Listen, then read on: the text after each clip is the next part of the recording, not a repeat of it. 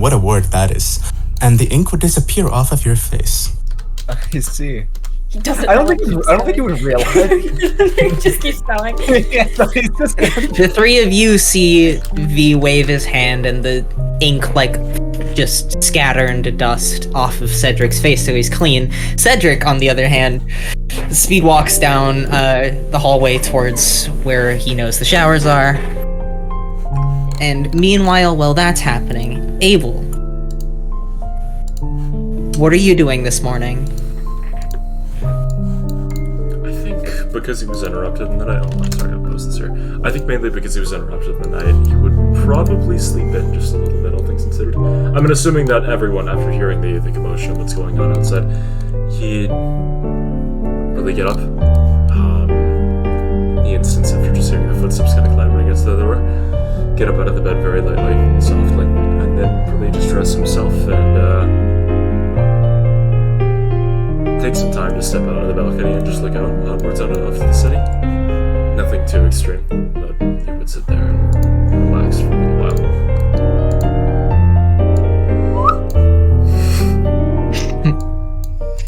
Slide whistle.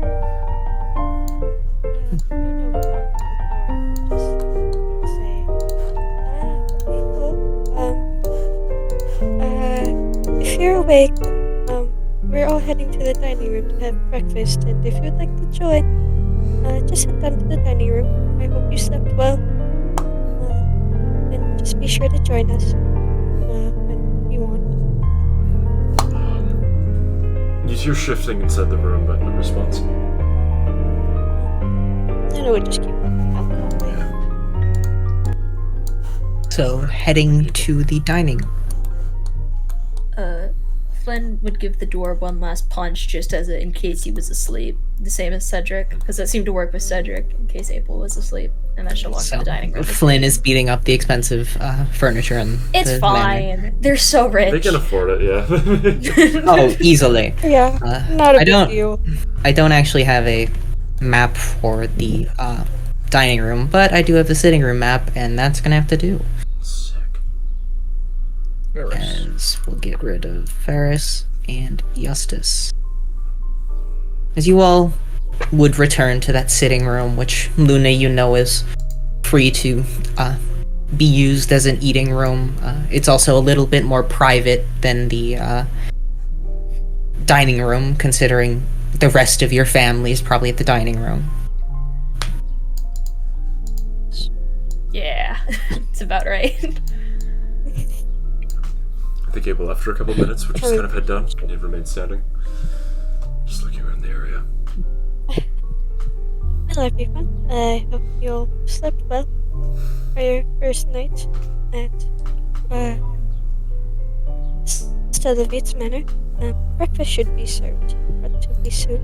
The butlers are getting everything prepared, so I was just going to ask, what is everyone's plans for today? What do we plan on doing today? Probably eat. And, I mean, we kind of already gone shopping. I heard you guys did stuff yesterday, got some more money, and then maybe don't have the money anymore. Yes. Oh yes. After yesterday's hunt, I struggle to think of anything more interesting to do. What a shame. Hunt? Okay. Abel will lightly pull the sword out, and then he'll point out the Kiriko sword, kind of somewhat affixed to it. Or pull the sword out. And then I'll do a... Oh yeah, Abel. Yeah, I got one too. Look at this. It's pretty cool.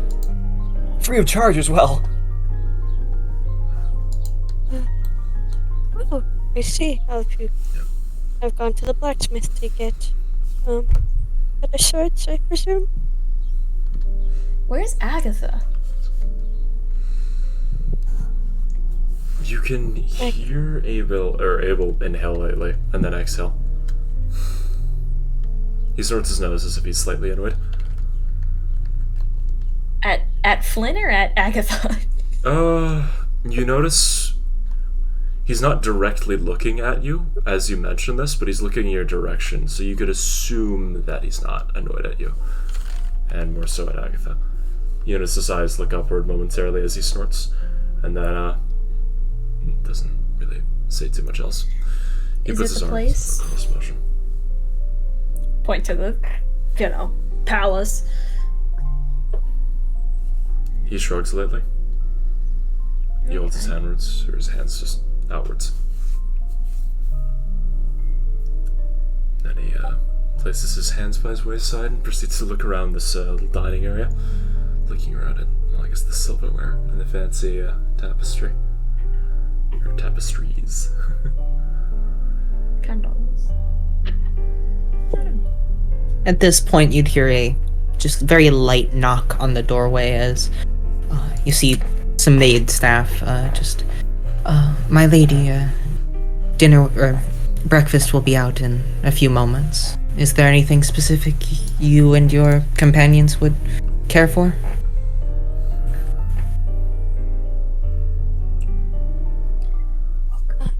I love everything that the cooks prepare every morning, so I have no specific requests for today. Understood.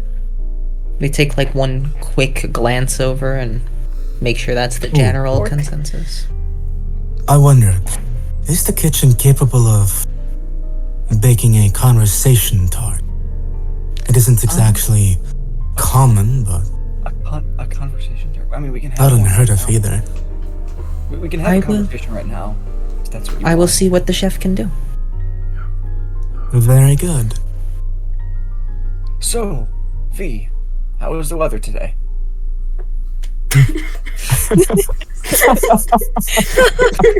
That's what you start a conversation with.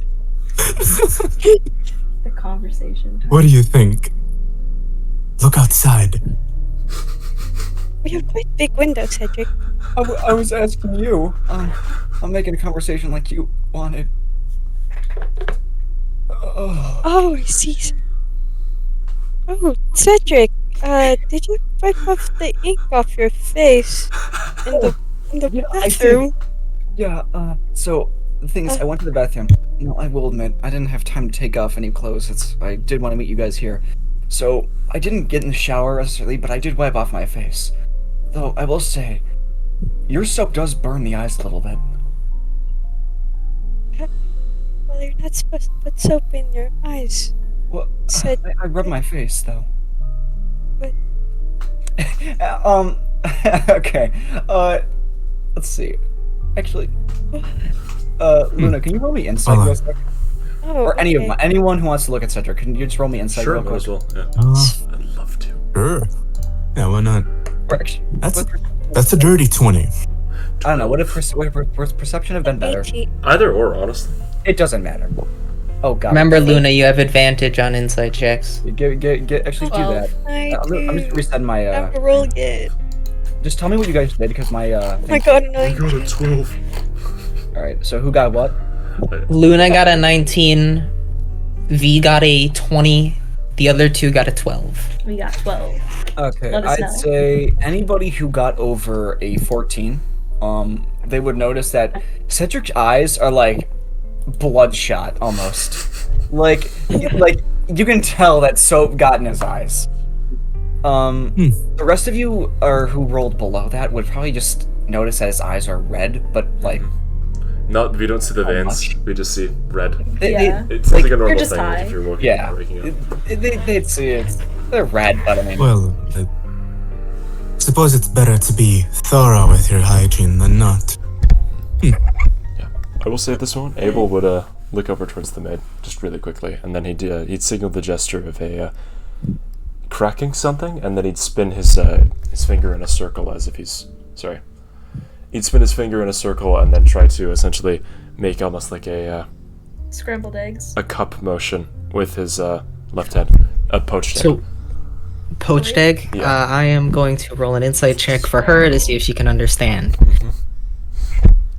That is an 18, so yes, she not? Poached egg, yes? I believe. He nods slightly, and then he closes. Understood. Then, I will be back in a moment. Oh, as they're leaving, Cedric can say, "Oh, can I have a water?" Oh, yes, of course. Maid leaves for a little bit. It's courtesy waters. After a couple of minutes, you all are brought a pitcher of just water, some glasses, fuck it, orange juice too. Hell yeah! Because why not? They're rich. In these like glass pitchers, there is and then just an array of breakfast foods. Poached eggs, poached scrambled eggs. There is Waffles. toast, pancakes. There is fresh fruit, which is actually rare considering the northern continent is colder. Yeah, jeez, wow. And once that is brought in, maybe a minute or two afterwards, a couple of conversation tarts are brought out. Matt, has the water been poured into each glass for us, or is it just sitting in the pitcher? Yes, it is poured for you. Okay. Then the rest of you look on, as Cedric takes the water glass and just starts drinking it, but unlike an old person, since I'm assuming these are pretty tall glasses. Yeah, rich people stuff. Rich people stuff, yeah. So it's like probably like an average bottle of water, you probably see like maybe a little bit more than that, I would say. As he drinks it without like all in just one sitting, much like you saw him do back at the tavern in Knockmore. As he finishes that water and sets it down. One sip. Would you like some more? And I'll pick up the pitcher, Oh yes, please. pour him another cup. And he does that same. He does the same thing. She doesn't put down the pitcher and she refills it. Cedric, have you been dehydrated for some time? You're quite chugging that water. Oh no! I know. As he finishes the finish water, it. as he finishes the water, I You just mentioned you're like in a diet. I just like water. Oh, I see. Just have the pitcher. Oh well. Anyways, what are these things? As he points to the conversation tarts. There's enough for each of you to have one. Perhaps I should If describe so them choose. as a pastry you've never tasted before. No, I'm How not good of you to- rich myself, but these are high class. High class. High class. Something you'd never find in a tavern or an inn or anything of the sort. So I implore you, dig in. Why the name?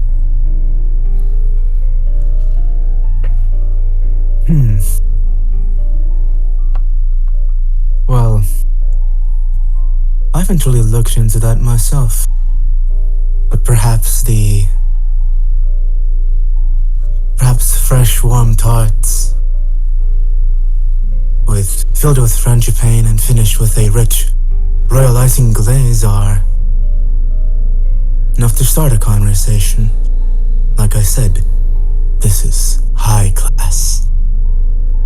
Well, we did start a conversation earlier, but you didn't answer my question. But you are Oh, the weather? Cold.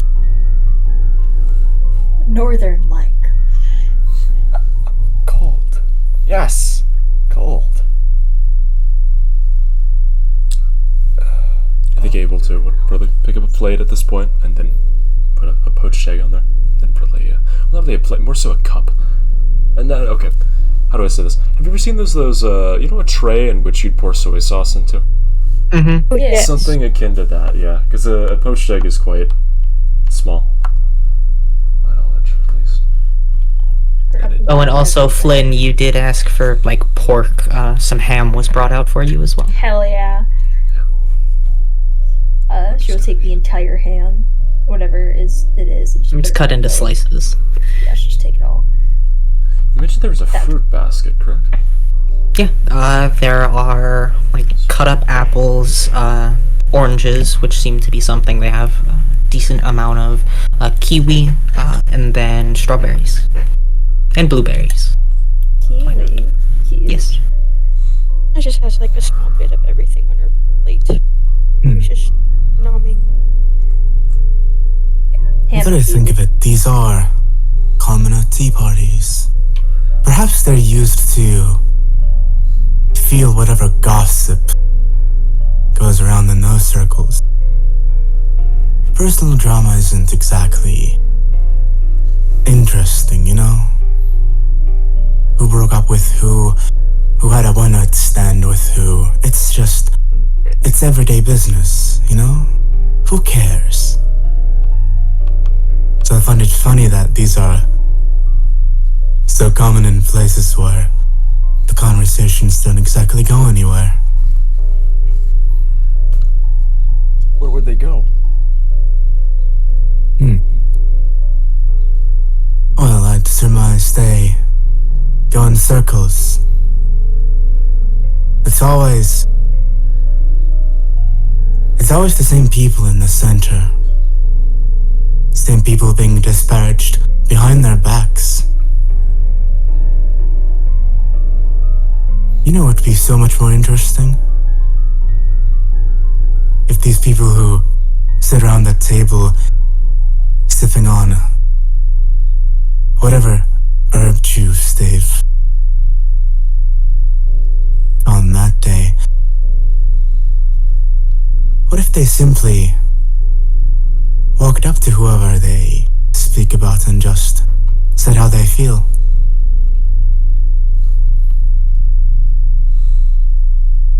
Then they might find something else to talk about instead of recycling the same old.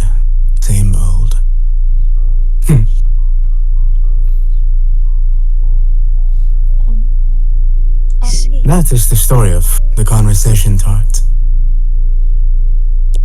At least as I know it.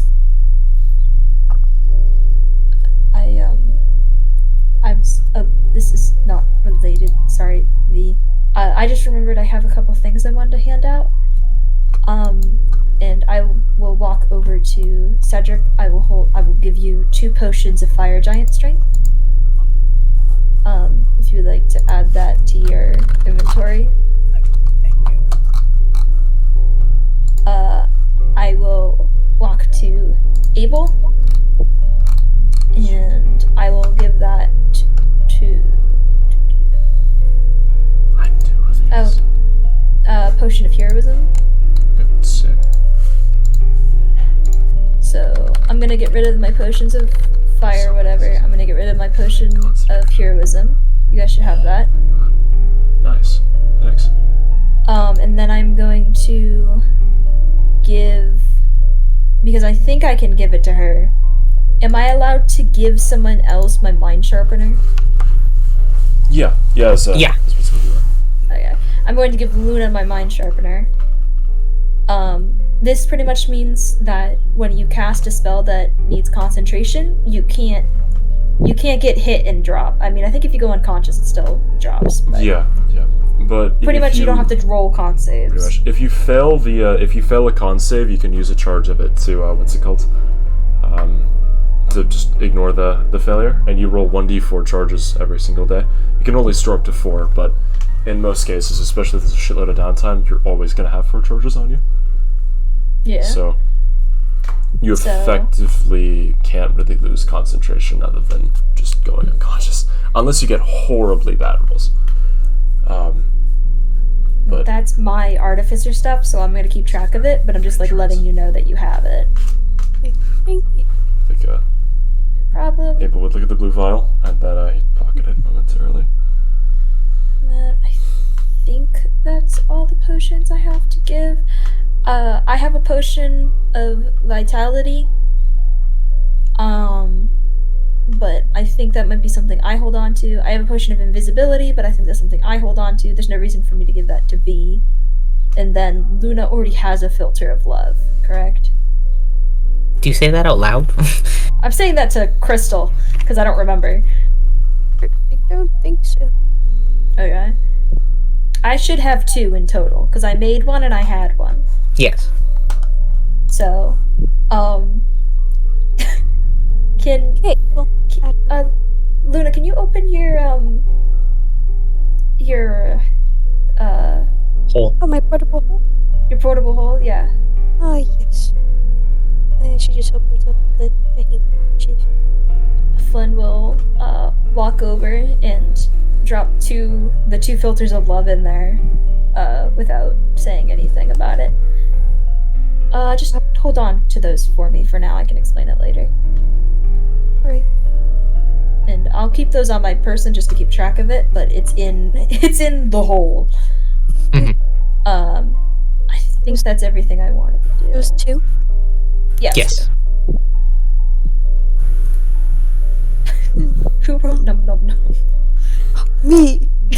I didn't notice until now. But going back to what he was saying, he's saying that these tarts are supposed to, allow us to speak our true feelings about That's how I view them, yes. Not that I have anything against tea parties. I love tea, but the culture around them consists of, well, sitting around and doing a whole lot of nothing all day. How boring. Yes, I understand how you feel that many of the political, I guess, gatherings I've been to, it's mostly just flattery and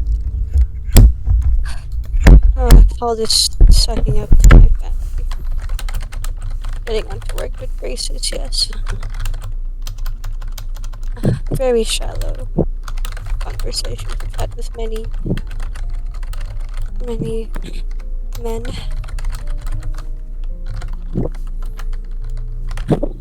With their ulterior motives.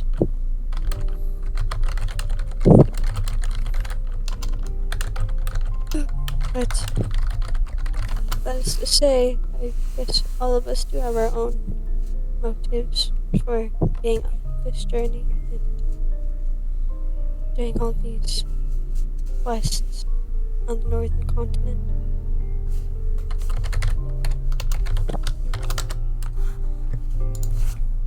So everyone does have their own secrets, yes.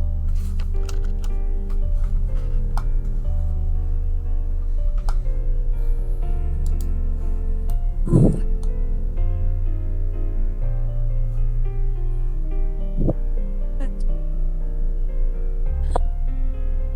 never that. Say, we never talked about our plans for today.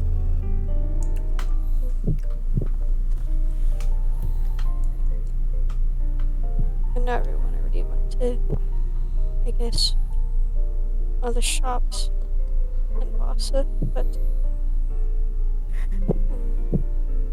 I know you have that. You picked up a job to escort a merchant family, yes? I think Now Abel. that I think of it, we were briefly introduced to your family a while ago, but that was nothing but pleasantries. I'd like to know them a bit more if you are willing to do that for us.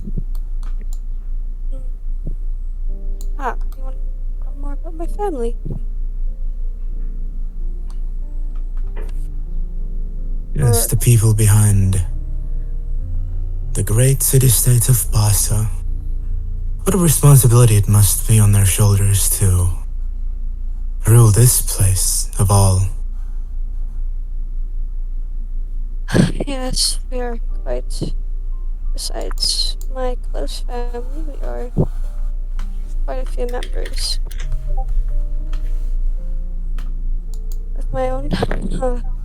Although I don't speak to them much, but is there anyone particular in my family you would like to? Your father especially. From the short encounter we had, presented quite the aura. He held quite the presence. He filled up the room without really saying anything or doing anything. And I find that so very interesting. Yes, he was. Other. Muted right now. Gotta test if the audio's working. Because I do want to do that actually. He was also blessed by Aeon. Wait, I'm an idiot. I could just look at one of the old VODs. Oh, fuck me. As I have been. He's quite a stern man, Okay, it should be good. and Should he be he is, well, as you've seen, he's quite protective of me.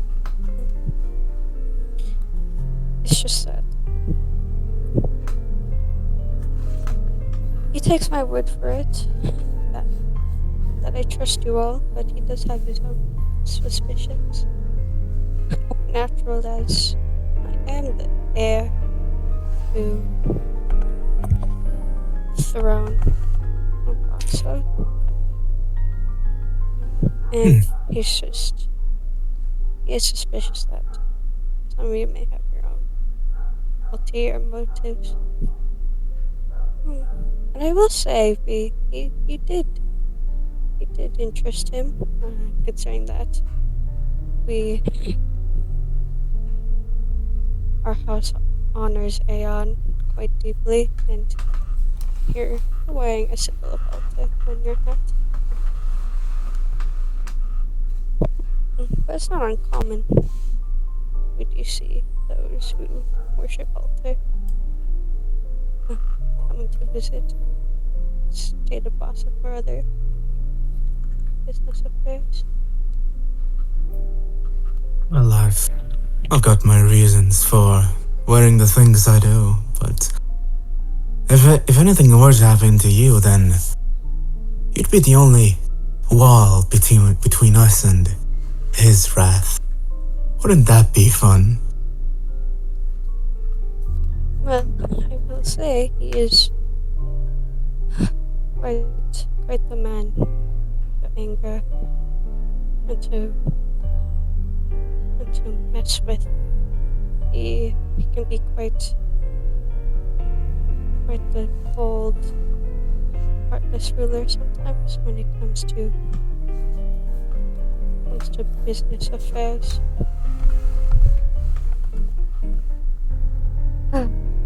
But he is also one of the best, or not, if not the best oracle that we have in Bossa.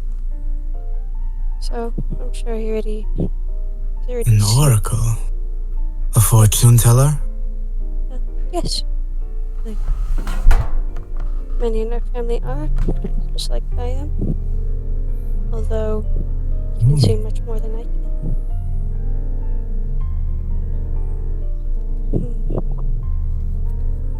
Now, that is to say, if you do want your future to be seen, I can possibly ask him if he would be willing to do so for you, or for anyone here. But I will say... Well, all the fortune tellers I've met were, let's say, a little overconfident in their abilities, so I'd certainly be interested in seeing what he can do. Well, there are oracles who, as you would put it, not exactly the most blessed in their abilities, and merely just or have simple abilities and just seeing very small, big details.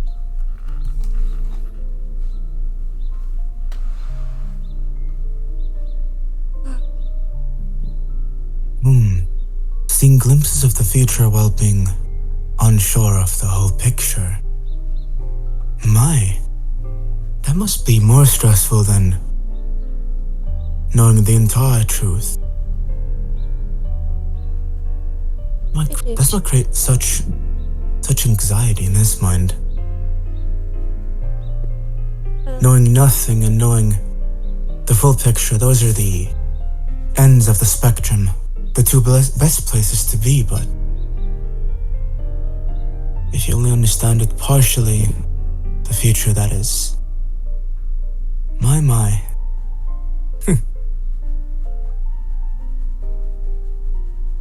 Yes, as many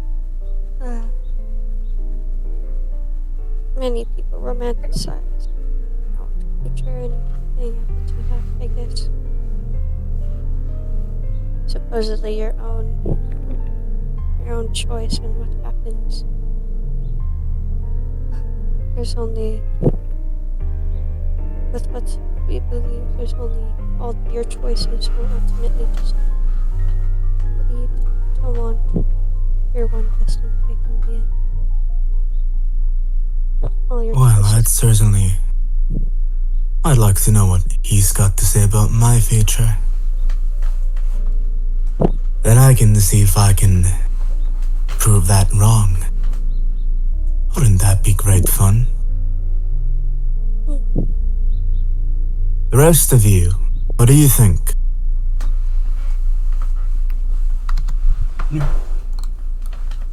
Abel seems to be, I guess, at this point he's like licking his hand.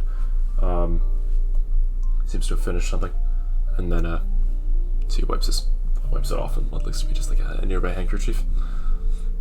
Seems slightly confused for half a second, but then you can notice, he understands. Then he nods slightly.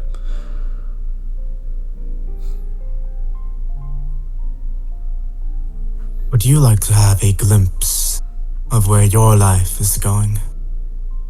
Truthful or not?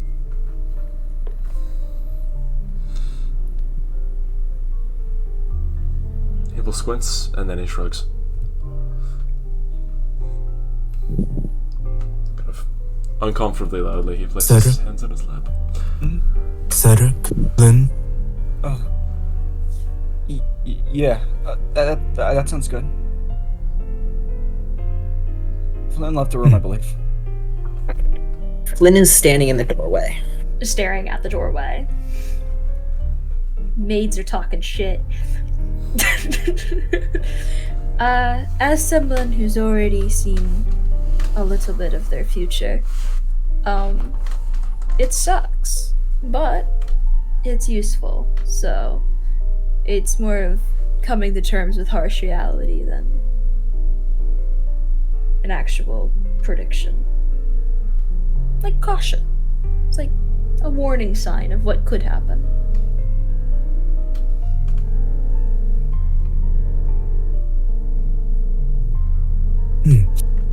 Well, I do believe we've developed a consensus. The majority does want to know.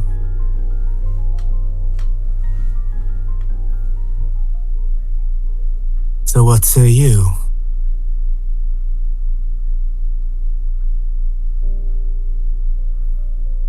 Daughter of the Stilovids?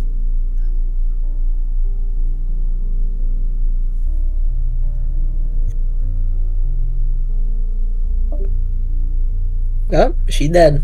She did not like that question. He didn't want that. Get denied. Walks out of the room. Can I take notes of those maids' faces? Doesn't elaborate. Her Wi-Fi cut out. Yeah. Matt, can I take note of those maids' That was faces? a good line, Rage. That's fucked. Well, not line. Why did I say it like that? I meant more so acting. Good acting. Make a Good perception acting. check. Let's make one more Or actually, make a. Oh, I already We'll rolled change it up a little. Make an intelligence check. Fuck. I suck at these. 15. 15. They're background characters, but one's a brunette with like fair skin, freckles across their face. The other is blonde, shorter hair, green eyes. You notice the blonde one has a birthmark just under the right ear, and the brunette has a like beauty mark as defining features. They're being added to my hit list.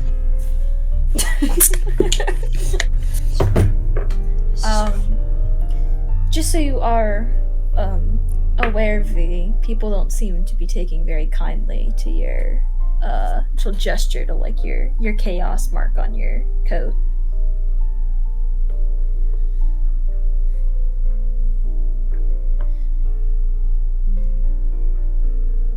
Well, that's a quick judgment of character.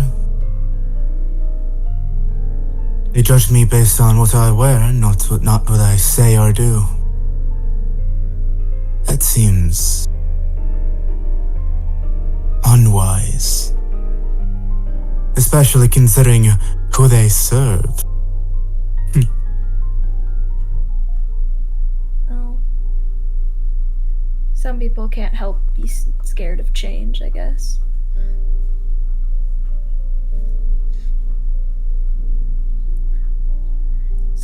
Is Luna waking up? back. Welcome back. You good? My Wi-Fi went out. Yeah. That's With convenient timing. yeah. Really Very convenient convenient. timing. It's so fun. Anyway, So I do believe we've reached a consensus. The majority of us do want our futures read, Or whether that is truthful or not. So what say you, daughter of the Sylvates? well, if I were to arrange this out, I would have to ask my father. He's quite a busy man after all, having to rule over Bossa. All of its affairs. I'll see what I can do. That's good to hear. I will ask him later in his office.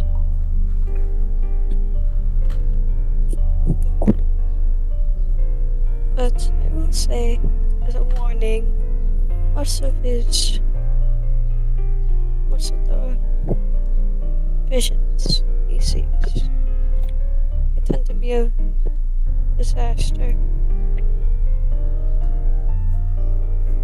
They tend to not be very hopeful. I just want to say, before all of you get your hopes Well, up, think of it this way. How boring would life be if there were no disasters? No hardship.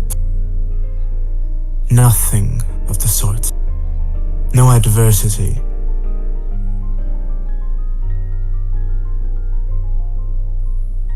then let's Personally, I look forward to... be ordered. Yes. Personally, I look forward to seeing what harm awaits.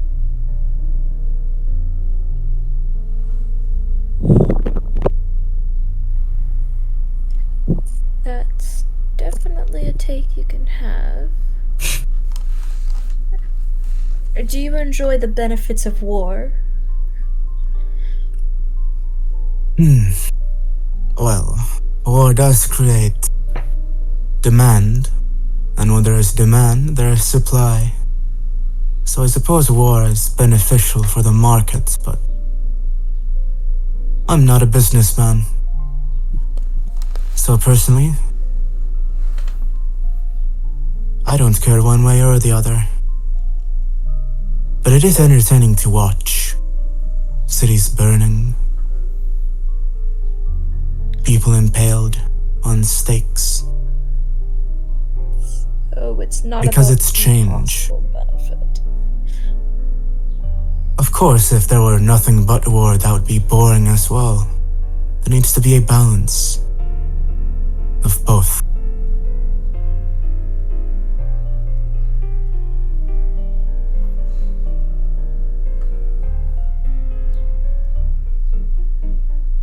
So I believe the consensus is get your fortunes read then. Turns I out, believe that is the case, yes. Deuces. All right, as well. I'll see Then- y'all later. Flynn, you aren't going to have your fortune read? I've already got my fortune read. You got your fortune read by Luna. Is it different? And this guy, It is different. I don't. it's different because I would assume he's a little more powerful than his daughter. It looks like we're using Luna to get to her father to get predictions about our future, and I just want to shoot that out Absolutely. there to the world. Yes, I don't care. No, that's true. I think it's fun. It's true. It's absolutely true. I don't think I want him to know that much about me. Well, looking at it overall, it would be more beneficial for all of us to know what would be waiting in the future. That is true. Possibly try to avoid what will happen. Whether it's impending doom. I think Abel would lightly tap the hilt of his blade, and then he'd use both of his hands to cup a facsimile of a halo over his head, and very lightly smile.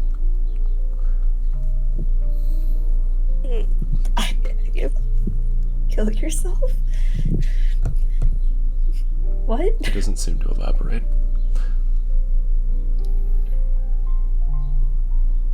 Luna, you know It's just- two places your father might be. He said he'd be in his study, but there is also, more than likely, you could find him in the cathedral as well.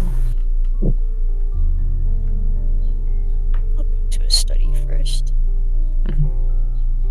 I don't have a map for his study, but you knock and well, the door is open, and you all would see, because I assume you walk with Luna.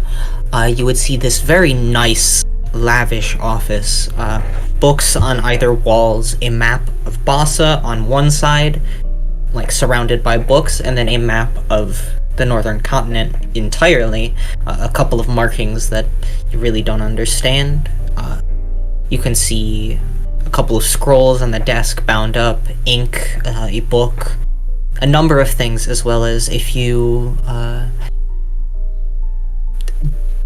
religious iconography thingies, religious items that are dedicated to Aeon. But you do see no Lord Stellavates. You would see a maid just sort of walk by and see the group and just, young lady, the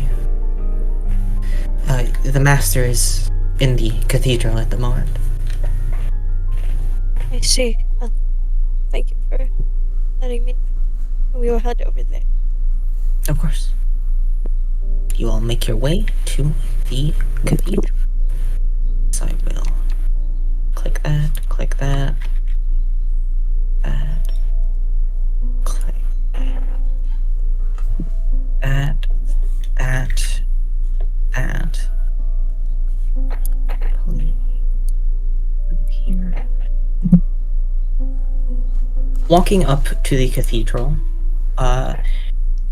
it is quiet. It's a strange feeling, because the manor that surrounds it is, to a degree, lively.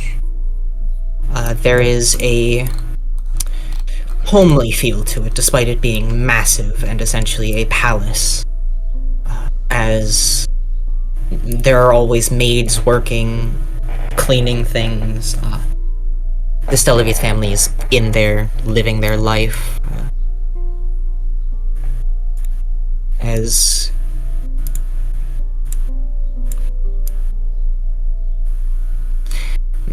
Jordan, are you having trouble moving Flynn? I don't think I'm where you are. Let me. I Refresh. just refreshed my Refresh. page. The page, yeah, that's what happened with me, yeah. Yeah, I just refreshed. Okay, yeah. That looks Better. better. But compared to the manor, the cathedral is peaceful. A strange, quiet, a place of worship. And entering it is This is the temple dedicated to the god of order, one of the two Primarchs that have created the world you are walking on. So there's even if you may not worship Aeon, there is a presence to this place.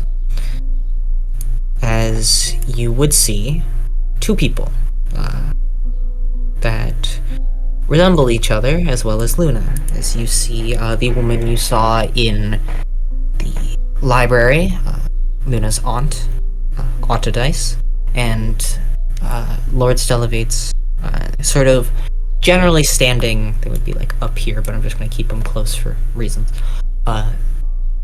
They seemingly are talking in not hushed tones, but it's a private conversation. You can try and listen if you like, but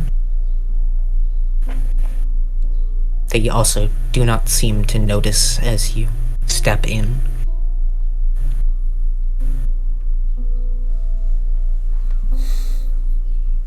I mean, Abel doesn't say anything.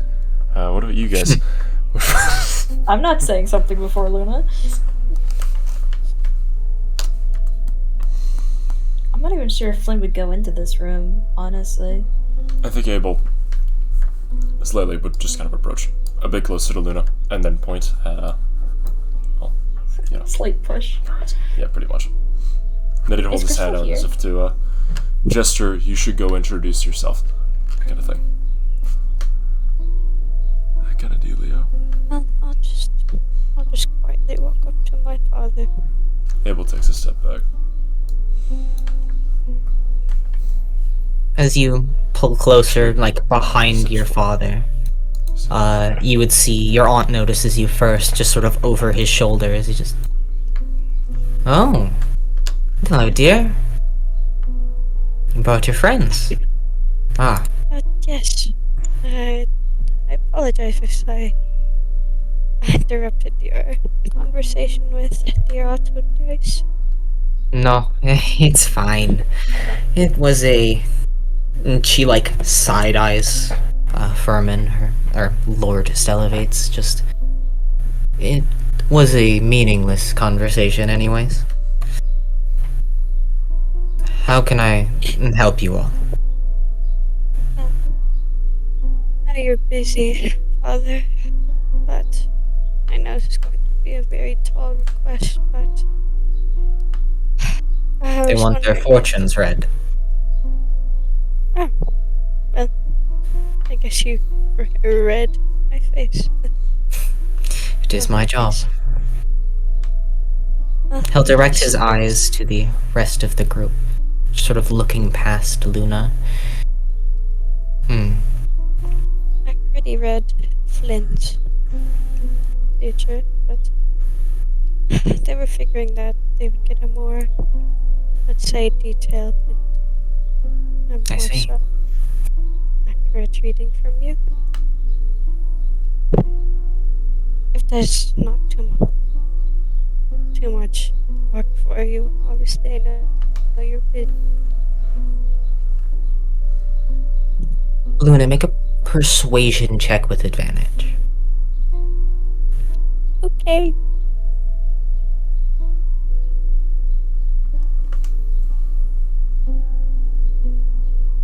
$26. So a natural 20. Nat Damn. 20.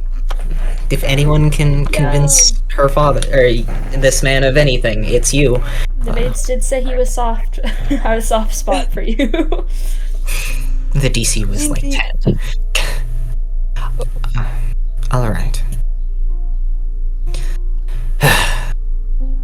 He turns to his sister and just. Autodice, we will continue our conversation after this. Oh, don't mind me. This seems interesting anyway, so I'll be over here. And she takes a few steps back and just kind of leans against the wall. The large cloak she wears just kind of folding over her shoulders as she just watches. Very well. Then, have you explained how this works to them, Luna? Yes, I have. Well, I'm sure they've witnessed me do it to Flynn, but Maybe a quick reminder for them. He looks up, his eye, directing his eyes to all of you, and kind of seeing Flynn in the background, and he just sort of waves for you to approach, Flynn. For reference, Flynn actually isn't gonna get her fortune read. I'm not sure, she didn't say it out loud, but Mhm. Still, um, he I tells you don't- to approach. Flynn is like sweating because of this cathedral.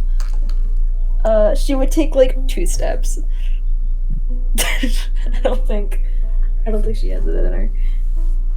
Seeing your, like, uncomfortable nature, he'll put a hand up and nod. So the three of you then, and he looks at you three. I will tell you now. Well, my ability is more in-depth than my daughter's. I can only see calamity. The bad ending of your path. If you are hoping to see how you succeed in the future, or how you prosper on your journey, you will not find it with me. It would be best to look at Luna for such things, though hers tend to be more vague than mine. If you still wish to know how your story ends, then step forward.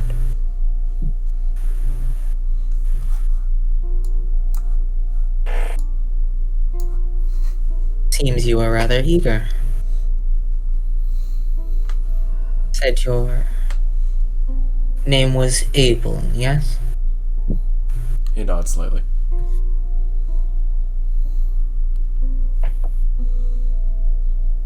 The image is rather accurate. His right hand, which is normally gloved, he pulls it off, and that sort of crystalline makeup, almost like ice, slightly clawed, is shown, and he just very gently reaches out. Are you prepared to see the end? He grabs his hand. The moment you touch it, everything goes black.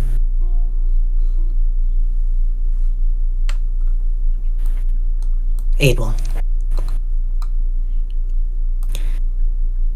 It is quiet.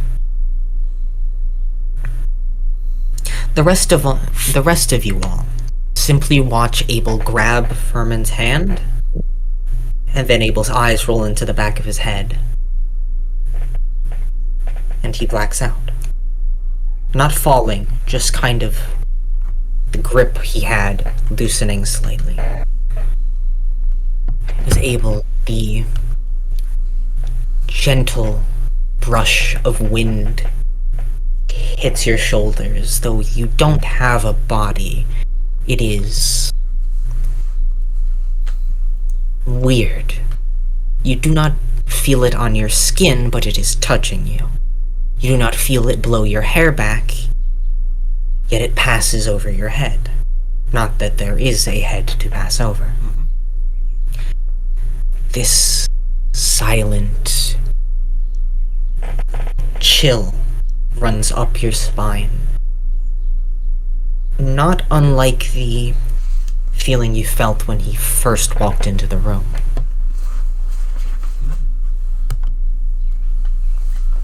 As the feeling almost changes. You begin to feel your skin again, the hairs on it standing up, the prickly feeling of cold that you are so used to from your childhood.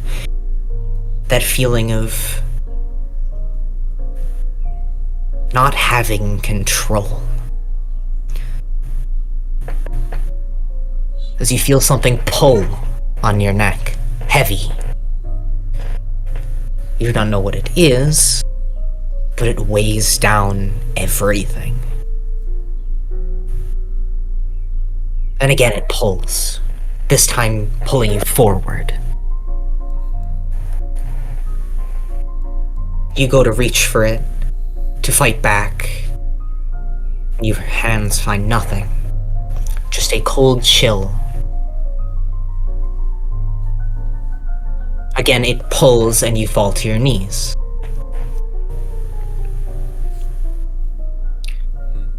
And on your knees, you feel that wind blow again. This cold, but it's familiar in a way. It's heavy, like soot. As you feel your breath hitch in your throat, you cannot breathe. It's clogging it, holding your windpipe shut. You feel your eyes begin to water. Feel your hands itch as you bring them to maybe grab a sword to do something. Nothing. Then the scene changes again. That feeling of heaviness still around your neck, that unable to breathe, that soot in your lungs, still there. But now it is. It is lessened, but not gone, as if it's an afterthought. As though you do not control the movement, your arm raises, the feeling of your sword heavy in your hands. As you bring your other hand up and grab it, spin it, and then shove it through your chest.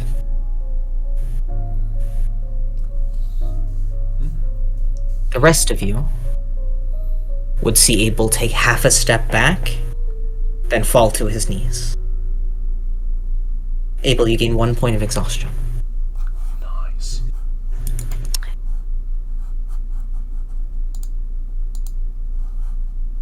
As we return to the Wait, cathedral. what is in conditions?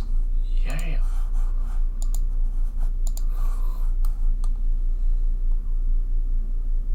As Abel falls to his knees, Furman very lightly steps back and rubs his wrist, blinking a few times. You see him breathe out the chill, almost like he's breathing out in cold air, the breath turning white in front of him. Well, that is...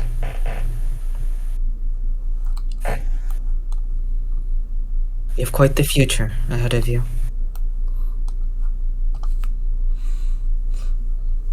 He'd plant a hand on the ground very lightly and pick himself back up, then placing his other hand on his knee, raising himself back upwards.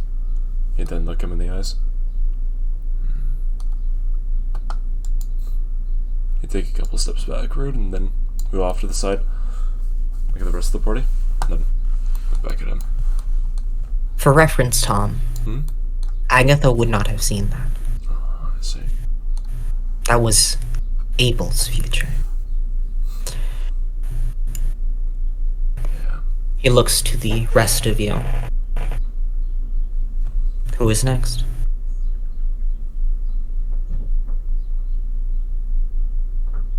Cedric, I implore you. Take your turn. Okay.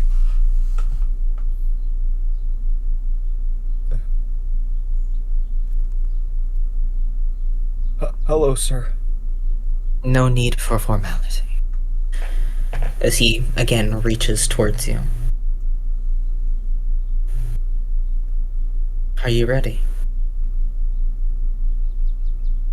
Oh, sorry, it wasn't picking up. Yes. Good. As Cedric, he very lightly touches you on the forehead, and your vision goes black.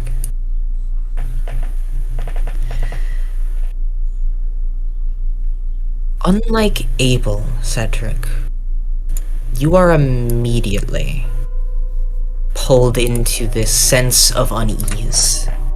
This uneven wobble. This out of tune movement as you try to take a step with your right leg, but your left moves. You can't see anything, but you feel every muscle twitch as you try and get it to move in the correct way, but nothing. As you go to smile, you frown. As you go to open your eyes, they close. As you go to scream, you inhale. As you very slowly begin to feel a feeling you actually felt not too long ago, when you put your hand in that well of magic in the tower, as your skin began to peel. But this time it does not regrow after, as you feel your nails pop, one by one, as the skin holding them to your fingers peels back, up your knuckles, over your wrists, up your elbows, over your shoulders. You feel your collarbone exposed to the cold air of the north, as you almost shed. That raw flesh underneath, touched. And from there, you feel the muscles snap, unbinding from the skeleton. And as you try and hold yourself together, you cannot. As you come undone. Yet you still stand there. Your skeleton on the ground. Your muscle a pile of mush around you, your skin gone with the wind. But you're still there. You feel something in your chest, like a string or a chain, pull you backwards. And you have no legs to run on, so you are pulled.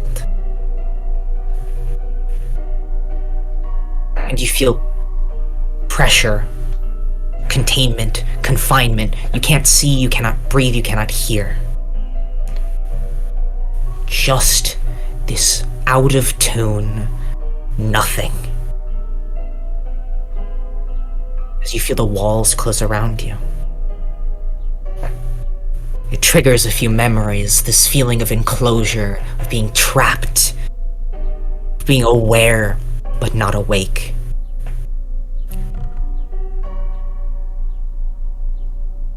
And then you wake up.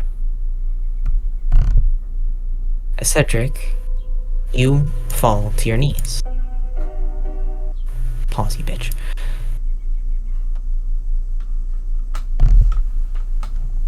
You all see Cedric's body shake. Unlike Abel, he doesn't fall to his knees. Instead, Cedric, you just recoil. Almost a sixth sense tells you to get away. You take a few steps back. Cedric, you take 1 point of exhaustion. As Cedric, you step back and he looks at you, giving you a very curious look. How intriguing.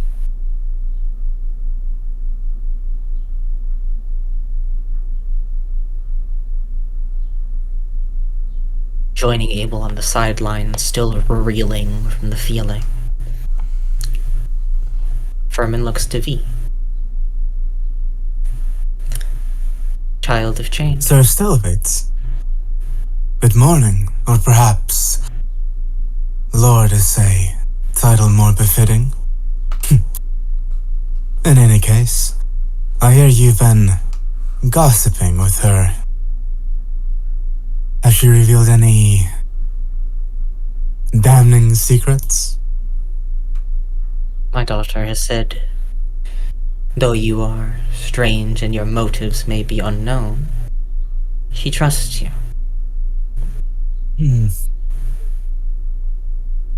So in turn, I shall bestow you mine. For now. His eyes very lightly drift to the symbol of altar on your chest. A fan of change, I see. So one could say, yes. Then, are you prepared to see the future you might hope to change? As he reaches towards your forehead.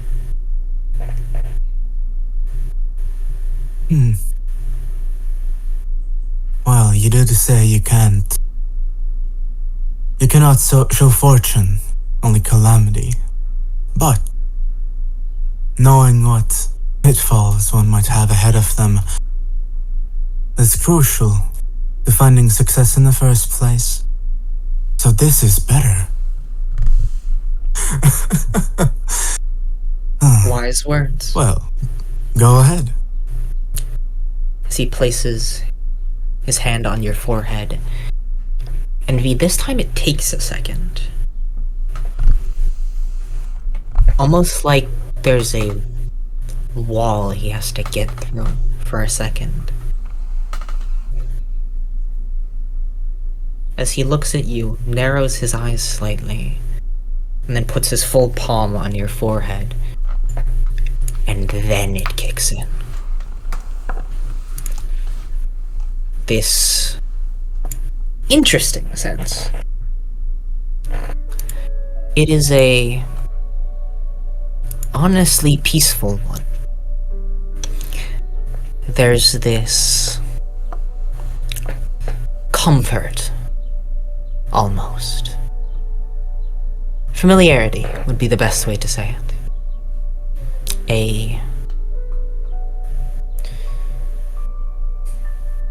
I guess the best way to describe it would be it feels like home.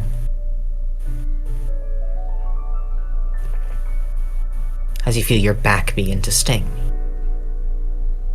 A feeling you've felt thousands of times. The crawling of not cuts but bruises. Of strikes but no damage. As your body heals quickly. Only a few moments of pain, but the feeling is lasting in your mind. Again, this time on the cheek, then the back of the neck, then the lower thigh, then the chest, then the back, then the hands, then the arms.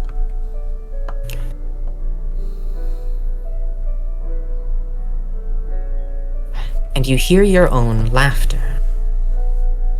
That same light laugh you end every sentence with. Or roughly every sentence with. Ringing in your own mind. An enjoyment.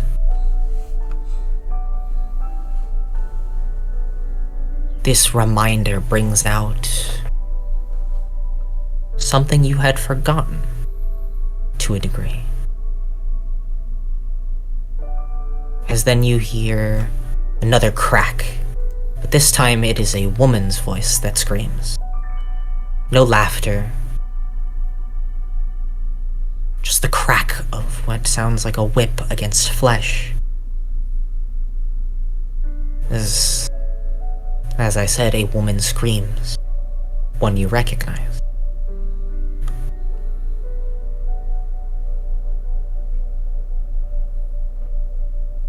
Yet still it's peaceful. The stinging of your skin still feeling this strange comfort in it. The sick comfort in it. One you know is wrong. But then again, it's ingrained in you. As your adrenaline begins to pump, feel your heart beat. Faster and faster and faster. A smile curling on lips you do not have control over. As you feel very lightly, your teeth bit sharper than they are now. Almost like they've grown into full. Poke at your lip. Fangs. Poke at your lips. As you feel thirsty. Your throat dry. You breathe in and your breath shakes. Your tongue like a desert. Your lips cracking, just like the whip. Again the woman screams. This time more distant. Then again, though this time an echo. And one last time, barely a sound.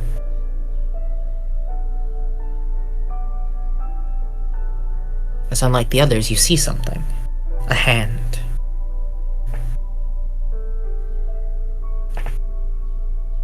You see vines wrap around this gloved hand. Black. The fingers dripping with a stained crimson. As vines wrap around, and in the palm is an oleander. The flower.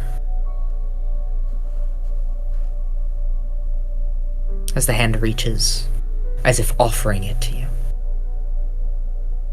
What do you do?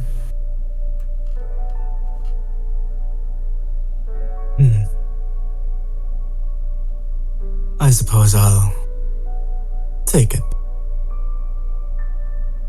As you reach towards it, the hand shifts and grabs you. The oleander, the vines on his arm jumping to yours. And then the hand disappears. And in the palm of your hand sits the oleander, though now wilting.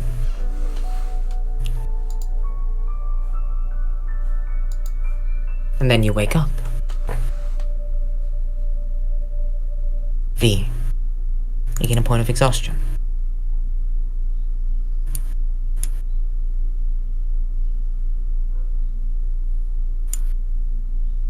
As you come to, not shaken or stirred, not on your knees like Abel, or with a sense to get away. But if I know anything about you, a sense of interest.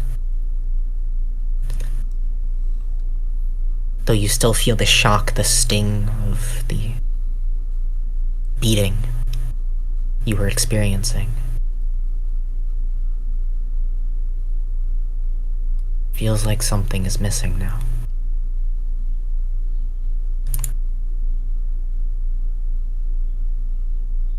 So this is how it feels to face calamity. You see A he familiar feeling. runs What I his wasn't hand through his expecting. hair. You all seem to have quite the interesting futures. Man, coach. As he pulls his glove back on. And just as he does that, Eustace, you find your way to the cathedral. And you see Flynn kind of apprehensively in a doorway.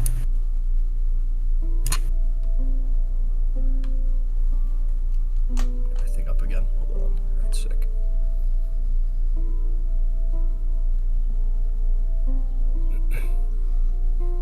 I'm assuming it's still morning, right? Yes, it's very early. Barely past 10 at this point. What do I see when I look around? You see... Actually, what does he see? Everyone else. We'll start with Flynn. What are you doing?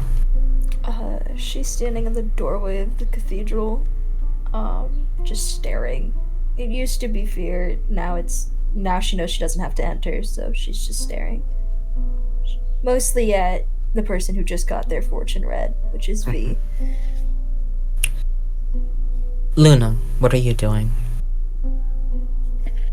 Just quietly watching off to the side as everyone gets their futures read.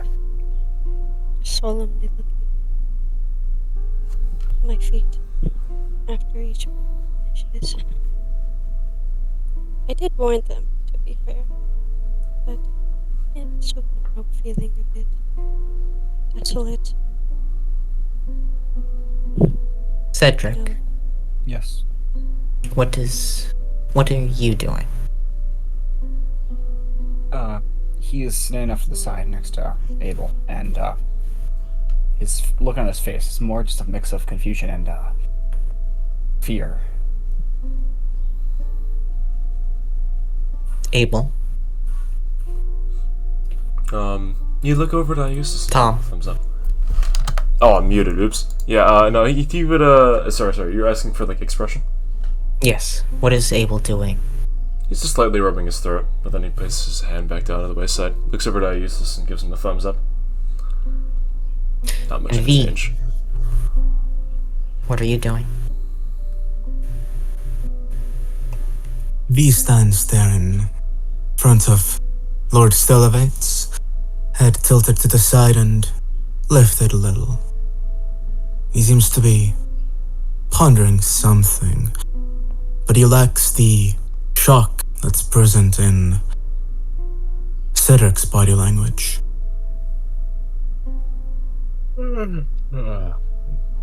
There's nothing but curiosity. Oh. Well, why don't you come join the club? We're having our misfortunes read.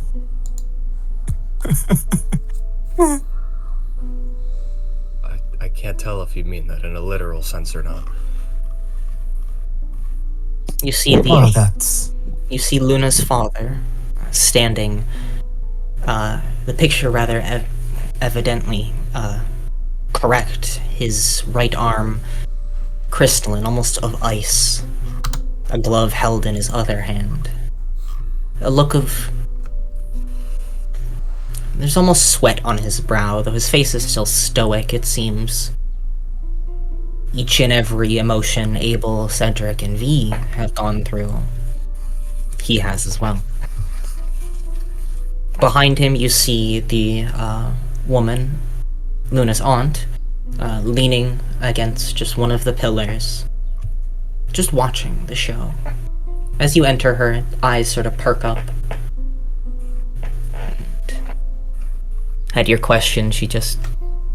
They do mean that literally. Huh. Come now, soldier. Meet Sir Calamity himself as he steps back and to the side.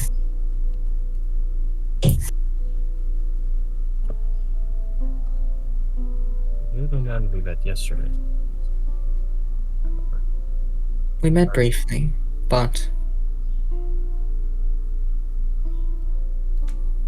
I don't Are you mean sure to you- offend or anything? Are you alright? Noticing the sweat on his brow. reading fortune is a taxing process for anyone who doesn't. Mine especially. But it is also something I do by the grace of... And he gestures to the temple as a whole. I'm sure you understand. Eustace nods. Do you wish to see how your story ends?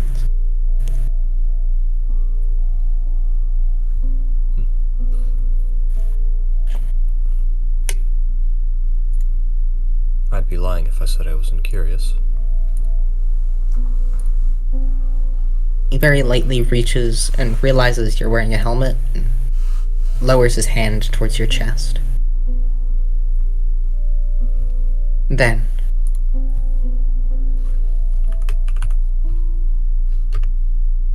you were not here when I explained, but I can only see the bad ending, as it is put.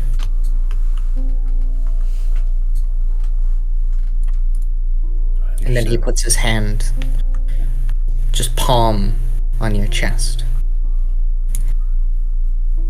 and everything goes quiet. Your vision going black.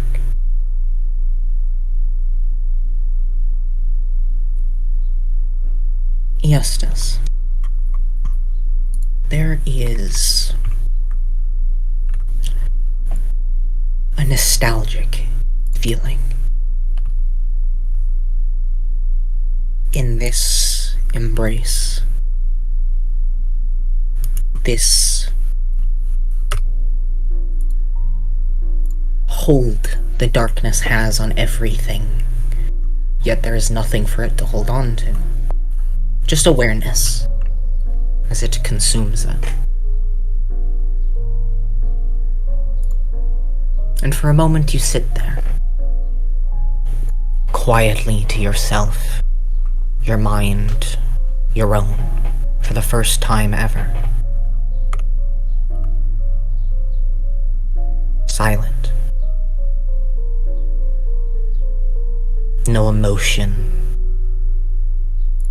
that is not your own, no words that you did not think of, no will besides your own. The thing is, what is that will? As so used to having others to fill that space, you are empty.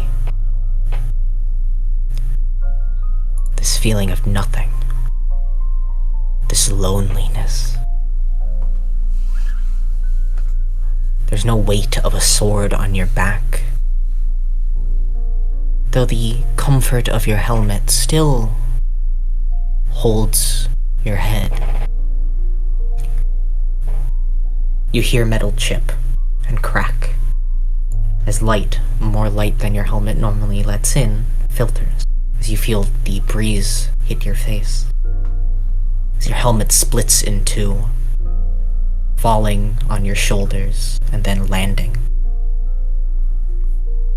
Though it doesn't really land, it just disappears below where you believe your shoulders would be.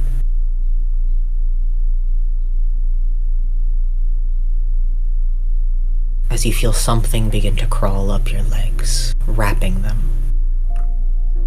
It begins to tighten around your ankles, then calves, then thighs, buckling your knees around your waist, yet you can't fight back. Nor do you have the will to. As it spreads chaotically up and around, grabbing at your throat, your arms, wrists, forcing you to move. That emptiness still there, but unlike before, you feel yourself move. As you step 2 steps forward, 2 steps back, your hand on your chest, another out, as if doing the waltz. Spinning idly in place, controlled by something else. Dancing as if in a music box. And this vision begins to cloud over, as if flowers blooming on either side of your vision. Bluebells that then encompass your vision, and you can no longer breathe. And then it ends, as you awaken, quietly. Still that sense of nothing in your mind, but then you feel it filter back in emotion and curiosity and confusion and interest. All emotions that don't match with how you know you should feel. As you let out a breath, one you did not know you were holding.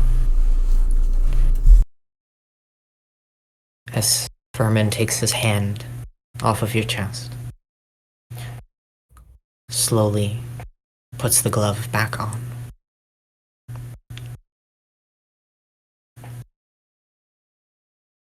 You can hear him swallow as if his throat is dry.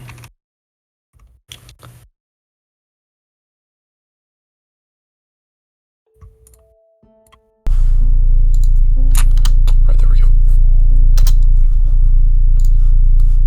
Well, you see Autodice put a hand on Furman's back, sort of steadying him. Seems you all have quite interesting fortunes. I hope the thought of your bad ending doesn't run you ragged. I know it does for some, but I would recommend not thinking too hard on it. It's how you let it happen.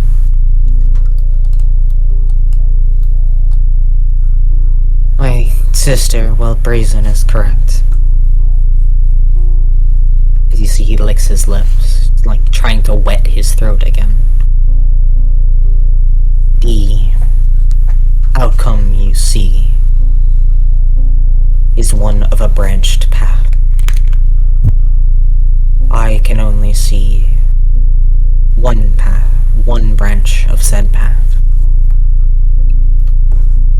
Just like my father could only see the good, I inherit the bad.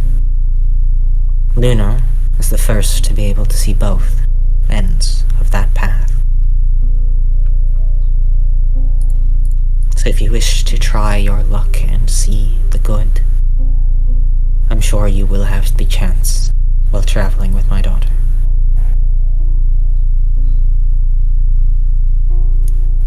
Right then, let's get you in bed, big brother. As essentially she turns them and ushers him out. I will say, Abel, just for a moment, he does raise his hand. He wouldn't, obviously can't really say anything, but he does gesture. I don't know if you'd notice. Let me... Does he do it somewhat lightly? Autodice would stop and look back at you.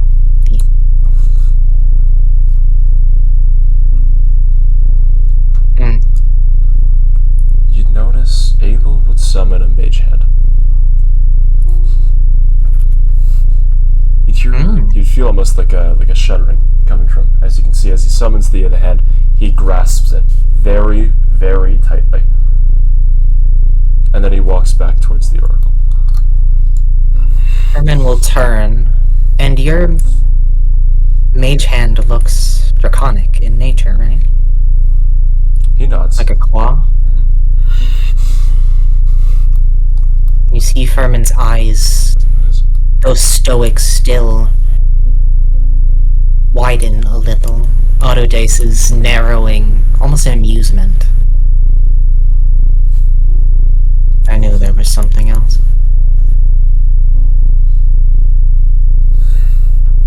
He very quickly slides the glove off and snatches the mage hand from your hands. Tom, do you want to see what happened? Or would you like to? Alright. I guess I would like to. Then it goes quiet again.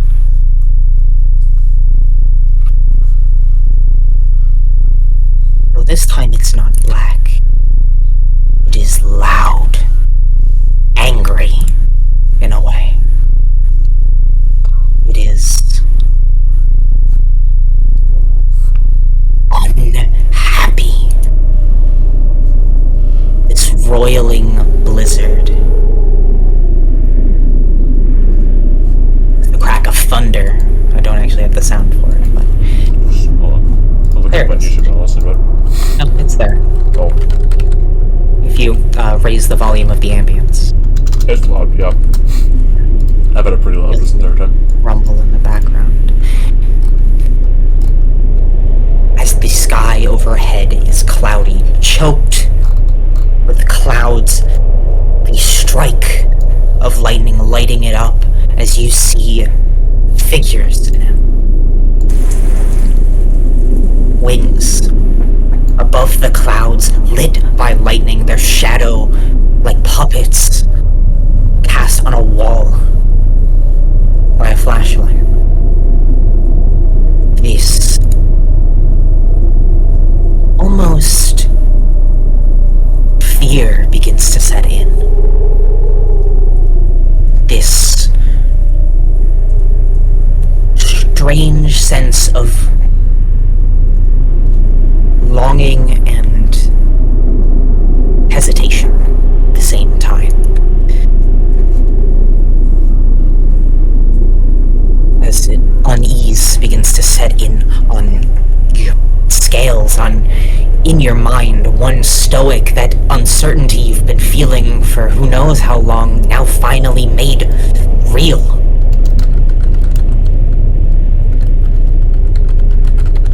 Your eyes are cast up, and thousands of shadows, the same way the lightning cracking, as every single time it does, more of the sky is dark.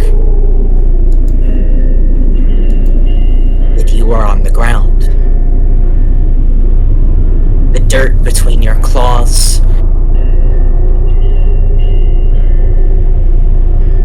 as you begin to feel it rain. Or snow. No, it's hailing. Bouncing off your scales, not hurting,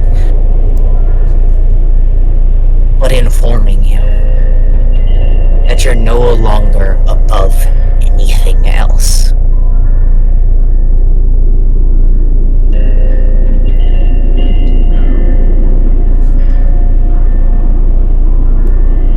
Very slowly,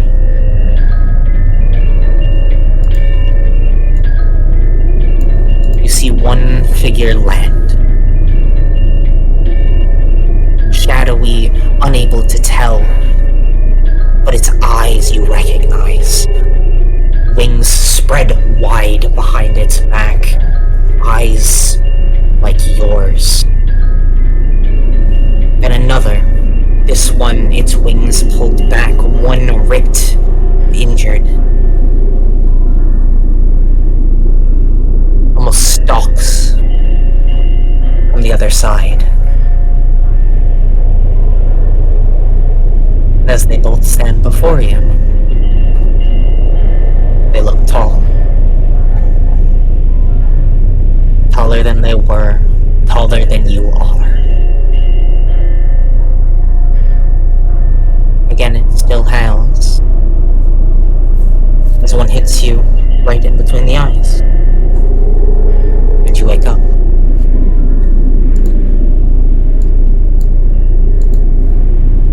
Abel did not see that. Only Agatha. Makes good sense. As he still... As the mage hand shatters in his hands. He doesn't crush it, it just shatters.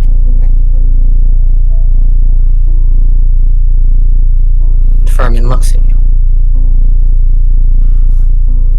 Refresh the page.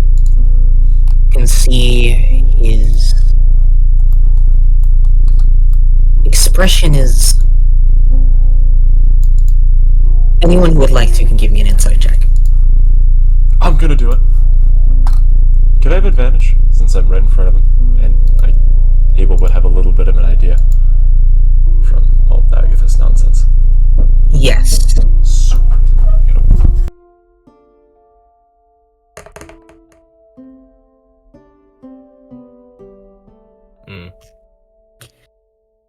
Luna, Cedric, Flynn, you want to make an insight check as well? You don't have to, but if you'd like to. Sure, why not?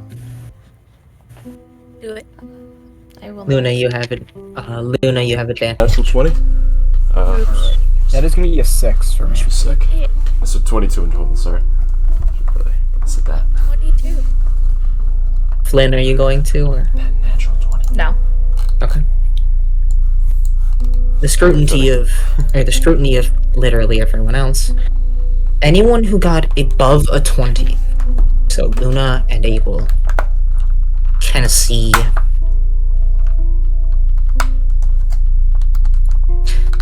Abel, you would recognize it as contempt.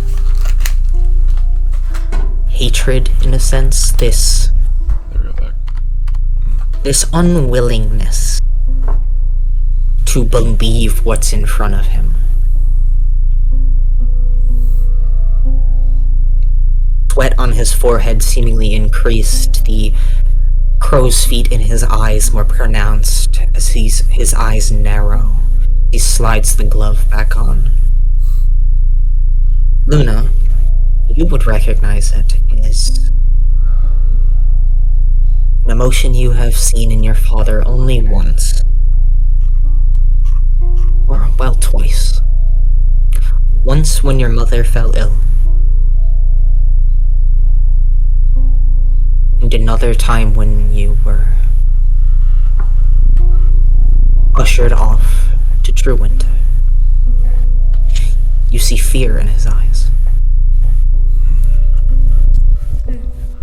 Though you do note the contempt and unwillingness to agree with what he just saw. Abel, you cannot pick up on the fear. But Luna, your connection to your father, that relation, that understanding of the man, gives you a deeper insight into his eyes, this slight shiver of his pupils, the twitch of his eyelids. As he then shifts a little, And so it seems. almost like regaining his composure. So it seems now you know what walks within your hallways. Stellavates.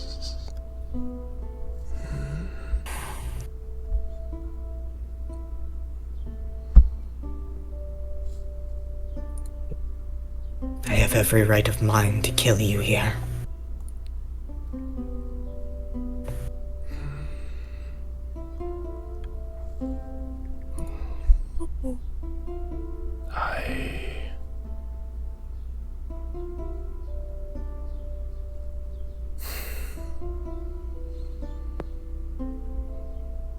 You too.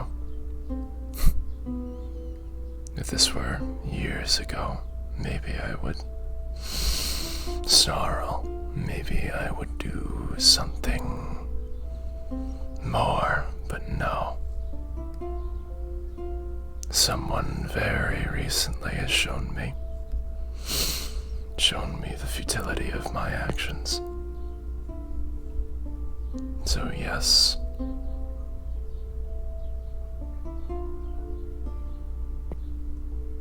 I say you know. You don't need to believe in redemption, Stellavates. You don't really need to believe in anything but that hatred that you feel, but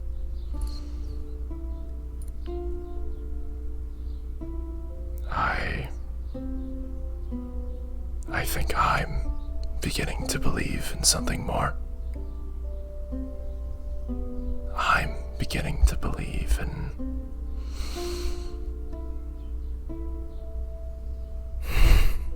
my enemy, in my world, in my people. I'm beginning to believe in you. And if that worst case scenario pitted me against my sisters, the ones who love to raise those lands, if they were to remove me along with their army of wyverns, then maybe, even in the end, that gives me hope that I may stand for something greater. Greater than just the dragon.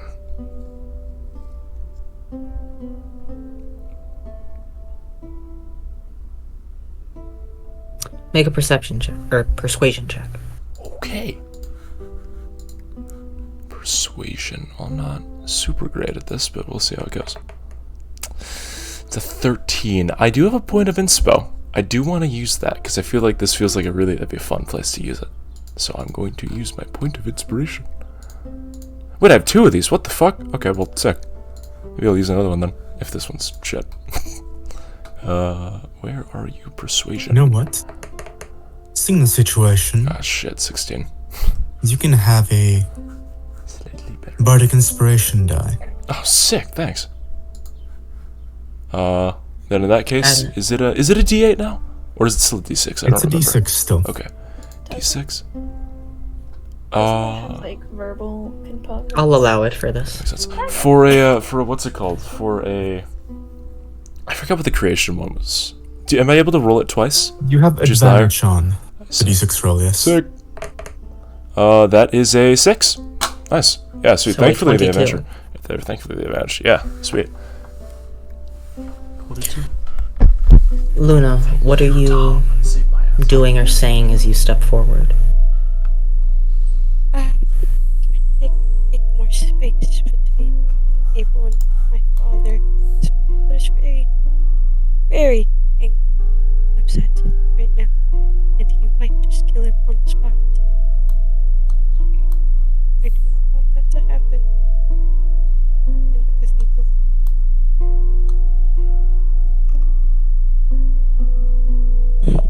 And I just told my father that Father, I understand you're very upset right now. I'd rather you think more logically about this right now, where you're at. And if you went through with killing Abel on the spot, it would be very much looked down upon by the public and the others in the manor right now. You do not know what I know, daughter. I do not. I do know right now.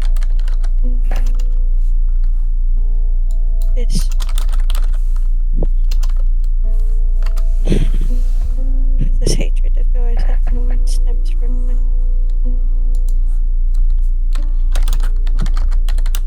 I ask you, as you said before, I trust my comrades. And I do not want anything to happen to them here, especially in my own home.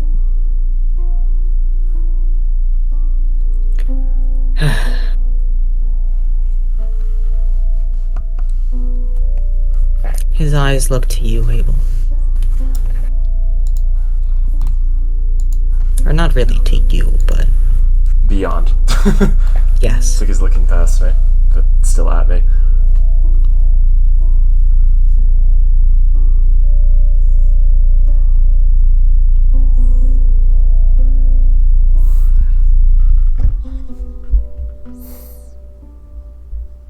A dog and a disease.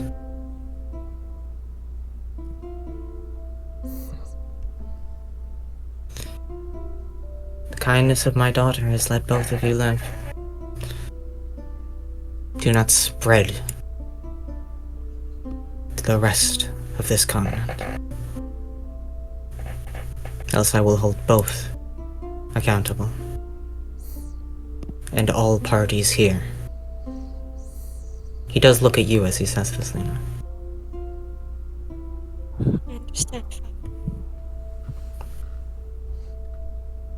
I recommend you ask what this voice you've been talking to is.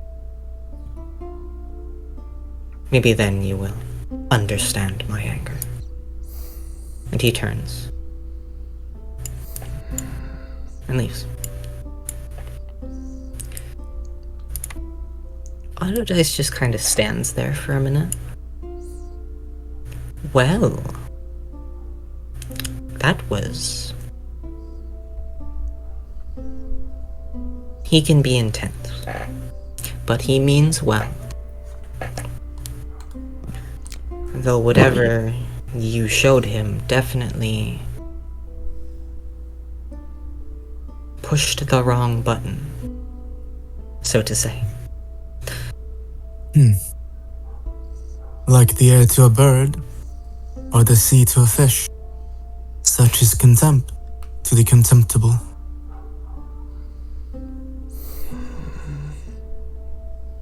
I guess I have no reason to hide here anymore. I recommend you talk with your friends. And she gestures to the group as a whole. Learn about each other a little more. About what makes at least that one tick. Because it seems it could mean more than you think. Though then again, I'm sure you know that. And Luna, she looks at you and just sort of sizes you up, almost. I'll talk with you later, dear. You as well. And she just sort of gestures to you, Eustace.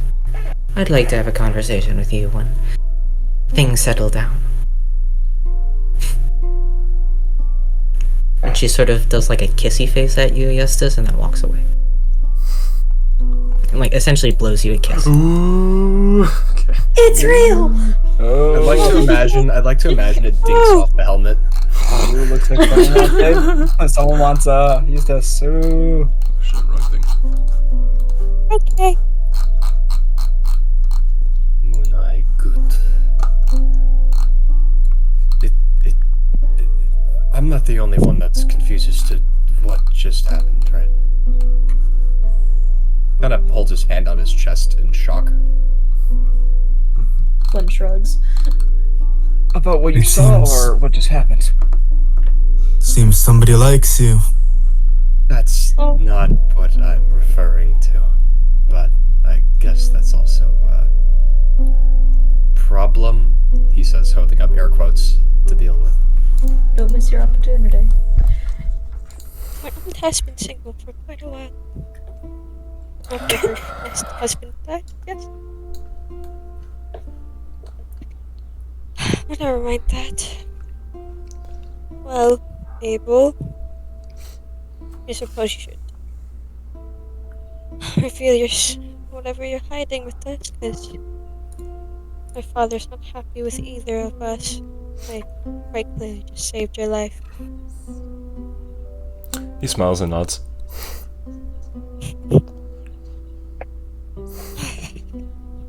Well, it's more so with Agatha than Abel. So you did know you were gonna die.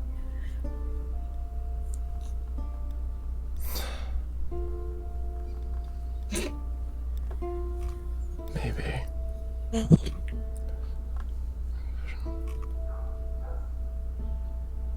If that vision that I had meant ruin, then I do have some hope for the future. If any at all. It represents something that I've lacked confidence in, something that I never thought I would have been able to achieve. And that is change.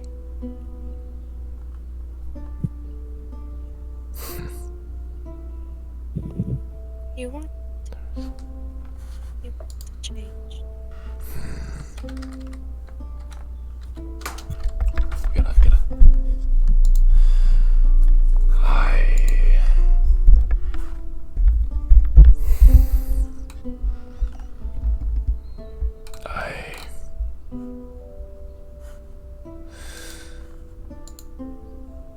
I don't know yet. I can't just let go of what I am, who I am. I can't release that.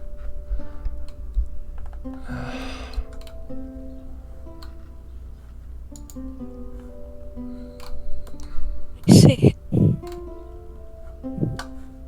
Well,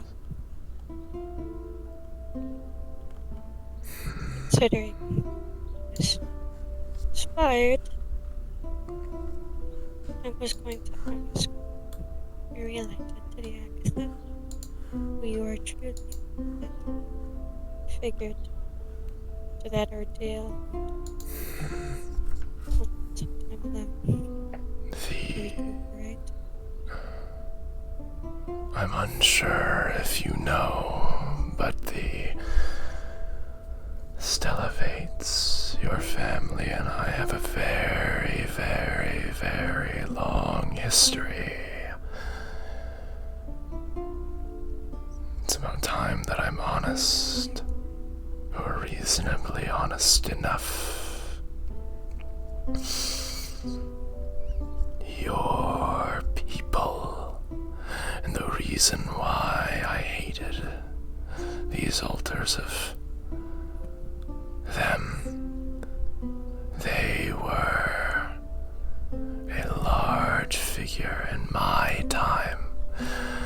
We were opposed because they stood against every single thing that I had brought into fruition, every single thing that my conviction wrought. Stellavates. There's so much hatred shared upon the both of us. And for thousands of years I despised your very bloodline. But now from this visage, from this facsimile of confidence that I hold, now only I hesitate. Now only I wish for change. I'm so afraid of it. I don't know if I'll lose my perspective, if I'll lose the way I feel now, once I re-attain all that I had.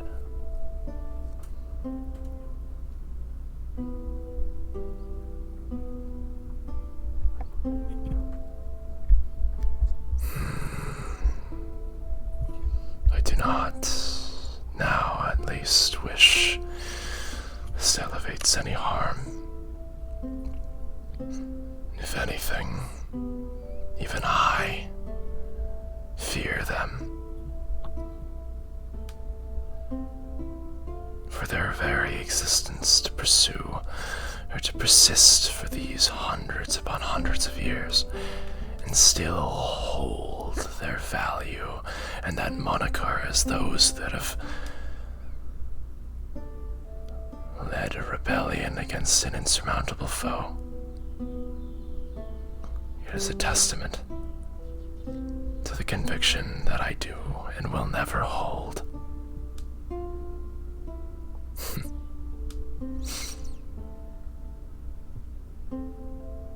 But before I say anything else, I think that should wait for another time. Another quieter time. One where I may be more sound.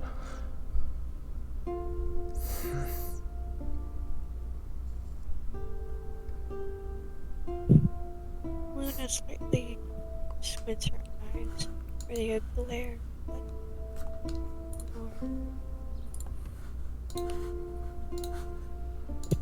She's still suspicious. See that. She bears no ill will. Well, I guess that whatever path you choose, whether it's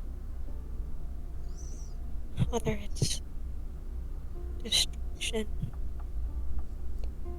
or change for good, I'll either have to stop you myself or I'll help you with whatever change you can seek for yourself. But for now, I'll still treat you as I had in the beginning. If I sense any malicious change, I'll have no choice. It's in your blood after all. Pray for me, girl. for me.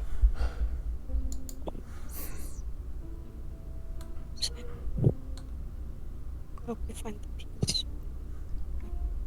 I see. What you need. I guess as you finish your phrase there, Abel kind of just looks over to Coxus, kind of tilts his head. He nods slightly and then he points over towards the exit, which then he starts to walk slowly towards around the rest of the party. Very, very slowly. So Crystal. Yep. Would like you to go into your features and traits, scroll down, click on feats, and look for Eyed by Change. When? Oh yeah, shit. Oh yeah, one thing, Matt, was that feat that you made implemented yet, or? Actually, putting a spell is kind of annoying, so I don't know. I could just remember. Oh yeah, I see it. I'm just gonna add that because I forgot to. Oops. I forgot to tell you, but yeah. Sweet, thanks. All right.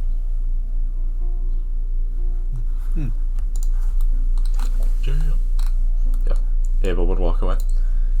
I guess not really slowly, but he'd have that confidence, right? It seems as if nothing has really changed for him. He still holds, still has his goals in mind. You can very well tell. All right. Then, what else would we like to do today? Sweet. Is it true what he said? That you see both fortune and misfortune? Yes. Father is right. And just with Flynn, we saw it seemed to be more than misfortune, but there's still a glimmer of hope and a better path or a different ending. But Then- it all depends on choices. Then perhaps it would be beneficial to have at the very least, slightly more complete picture of the branching paths. Yes. Especially so with those desolate fortunes given by my father. Personally, I'd like to know the bad and good pieces that are available. Well, he certainly already knew the absolute worst that could happen. With what we saw. Would you be willing to show me a piece of the good as well? I can do that for you, yes, but like you said, we'll just go the same way. And whatever we see, that hopefully bring hope.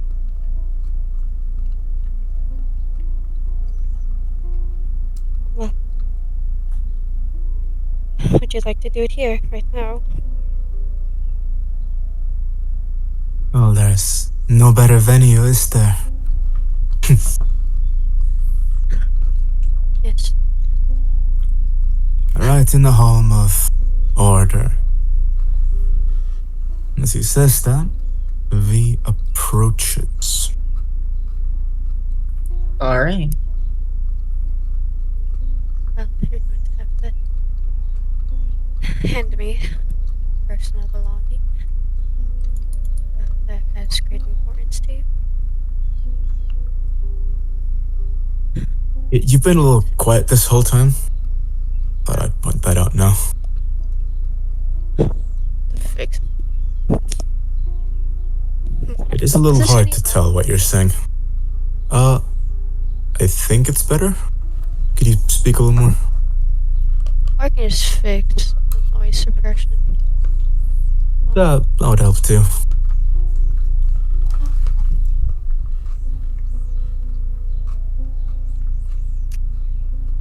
It's a strange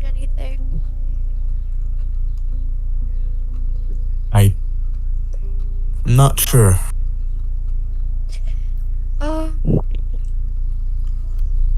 Kinda sounds like it. You were cutting out earlier. That's the only real issue. No, I see. Well.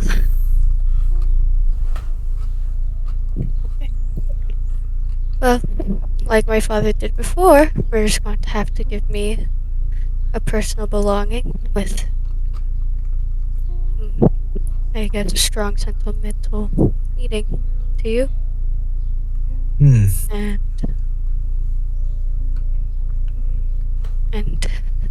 a direction for me to see, A direction. such as, well, I guess, more hopeful. Future is a little too vague.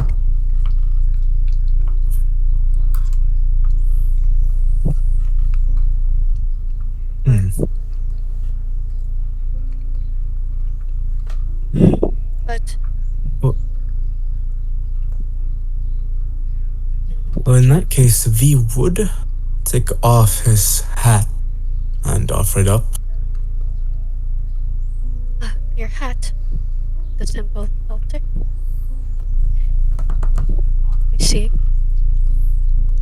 Well, let's begin. Give me one of your hats and hold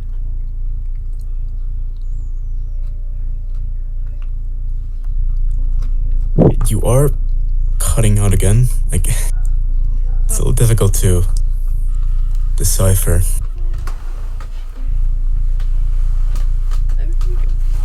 Just turn up my voice refresh.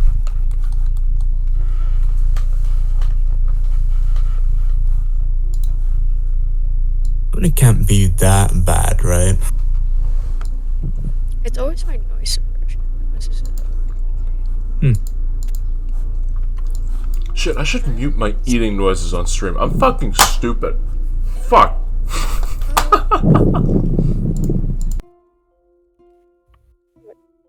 I could just go on my phone if it'll be easier. That might be best. That might help. Yeah. Give me. This is important, I'd say. Yes, it is. But a direction, that's difficult to think about.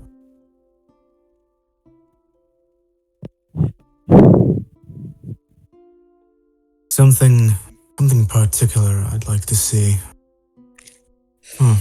Okay, well, you could just try. I'll try to see what I can do with just only, I guess, looking for a brighter, more happier ending. Would you like to see less? Well, I suppose if you can find something to focus in on, then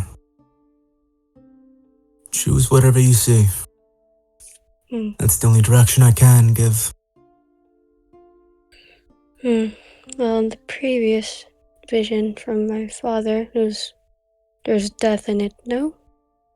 Someone died. Telling by his expression. I would think you'd want to avoid that. If that's what you wish, then it could possibly help.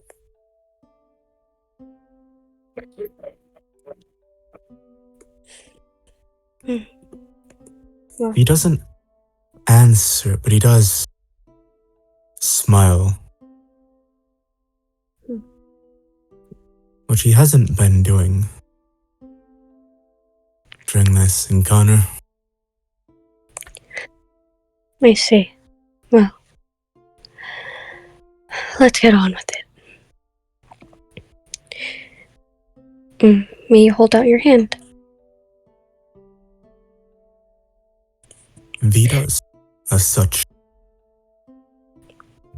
And Luna grabs it with her left, with the hat in the other. Luna, what are you looking for? V's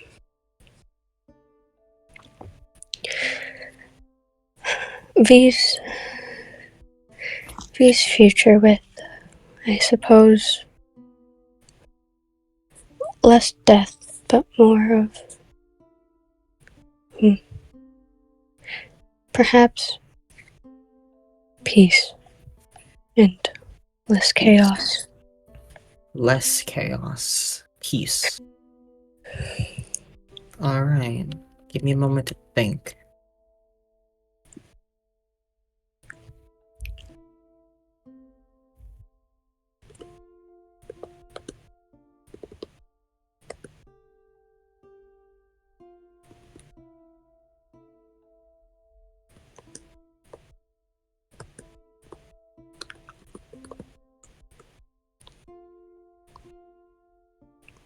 It takes a few moments.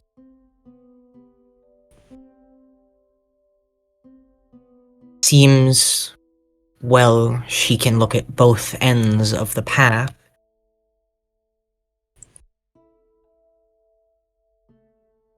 She needs to channel a bit more than her father. Whether that be due to a difference in ability, maybe a lack of control, or experience. As you stand or sit in the cathedral, the sounds fading away. Luna, roll a d4 for me. Okay. Tell me the outcome.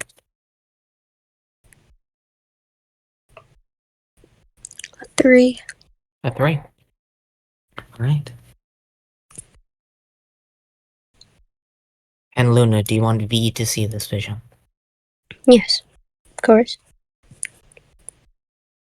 And your visions go black. Together. And again, there's that moment of nothing. That brief silence.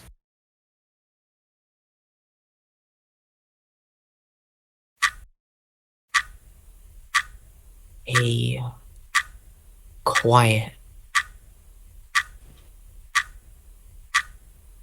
A time that feels like nothing yet everything.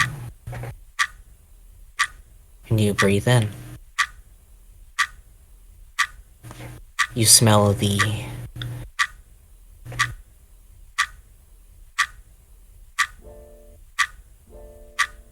old smell of paper and books, the dust on shelves and ink. Hear the pop of fire. Not bad, but a fireplace. The warmth hitting you on one side. It's peaceful, just like you asked for. Looking down, there are words on a page that you cannot make out what they say.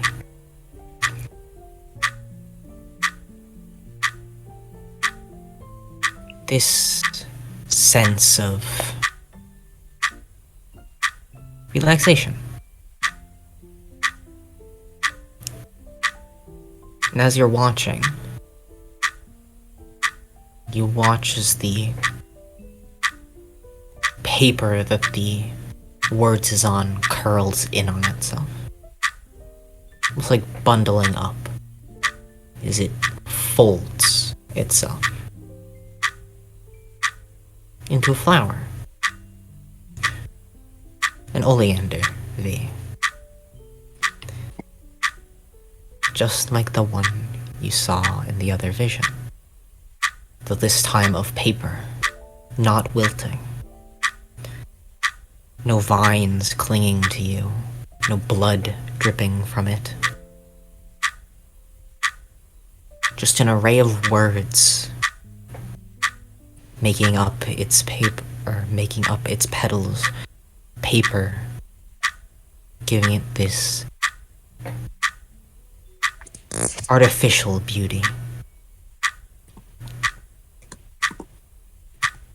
You watch as the words on this water, this folded oleander begin to shift, spin, as if dancing along it. And you can catch glimpses of words being formed as it passes through the petals. It's too hard, too quick to make out, but you can tell it's telling stories. Hundreds, thousands of stories. Adventures, mysteries, murders, and love.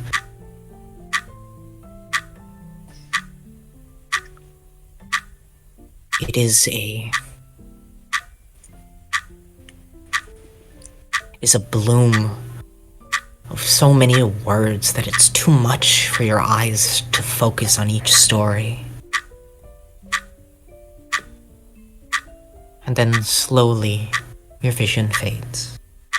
That almost going tunnel on the oleander.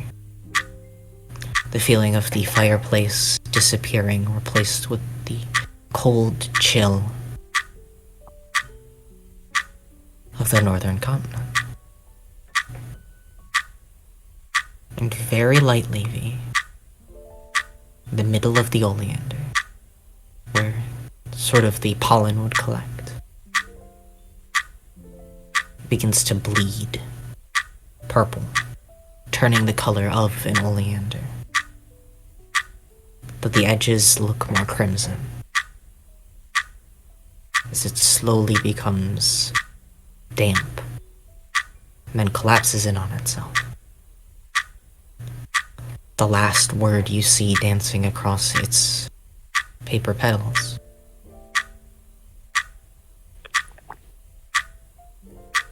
Being good luck.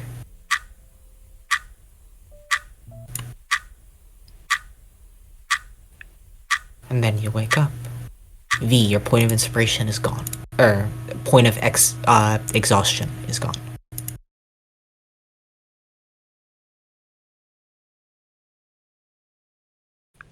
As you are pulled back into reality. The quiet of the temple setting in again.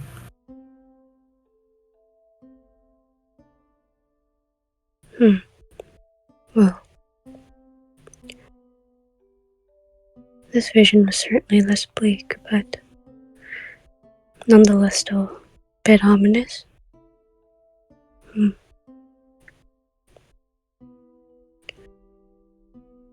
And yet, the oleander still showed up.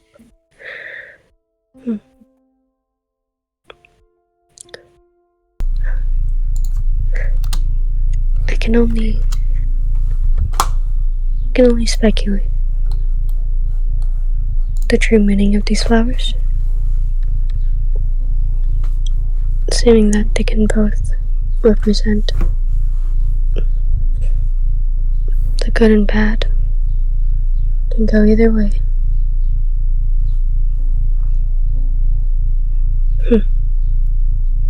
A commonality between calamity and blessing, a connecting thread. This flower.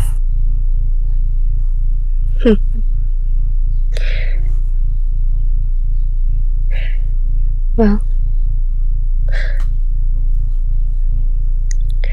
you may take it how as you will.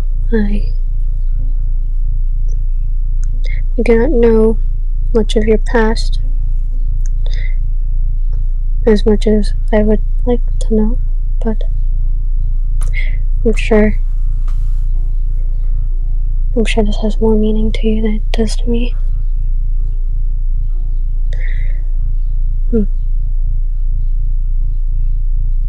I will say this. Between these two visions, I'm having difficulties finding a preference.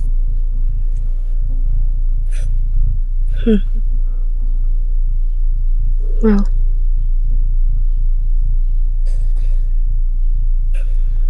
whichever path you take,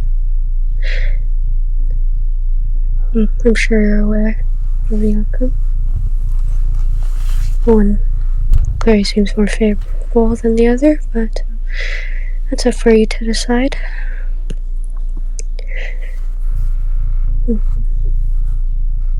Well, if there's nothing else you want to see, then I will move on to whoever else wants their alternate path read. She looks to Cedric tell and me- Eustace. One thing. Hmm. How do you view order? The concept that Aeon represents?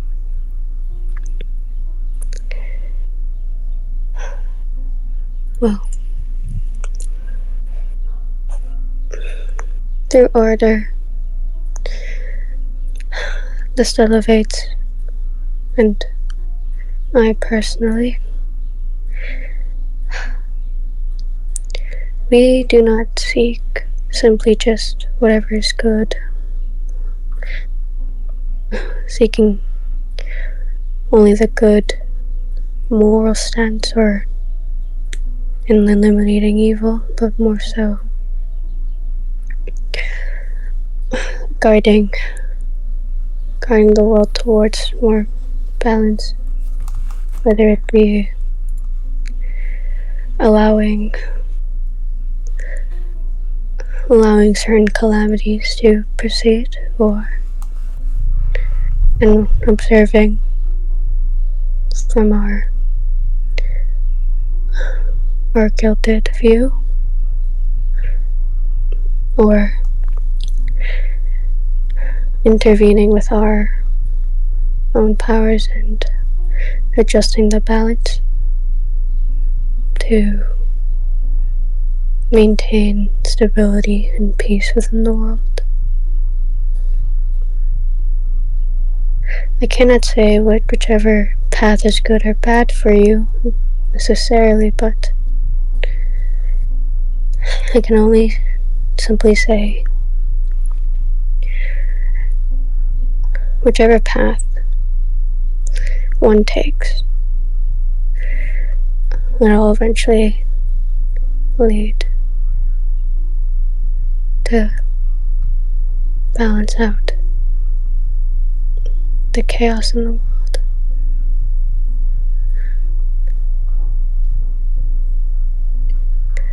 Everyone has their own morals, whether some are more favorable and under the eyes of certain principles. It's all really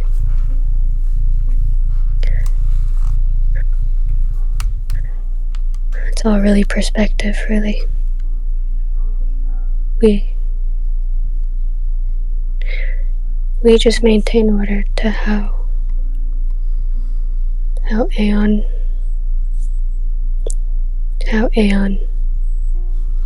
prefers the world, how he sees fit under his principles. It's a very difficult subject to speak upon, but that's all I can say, really. I understand. Holding a belief of any kind is to live within a gilded cage.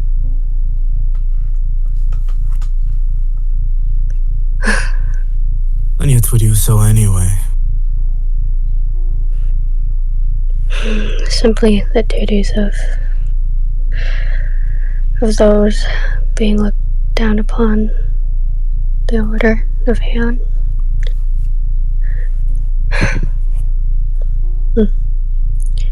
Well, your path is yours to choose. But as we know, we may just all inevitably lead to the same fate. no matter how much you try to fight against it. But we'll only have to see.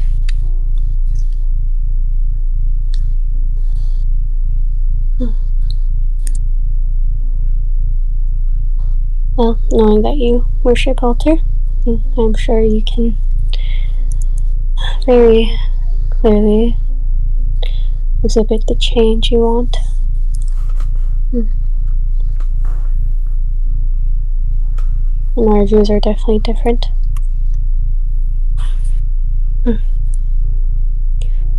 Well, but I am curious to how those under altar view things.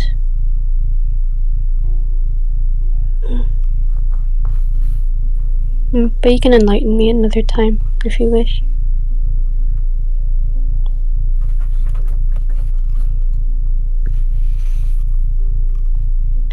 Perhaps that's a conversation for later. Maybe when we're in Altra's house. I wouldn't wish to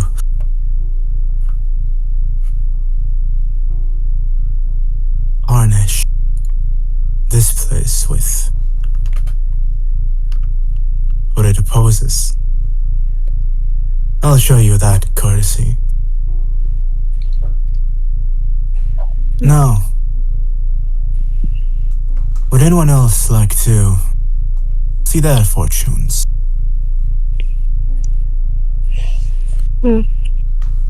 Magic? Yes, this. Would one of you want to step forward? I'm scared. That's quite understandable. Afraid of what? A bright future? I don't know, man. No. When he touched me, I felt. I didn't like what I felt.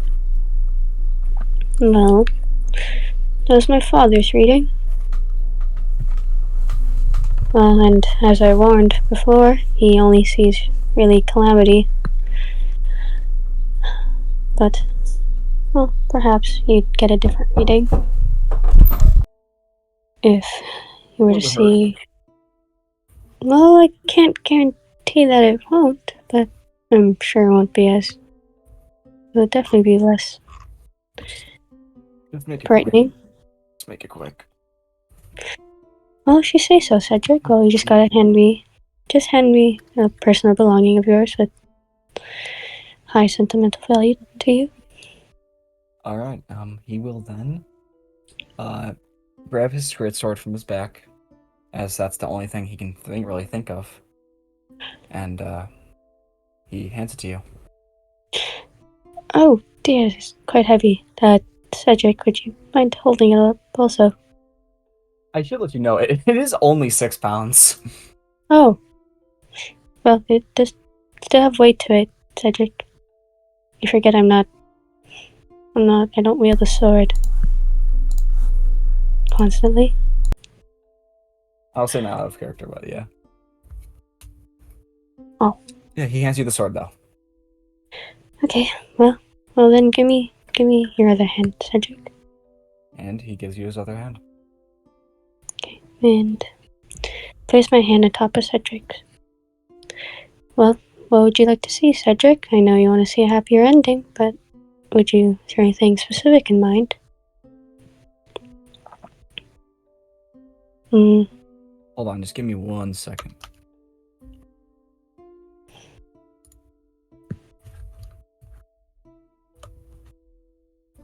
Happy ending. No, yes, that's well considering. Yeah. I suppose that's what everyone wants to see right now. Would you prefer peace? Maybe seeing somebody that brings you comfort in your future? Possibly. If anything. Alright. I'll grant you that wish then. and hopefully ease your mind.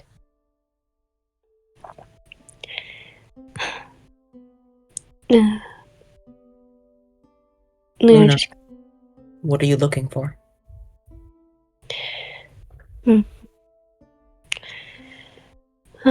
some inner peace for Cedric, and probably a less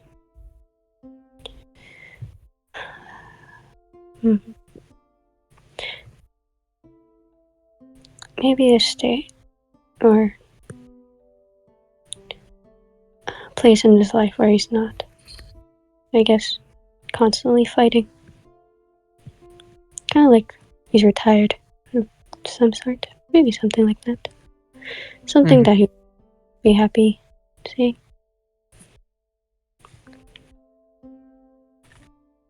Cedric, make a Constitution saving throw. Luna, roll straight charisma. Okay. All right, that is a 21. Charisma. Oh. 16. Right, Luna, roll me a d4.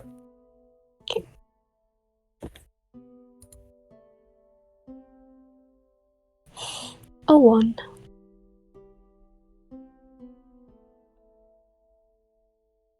Everything goes silent. And I assume you want Cedric to see this vision? Yes. Things go quiet.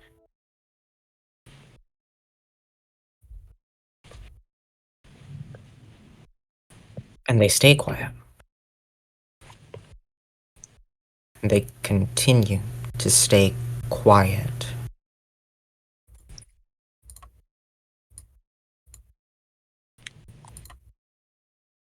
Cedric, you open your eyes. And you are sitting in reality. Just in front of Luna. A slight ringing in your ears.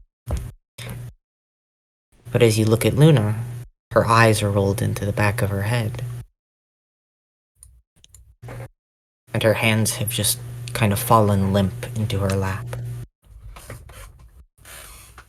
As you don't see a fortune. Instead, Luna.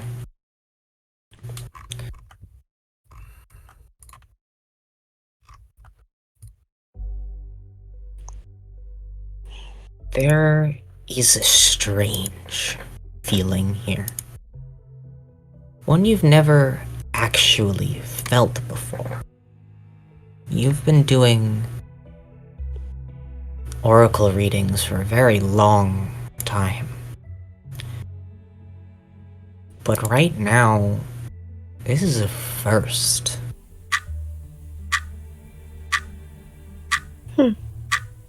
It's as if it didn't work. No, that's wrong.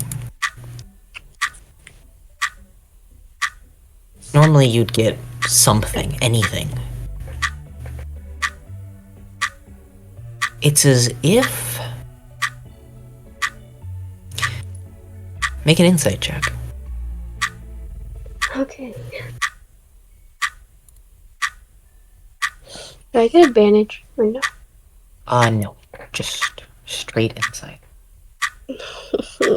14. It's hard to place. Normally when you are reading an oracle, it would feel as if you're walking down a path, the question being the guide, as you then grab the hand of someone and lead them blindly into their own path. But here, there's nothing under your feet, in a sense, as if there is no path.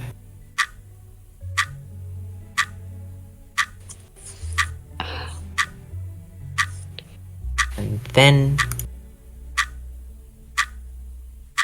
you wake up.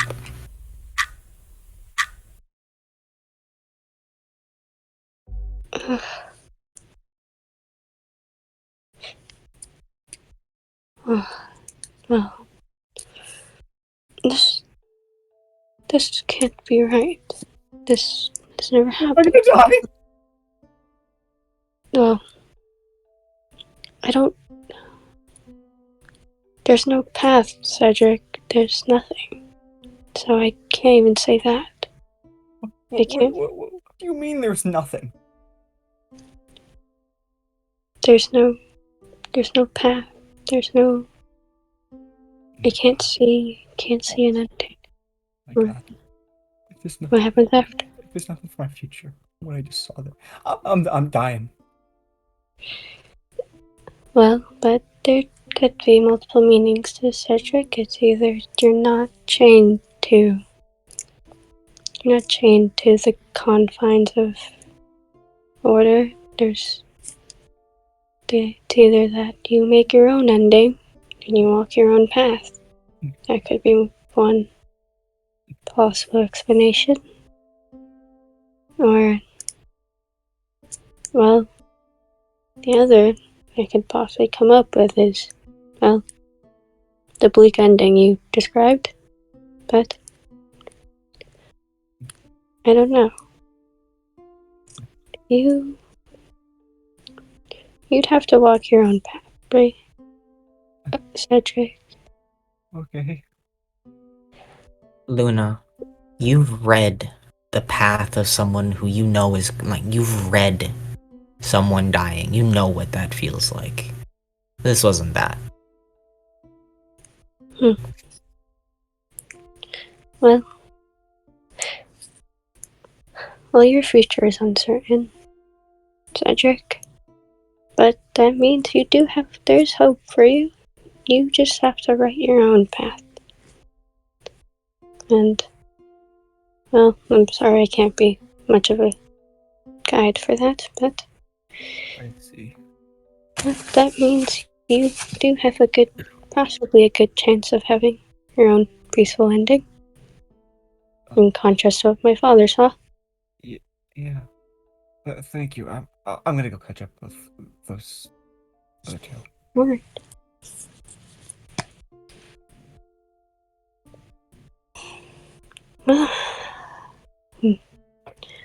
Well, there's only one other person. I asked this. Would you like to step forward? Well, if one sees the bad, one must almost see the good, or also see the good, I guess. Alright. Well, I'm going to assume your most valuable personal belonging is going to be your helmet, yes? I'd say so, yes. Alright. And Luna just puts her right hand on the side of the helmet and just leaves it there.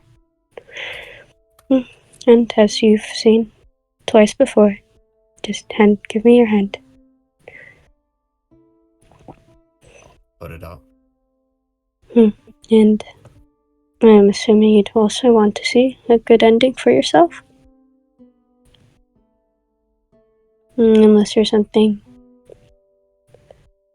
strictly specific. That's a way to put it, yeah, sure. Well, if there's any names of anyone you'd like to see, or I guess certain state you'd want to see yourself in, and that's also an option. No, I'd like to see things as they are, unaltered, no pun intended. Alright then. And I shall begin. Luna, what are you looking for?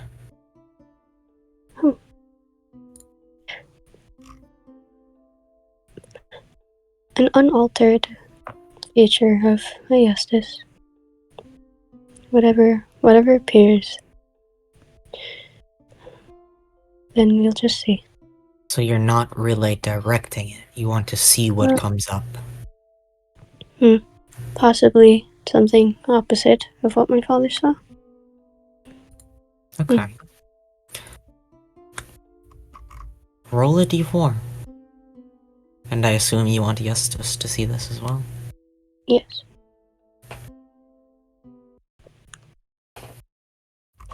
A 3. A 3. Once again, everything goes dark.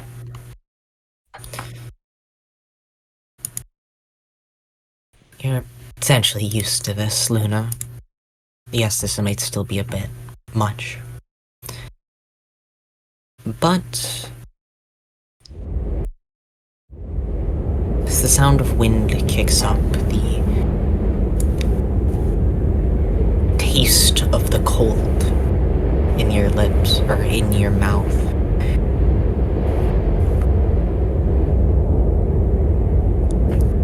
you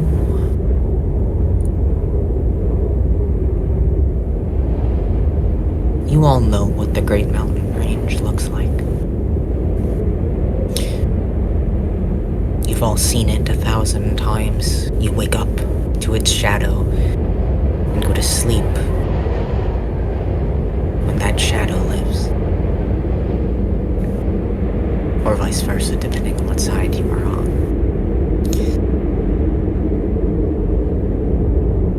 So you know when you're standing on it. Standing on the Great Mountain Range, you would be overlooking everything else. But the snow blocks your eyes.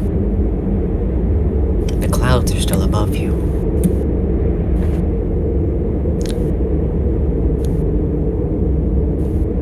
Because there is a greatsword stuck into the ground, slowly coating in snow.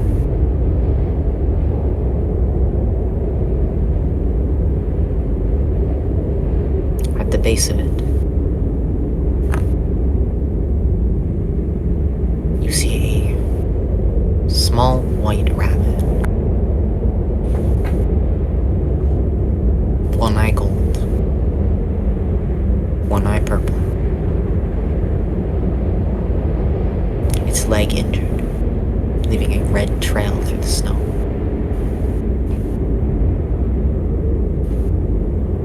And the rabbit, very quietly, steps up to the sword, sniffs it a few times, lays its head down, and you slowly watch as the light fades from said eyes.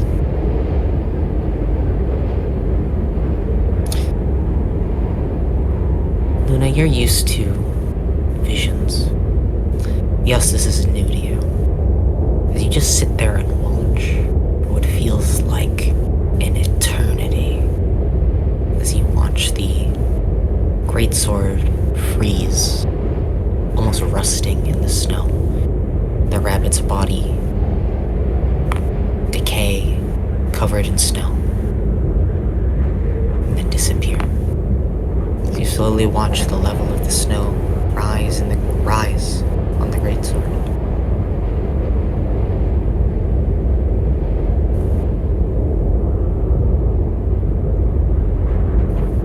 Then you hear a call. As a hawk lands on the tip of the greatsword.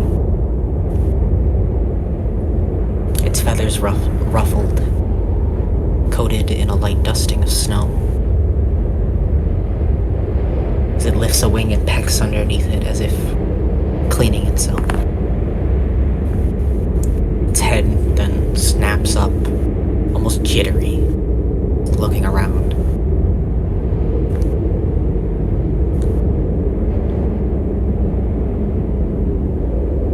Then a second hawk lands on the opposite end of the greatsword's hilt. It sticks still out of the snow. This one less ruffled, a bit more sleek, but it looks angrier in a sense. flower in its mouth. Or beak. A bluebell. The blue petals slowly curling in on themselves in the cold.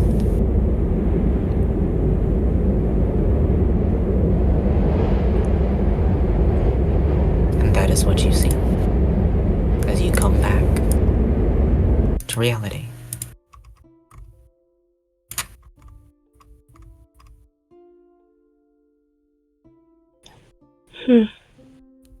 Well, I hope that satisfies, but whatever your expectations were, it certainly isn't as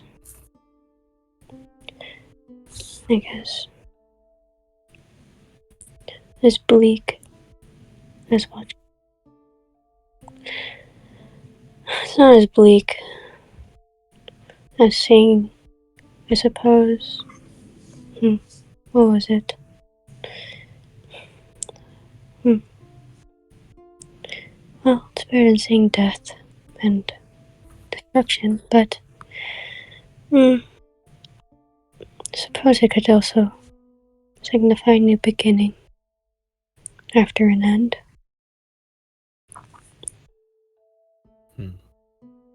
Well, I didn't exactly have expectations to begin with, but, odd. I'll, look at my own hand. Seems that I suck at this living thing in the future. I'll have to work on that, I guess. Suppose. Well.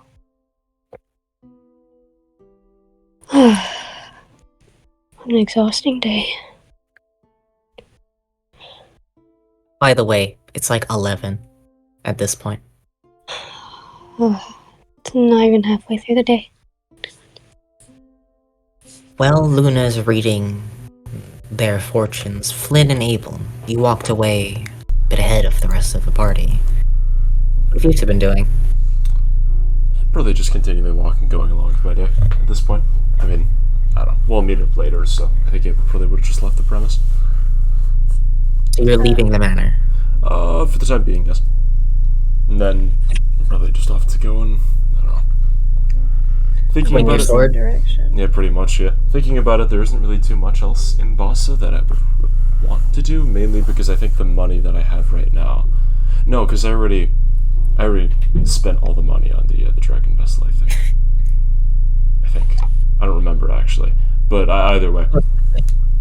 Frankly, I just want to do something that would, slowly benefit me over time for the next 2 days, because I think that's our deadline to just go up and leave. Other than that, I guess... Oh, maybe get his hands on a violin. That would be nice. But... Alright. Too special. That's easy enough to do. Yeah. 3 silver. Yes. Gotta spend 3 silver. Flynn, what are you doing? I might bring Abel with me, or ask. Do you mind if I went to get the violin with you, just so for context? Sure, yeah, that makes sense, yeah. We are going to switch the music. I can see him in one of the general stores. You can see him just looking between multiple different shapes and sizes. I have a little bit of an ask. Like a no questions asked kind of ask. He turns around, not exactly expecting, I guess, that you were... Oh, well, okay, pursuing sounds wrong, but it's the right word. He then turns around. You can see a hint of intrigue on his face as he lifts his hands out of his pockets while just grazing these wooden instruments. He's attentive. You emptied your pocket, showing you had no money, and then pointed at the violin. No. He was while he was looking at the wooden instruments. He just had his hands in his pockets. He's just taking them out as if he wants to convey something, he would use his hands to speak to you now. Okay. The last time I walked outside of a city wall, by myself. I ended up in a goblin camp for a day and a half. I have to go outside of the wall only for like a little bit. I doubt anything will happen, but I'd rather not become a inconvenience like that again. If you wouldn't mind coming with me. He nods slightly. But he does, you can see, he does hold a finger momentarily, and he makes almost like the shape of a clock using his hands, and then using his ring finger, and then a middle finger. And then he points to the instruments. You just need some time to pick something out. At least Oh, that's what yeah. I can assume. What are you So, looking for? He continually just walks around and looks for just a nice violin. And probably, I'd assume after around 20 minutes of grazing, it'd probably be pretty boring. Things considered, he picks one up, puts it off to his wayside, and then he nods, and then I guess we would leave. And a ways into the woods. Yeah, I'm gonna go to the drop-off point. Alright. Are we leaving through here or through here? Yeah, Just which- or, I mean, I guess we could do here too, but I'm assuming you'd want to do here. You'd be aware it's like over here-ish. As I say, in my head, it was like somewhere like here. So, So, we're probably gonna go out this side. Okay, yeah, you can go this side. Alright, yeah, well then I'll just follow passing into the outer city, Just probably move my you- finger up here then, I guess. you reach the tundra. It's a little cold. Obviously, summer beginning to wane on the northern, from the northern continent. The chill of the change of seasons beginning to prick at your skin, showing the need that winter clothing might be a good idea soon. And Really buy a coat. it's like a couple copper. Yeah. As you walk out this way, anything you two want to talk about or do while walking, or is it in... I guess you can't really talk with Abel, but... Just talk to A bit of a myself. silence. I think he And then would, she said I was crazy, but I'm not crazy because that's what she said, and I didn't think you agreed with that. he would probably be playing something lightly on the violin as they're moving along. You'd hear him mess Make up a a couple of performance notes. check. Oh, he would definitely mess up a couple of notes. It's been a long time. But Is he practicing his scales? that's a 24. Damn. You're killing it, honestly. Like, you're just very idly playing, so it's not anything impressive, but you're remembering how to do it. I don't know. I just have in mind a song that he'd be playing, but, well, it's on a cello, but just in octave up. So it somewhat makes sense. Something like this, probably. I don't know, I'll just put that there. Just be lightly going along. You would notice Flynn, I think because he's getting into it, you do notice he actually is kind of, how do I say this? It's for the first time you've ever seen him, or would really envision him almost like very lightly skip. Yo. Is Abel frolicking? I wouldn't say frolic. Close, yeah. He's borderline frolicking. He seems to be enjoying himself for one of the first times that you've really noticed with him.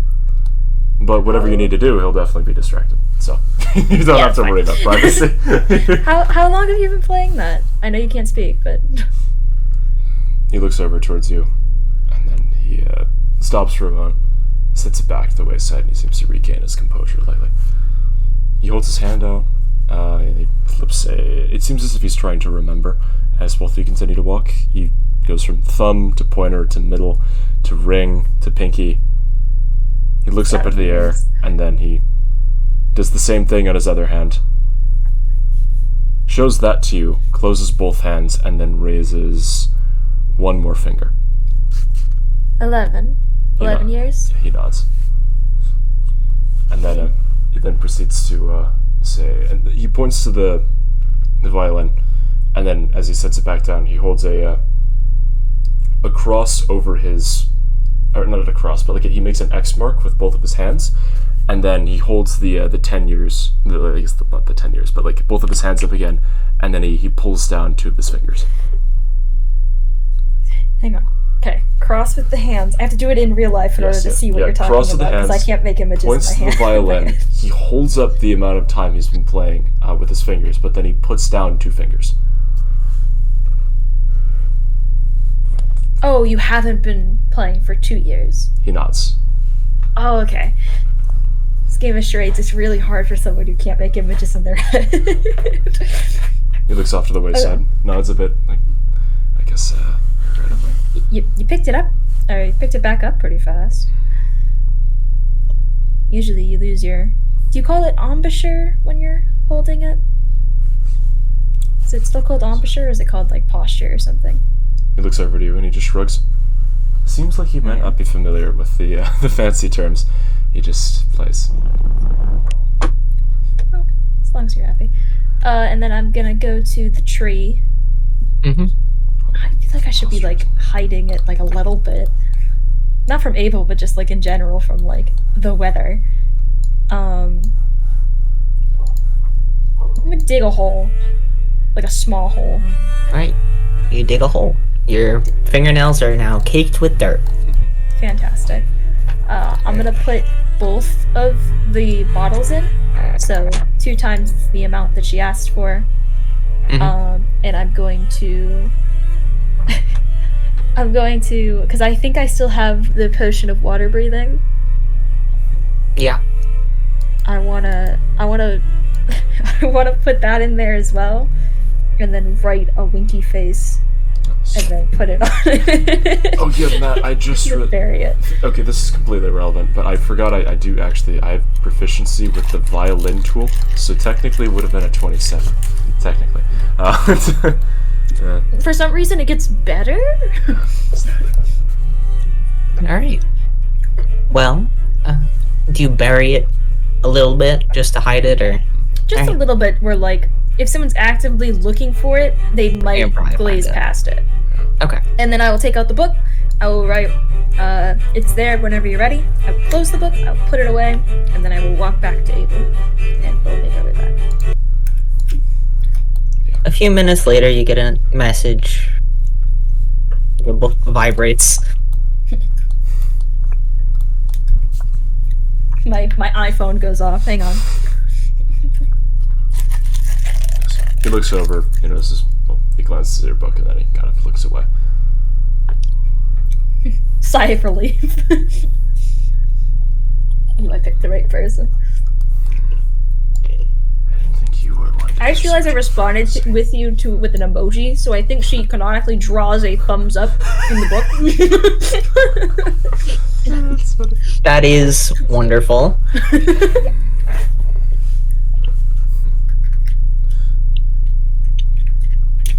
Alright.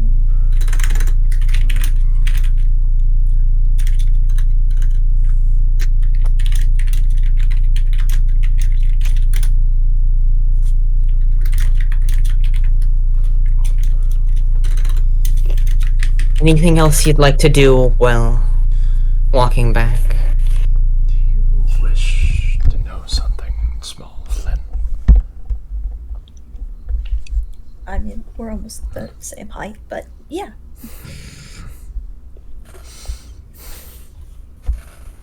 Well, frankly, up until now, I never actually knew that Abel was a musician, but connecting some dots, it makes sense.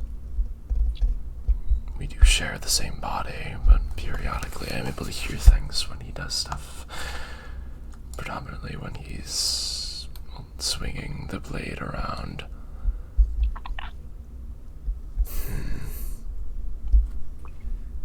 That violin might be a way in which he communicates. It, by technicality, goes past the pact that we have together, so maybe if he decides to play something somber or happy, I'm not really sure. It might mean something.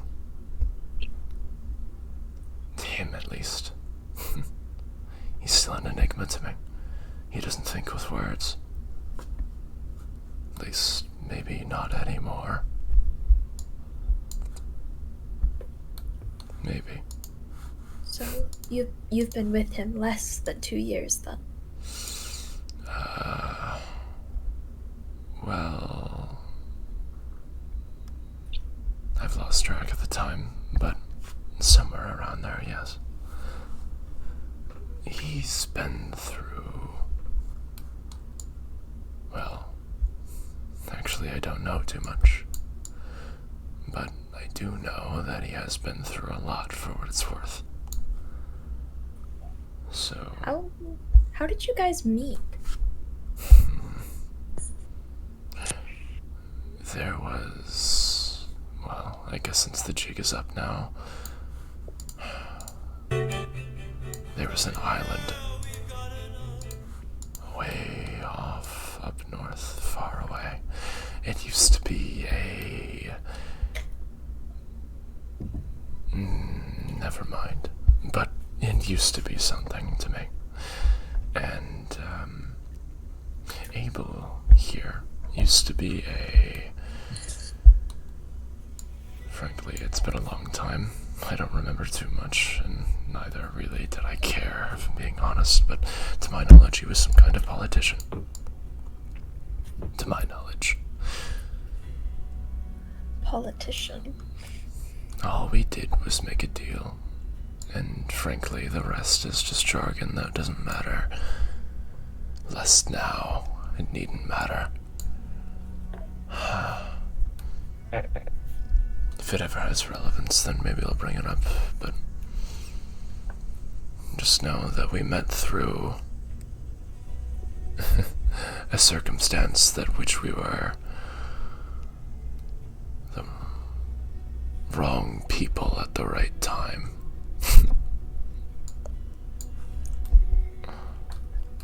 Well, considering that we will be living side by side for quite a while, considering you picked up another job, maybe there'll be time for that. I guess so. What about you then, Flynn? You have these mentions of all these people, all these... that bag in which you send money to and have it disappear. You've referenced others. I come from a pretty big family. Not related by blood. Well, I guess kind of related by blood, but not by our own blood. Strange. But my family. That's my family. And they're in a situation where they might need a lot of money. So I'm more than happy to comply to that. Such interpersonal goals. I wonder how much money they need, though. I couldn't see any, well, sedimentary human or human adjacent needing more than the amount that you give, but for what it's worth, I enjoyed having a lot of money too. So I can't judge you. Admittedly, I respect you. You're creating your own horde with them, but that's something. I think people like them deserve money like that. So then, they must be worth more than the cash that you drop on them.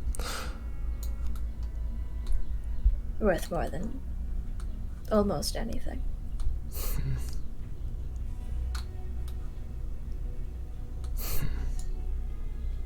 Maybe that's something I'll see in time. Maybe. We're going to Synax, which means there's a good chance that we will run into them. So, might be sooner than we think. Well, I guess that'll be interesting. Very interesting. Eyeball. Yeah, pretty much. Abel's still just kind of looking forward. There's a bit more song in his step now, if that makes any sense. Rather than walking forward, more so slightly hunched over, he has his, I guess his back held high and his head all up straight. You notice, rather than him having this normal, neutral expression. He just has a very light grin in his face. Not really a grin, but more so just a... It's almost as if his resting face went from that natural frown a lot of people have to something just straight. He's not smiling, but you can tell that he's happy. It's that kind of thing. It's better. Yeah, pretty much. It's almost weird. What is? Abel's face. Like, talking to Abel, not just to Agatha as well. Not leaving him out, but... Yeah, he looks back down over towards you with a bit of a lightly inquisitive look. And he makes a... How do I say? He lifts one hand outwards and then balls his fist with the other, making a question mark.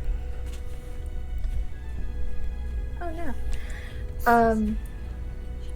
I've never seen you anything but slightly pissed off at all times. Sometimes when you're in a good mood, you look less pissed off. You don't really look pissed right now. Wow, you're improving on that face of yours. You can see him, he looks to you still somewhat inquisitively and somewhat with a question of look in his face. And then you can see him, he feels his, he kind of just places his hand on his like, lips, lightly.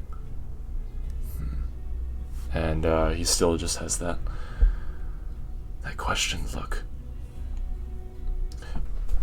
Matt, are we nearby that park? I don't know, or is that there and not here? Ah, it's there. It's essentially this entire area. Is there anything, like, reflective? There's There's a the couple pond. windows. I guess so. I think Ezra There's will... that pond in the middle. Yeah, the pond. That's what I was thinking, yeah, for the thing, yeah. But I think as we're walking by, Abel would probably just look at himself in the windows of the passing buildings. He just continue to look. Probably see Agatha's shadow, because it's thematic. But, he would just continually just kind of stare at himself momentarily. It'd be a little awkward, but his mouth still kind of just shut as he looks. If you like music so much, do you play any other instruments, or did you write music? Anything? He shakes his head no, but then he shakes his head yes. So you don't play other instruments, but you have composed other things. He shakes his head yes. That's cool. Composing is hard. Not that Flynn would know, but... He then... What's it called? How do I say this? He places his hands... Or not place. He places his hands on his head, and then he sort of slowly pushes them downwards over towards his... It's almost as if he's trying to... How do I say this? He places his hands on his head, and then holds and very lightly places... drags his hands down his body.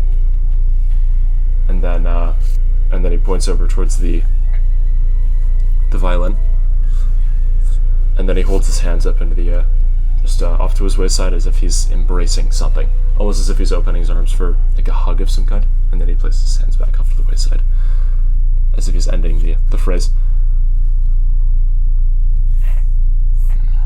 I am the violin, or you feel through the violin, think through the violin. He smiles slightly and then nods. I mean, music is probably one of the most beautiful forms of expression. I think words suck. Could you hear that? Yeah. Fussy ball. Like a creaking noise, yeah. You see him exhale lightly, and then he looks off to the wayside just for a moment. After, I guess, you saying words suck. He shrugs.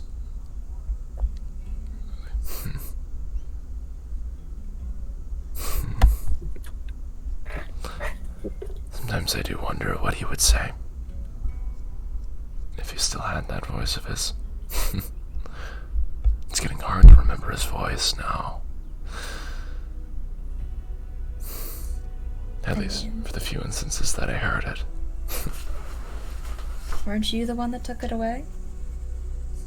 Yes. Well, technically, yes. Technically? A pact of our value required a sacrifice from both sides. Thankfully, I had something very easy to limit or remove from myself. The little cage I was being held in. But for him, he had to give up something much more. I was able to cheat the system, but his position didn't allow him to. And so he had to give up the one thing that granted him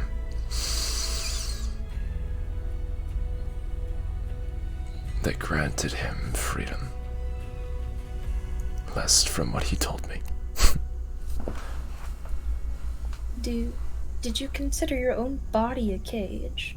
It wasn't really a cage per se. Well, my body, I'm still looking for my body. It was the...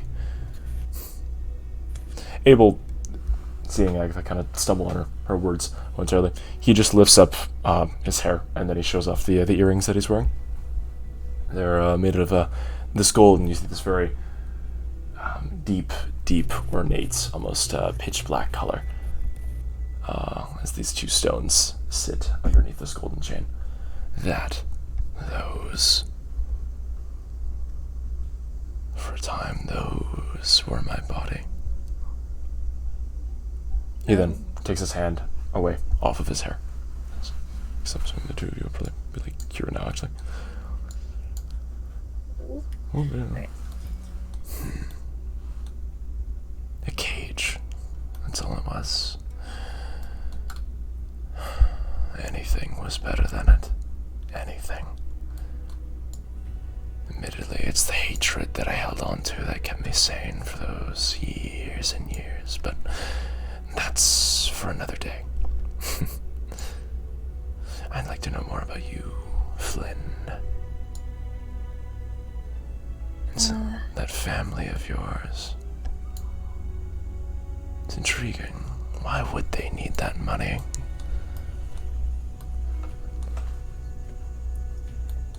I can't technically know, but there's my teacher Camilla. I'm sure I've already mentioned her before, and I just recently found out more about her than I knew before. Apparently she helped slay the Lich King. She's older than I thought. She fell unconscious one day and just never woke back up. I see. And she's still asleep, I think. I'm technically not there, but Kavi hasn't sent me any more letters about it. So,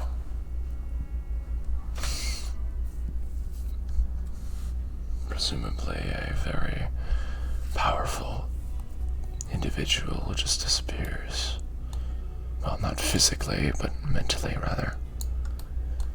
I guess I understand why they need all that money now. They're not just ripping you off. I think it has something to do... Let me pull up my notes, because I forgot their name. The Doctor in Red, correct, Matt? Correct. Thank you.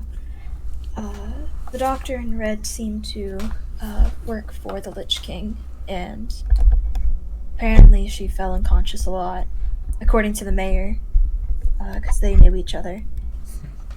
But this one has lasted a lot longer than the others.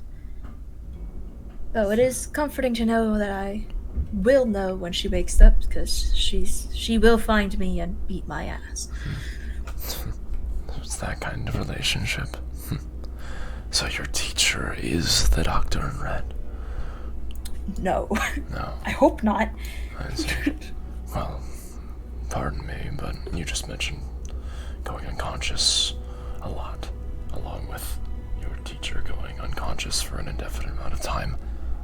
Well, the Doctor in Red feels Aided like the they Lich had King. the most capability of inflicting this kind of damage, and I don't think they ever actually died, because they only found, they only found the Doctor in Red's head, right? Correct.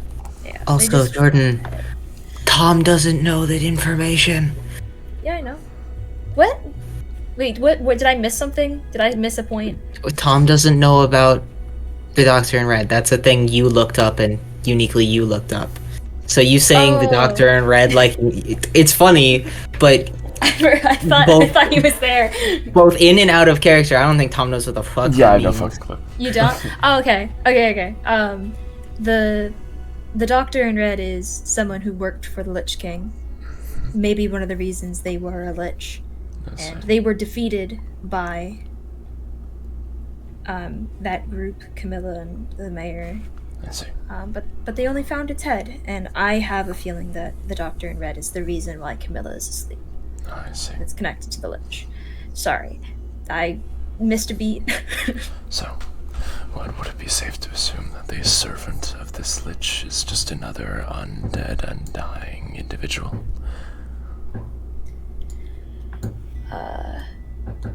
Maybe. I have a lot of theories, but not a lot of facts. I see. Then maybe money won't solve all of this then. Might require some action from you too. It's not a lot I can do. Really? I mean, what am I supposed to do? Well, to me, back when I was who I used to be, money meant more than, frankly, anything at all to me. I would do anything to achieve more of it just to see what it would cause. Anything. Even if that meant going beyond what I would normally anticipate or believe in myself to do. These people are greater than money to you. These people, presumably, mean more to you than anything else. For something you care about 110%, I know you'll act 110% accordingly to care for them. I don't believe the question is what can I do, rather how well I will perform when I do.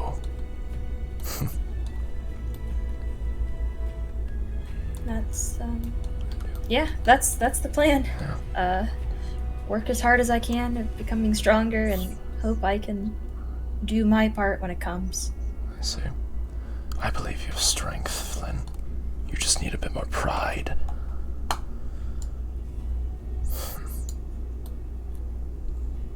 But you don't have to listen to my aged and silly expressions.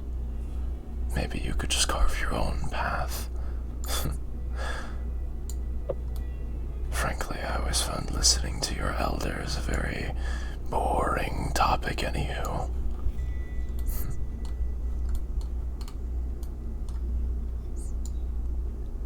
Who the hell is launching off 4th of July fireworks?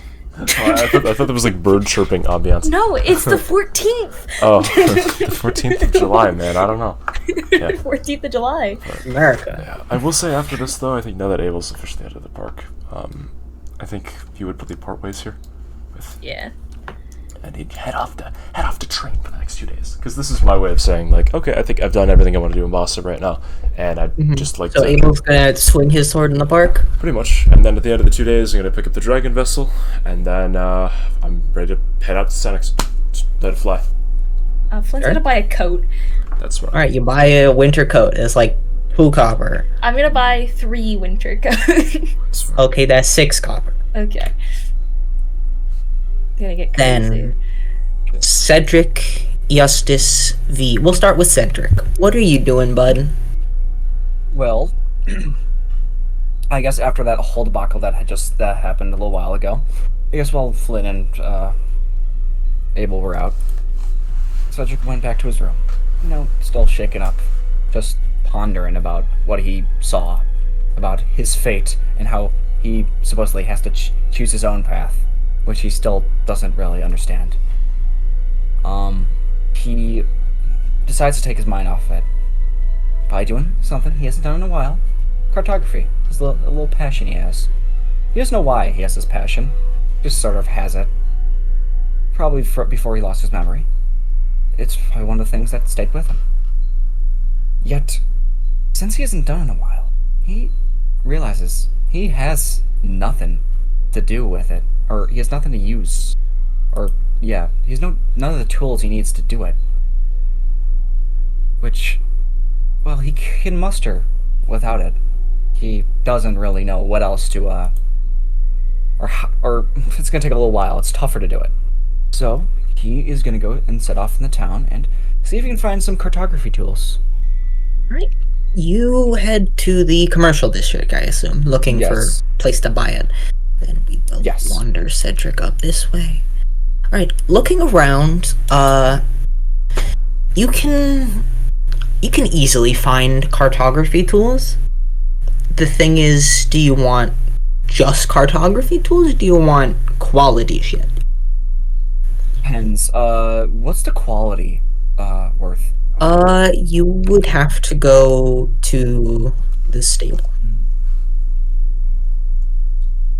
Alright, then. That's sort of where, like, Yeah, you'd be yeah. asking around a little. They direct you. People would direct I you. see. Oh, Fenton's Herd outside would be where you'd want to go. Okay. And then I guess, get your hands off of him.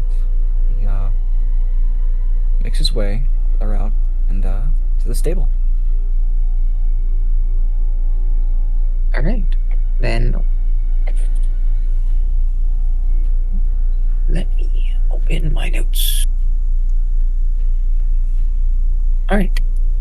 You arrive in a rather nice building, all things considered.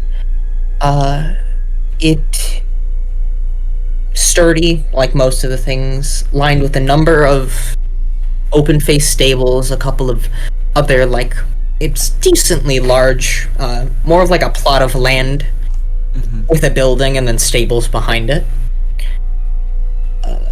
You can smell the horses, you can see wagons and carts for sale, and you can see horses and mules, donkeys, a whole bunch of different things. You see a couple of goats. As we will put Cedric on the map, we will get NPC. We will get you. Yes, you. You would see an older gentleman sitting behind the counter, very, very quietly, with a book in his hands. He has what looks to be like almost vestments crossed with like they're like religious overalls. Would be the best way to put it. And he looks up from the book and closes it and puts it off to the side, adjusting his glasses, like the small glasses on his nose. Just, oh, hello, friend. Oh, yeah, hello there. I was wondering, I was told that... Actually, Matt, you said this was a place where I could find out where to get them, right? That, or you could probably purchase them here. Okay. I just thought, because I just wanted to remember. Yes, I was in the area, and I was looking for, tools used for, cartography. May you know where you can find them? Cartography tools, yes. You can purchase those here if you'd like, if that's what you would want. Other than that, general stores would sell basic cartography tools, maps, or blank maps, and other such things. What would you say would be, the quality of yours, by the way? High quality. We here pride ourselves on it, actually. Cartography comes hand in hand with, well, travel and transportation, so having a good network of maps, and we work with the Mercenary Union to provide quality cartography tools for those who need it. Mercenaries, which I believe you are yourself, would get a small discount. But the quality, we can even enchant them if you would like. How much are you asking for? Well, say 20 gold for an enchanted pair. 20 for enchanted, you said? Yes. Essentially, the enchanted will give you an extra +1 to any checks made with cartography tools. Additionally, there is like a stock here that I'll just see post if you would like that. Yeah, that's fine. Let's see if there's anything else here. See if there's anything. Common start. Paste. There you go. Ooh. That's the stock. At the very top, it's common items, or uncommon items, then rare items, then very rare. Oh, wow, Broom of Flying. Yeah, that's it. Wow. Broom of Flying. Wow, Broom of Flying at such a low cost. No,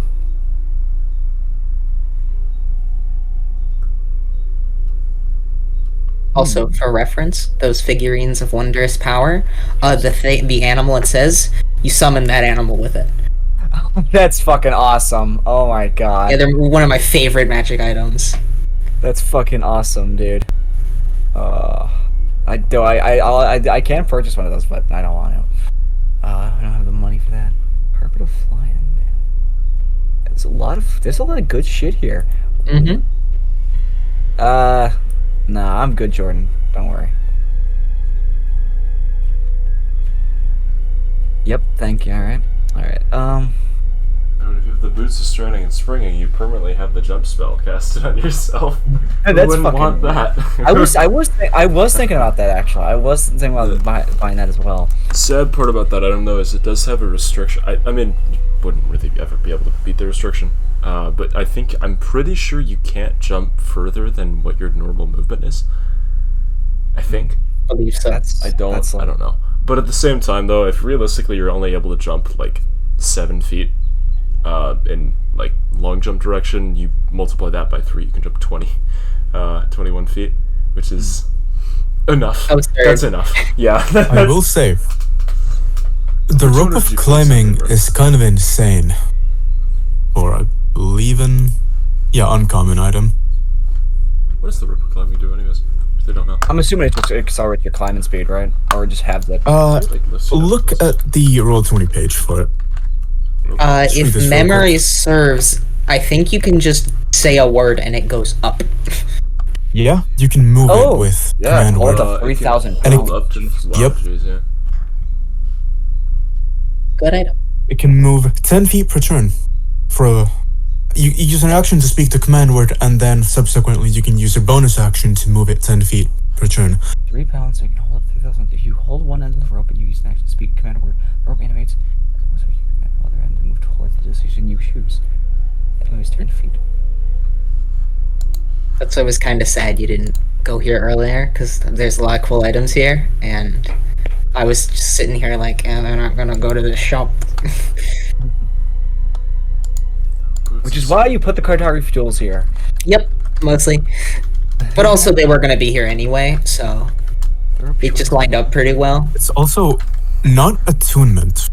It is not, man. Oh, Boots of Speed, my beloved. Oh boy. The good old days. Ooh, that's pretty good. That's pretty good, but I don't see much use for. I mean, honestly, it is pretty useful, but I doubt I'd be able to like. I don't know. When we're traveling to, I could just look at the map. I'll just ask anyways. When we're traveling to Senex, is this like some like, is it a mountainous route or like a flat route? You're going to Jamie first, so it's flat. Flat, okay. And then Senex is down there. Okay, so it's pretty flat. Okay, so we don't have to like really. Also, I will say those horseshoes of speed are kind of crazy. They increase a creature's movement speed by 30 feet. That'd be good for Diablos, that's really I believe. But That or like your horse on the cart. I was gonna say we don't have a permanent horse It though. would really. make travel We need a a cart. lot better. Yeah, you should probably also get a cart. Like We you, need a cart. your cart's a little fucked. You can buy carts here too. I feel like that's not something I think we should do as a party, at least for buying that. You can also buy And plus, horses. also we are escorting those other people though, so Probably, but you are traveling again, so yeah. So might as well use the Lady Stellabates. Discount, yeah, bonus. that's true. And plus, the stuff here, Joyous it'll definitely options. be, it'll be quality. Yep. I'm thinking. What did the Boots of Spring and Strident do actually? Again, they just They push your movement speed to 30 if it isn't 30, and then they triple your jump height. I think they have an additional effect, but I don't remember. Oh, okay. Never mind that, because my movement speed's already 30. Jump height is like. Oh, does it? Yeah, if your movement speed's That'd be good reduced for while wearing Ferris. heavy It'd be good armor, for it's not. Ferris, Yeah. But Oh, wait. other than that, it's just I'll just push it back to 30. yeah. Your speed isn't reduced if you're encumbered or wearing heavy armor. In addition, you can jump 3 times normal distance, though you can't jump further. I than am your- wearing heavy armor though, so You're not encumbered, that's the thing. yeah, exactly. So I'm not encumbered, and I don't Your think shield's we're using. fine. We don't even have encumbrance, right, Matt? There is a limit to what you can I carry. guess yeah, of course it's a limit, Traditional but I mean, encumbrance, 15 times your strength. I doubt I'm ever gonna reach that. Pretty much. Y'all have you're gonna get a cart and you have a portable hole. So those are out of the question right now for me. At they'd least. be good for Ferris though. Yeah, like I said, they'd be good for Ferris, definitely. Broom flying, don't see much sense in getting that. I mean, it's good, believe me, but it doesn't seem like a Cedric item that he would buy. True. Flight is scary. Ring of swimming, can't see much for that. Ring of water walking, can't really see much of that. Rope of climbing, like I said, it'd be useful, but it's not gonna have a lot of use to it, I would say. Like, I mean, not use. I would Really? say Being able to drag 3,000 pounds whenever you want. it is needs nice. to be good. Yeah. It's very. I think it's a little situational. I was gonna say, though. if our cart gets destroyed in the wild and there's shit in it that we want to bring, we could just use the rope climbing. Because yeah, we could tie it around. it'd be good to the have it just in stronger- case, but I feel like it's also just very situational. So, You know, I could Boots of purchase speed. it, honestly. Boots of I mean, speed's up. literally, anytime we have to cross a gap, just Yep. You use the all can rope. come here as well. Let I Brayden mean, you choose. guys can come here as well too. I mean, personally, I just don't. Okay, Boots of Speed though. I feel like I'm not gonna spend that much on any of these things, but you guys. It is only 100 gold. I will It is say only that. 100 gold. It is only 100 gold, but I'd rather save my money for other things. If you want, you guys can buy it, but I think I'll just get the cartography tools, Matt. All right. 20 gold. The enchanted ones, I guess, will do, since it's not that bad. Mhm. It's not that much a dent. And you said those were 20 gold. Am I correct? Yes. Okay. Remove those, and I will add cartography tools to my. Oh, actually, shouldn't you enchant those first? They come enchanted. They come enchanted. That's There's no item, but you can just add in the notes that you get a +1 to all checks made with them. well, no, there is cartography tools. They are a tool. Yeah, I know, but like, there's no the enchanted version gives you a +1 to any checks on top of this. I see. Because the cartography's tools are used for if you have proficiency with cartography tools, you can add your proficiency bonus to checks with that. Now you can add a +1 on top of that. And so I can add a +1 on top of the proficiencies with cartography tools. If you have proficiency with cartographer tools. If not, then you just get the +1. I do not, so I just get +1. I don't believe. Yeah, and then that's what I buy. And while I'm out, by the way, I will just say, I do want warmer clothing, since that might help as well. And I will send you an image, Matt, of what I am looking for. If I can get to Discord. That is Jordan. That is not you. Something akin to what the image here is. Oh, easy enough to do. Great. Yep. Some heavy gear. Yeah. Let's say 4 copper for something that 4 heavy. copper? Great. +1 to what? +1 to what? I'm sorry again. What? Plus for cartography tools. +1 to what? +1 to checks made for cartography. Checks. All right, and you said how much copper again? 4. All right, and then that's pretty much all I want to do. And Bassa. All right, then we will. So, you're good. the horseshoes of speed, would they be reasonably removable from a mount in the event that they become non-functional? Yes. Okay. But then it would be decently convenient. Okay. Let's say V seeks out this shop as well and purchases the rope of climbing and the horseshoes of speed. For a total of, I believe... Well, how much would they be with the Stilavates discount? With the Luna bonus, we'll say the horseshoes of speed you cut 50 gold from the cost. The rope of climbing is 100 gold and it stays 100 gold. Okay, so about 300 then. Yep. Total? And you get I'll take 4 that for horseshoes my- of speed for the 200. Yep. Ooh. And remember, you have to put all 4 of them, all 4 of them on a horse to make it go faster. Makes sense. I mean, actually, These real quick. technically, you could bolt them to your own feet guess- if you want to get like technical about it. Yeah, I don't know. I mean, they're not attunement, are they? No, but you would have to bolt them to your feet. Yeah. That would be uncomfortable, to say the least. To say the least, yeah.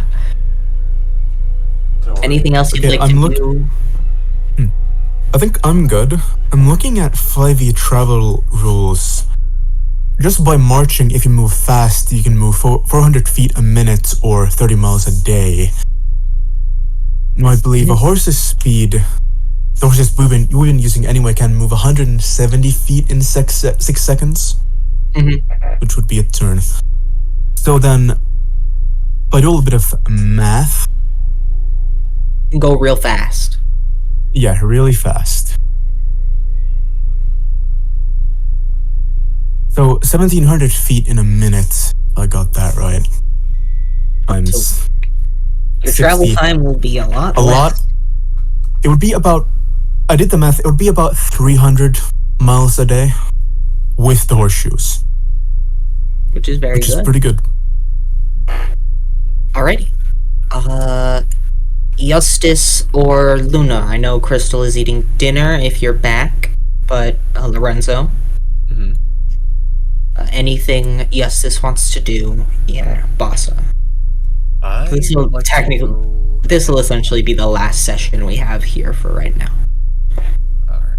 I would like to go and find Miss Autodice if I can. Alrighty.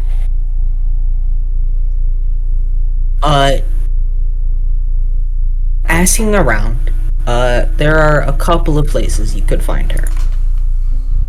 You could probably find her in the manor, maybe. If not there, then one of the military places. Anything red, because she is head of military in Bossa. A new cousin. What, Hog? Shush, Crystal. Just stop by in here. Sure. You meet a couple of soldiers and they would direct you back to the manor, and they say she's probably with her brother, aka the lord of the city. Makes sense. Whoop. Damn, we're Put you so- in the sitting room. refresh page. Game said no. Boop, boop, boop, boop.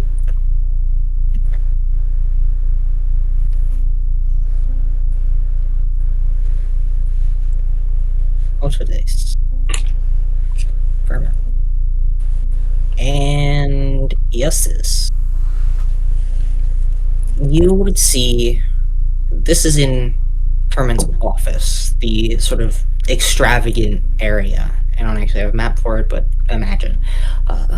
Bookshelves line the walls, a map of the northern continent on one side and Bossa on the other. Books and things as the door is closed at the moment.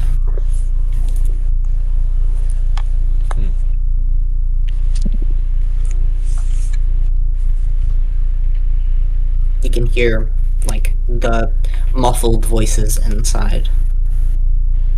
We'll go ahead and knock on the door. Who is it? It is Eustace, Miss. Oh, yes. Fermendira, you'll be okay without me? I'll be fine. Yes. Alright. She opens the door, and would you like to look inside, if all? I'll respect the privacy. Good to know. Uh, she'll just smile and wave for you to follow her. So, dear. You've been traveling with my niece, yes? That I have. And how have your travels been? As she leads you to a sitting room and takes a seat. Gestures for you to do the same. Are you saying as a whole? In general, yes.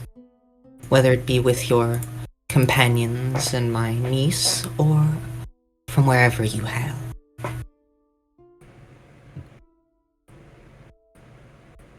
Well, not easy would be a start.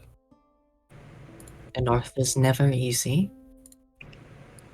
But it was much harder to do alone than it is now. I much prefer it this way, if anything.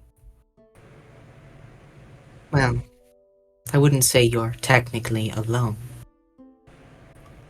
You see her eyes sort of flick up your body, landing on your helmet.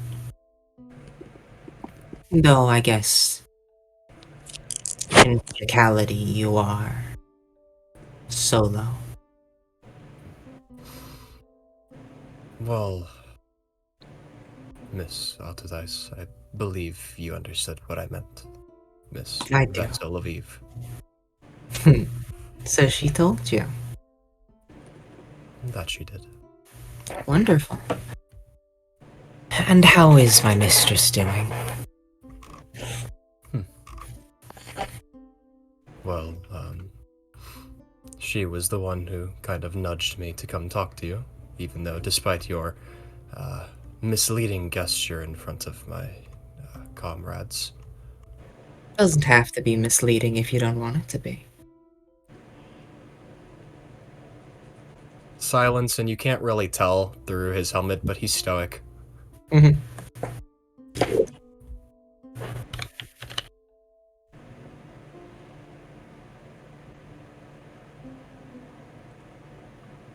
She snickers to herself and just... I'm joking with you. I just wanted to meet the... I guess champion would be the word. My mistress has been rather busy looking after you. They both have been. Yes. I believe Lord Alcier is also in there. That he is. So what's that like? Having two gods warring for your soul? Odd, to say the least. I mean, for me, now, thinking back on it all, it's been normal, but, well, I mean, saying that you have two gods within yourself makes you sound like a schizophrenic, does it not? Well, you're with like-minded people at the moment. She gestures to herself.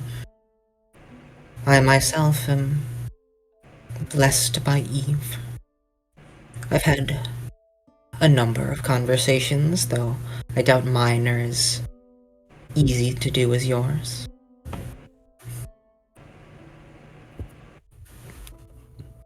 She typically wants wine to talk.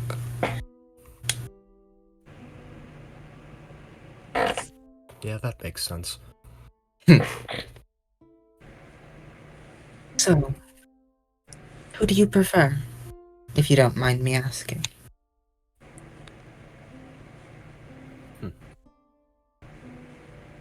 To be honest, and truthfully, truthful, neither. Not as in I don't appreciate either of them, I just don't have a preference. as I have to show them the same respect. They've both been there, well, all my life. There's no need to give favoritism, as they've both done things for me in their own ways, and helped me in their own ways.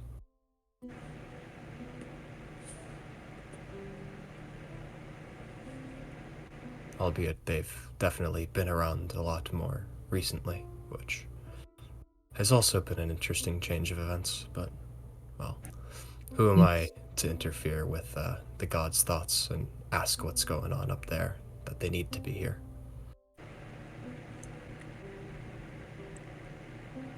Well, I must say, things are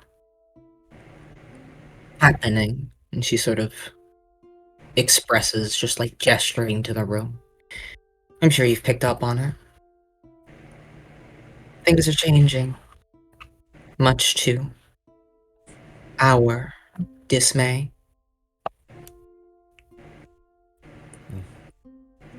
Which is why Luna is traveling.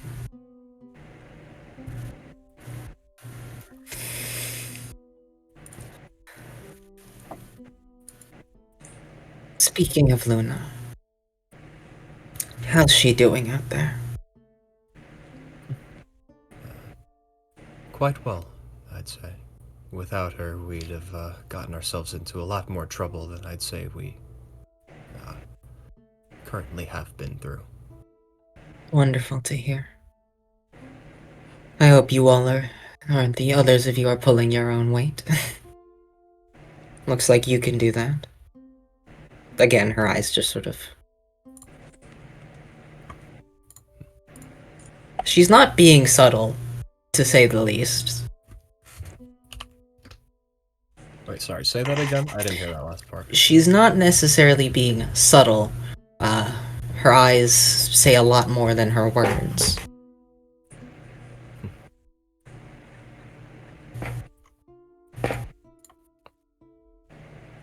I just wanted to... put it better. I just wanted to meet the champion of two gods. Not every day you meet someone blessed by both. Even Luna is only blessed by one. You're special. I'm sure you're aware. The last time someone was blessed by more than a single deity was when the dragons ruled this land.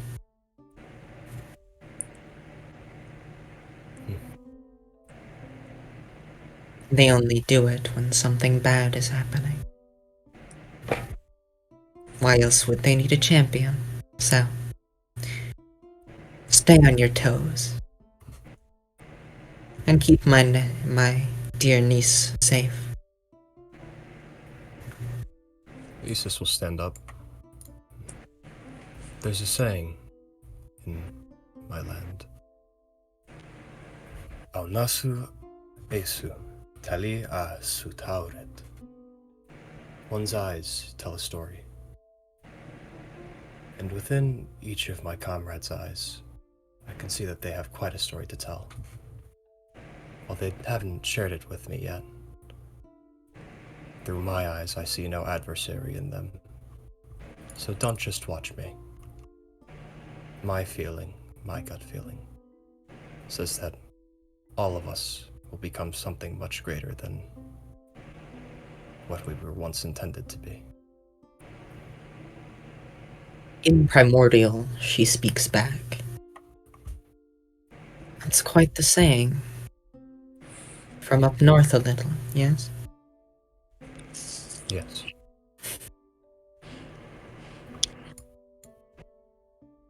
A warning. Then, the land up north is shifting. I can only assume the place you hail from is experiencing the same aspect. Nidor. Yes? Please? He nods.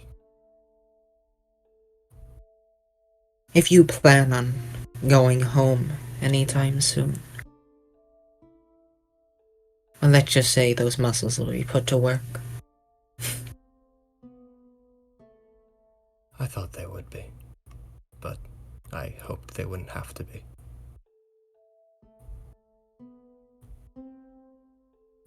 There is a poison in that land. Be careful of it.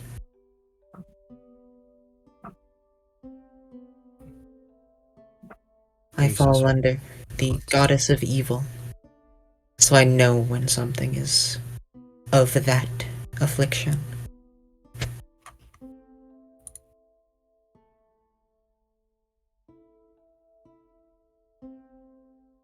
I see. Well, I will take your warning to heart, and when we get around to eventually going back to, I guess, home, I'll let them know. She switches back to common. Then, unless you have anything else you want from me, you're free to go.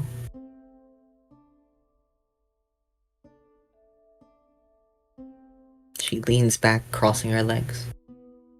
The very large, like, sort of flowy dress she's wearing, shifting just enough to suggest things.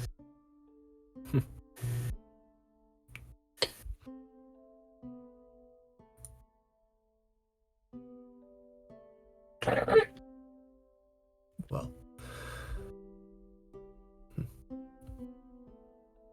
Well, I guess I can see the offer. I will go ahead and take my leave now. But it was pleasant talking to you, and I will be back eventually to talk more. I'll look forward to it. And she, like, leans a little to the side and with sort of longer nails, just waves with her fingers. Out of respect, I'll go to give a handshake. This is not the type of person you handshake. She offers you her hand in the way a noble would. As in, kiss her hand. I guess I'll kneel and put her hand close to, like, my forehead, because I kind of have a helmet on. Mm-hmm.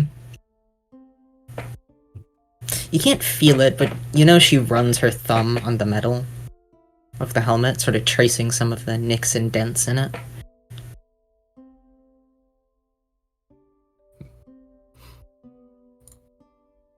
Well, then I will stand up and leave.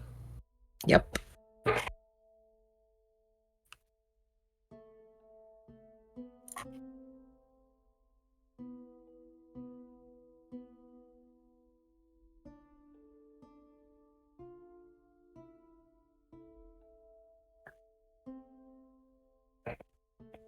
You can hear, like, light laughter as you leave, turning away. Anything else Eustace would like to do? I'll probably just go catch up with the others. Alright.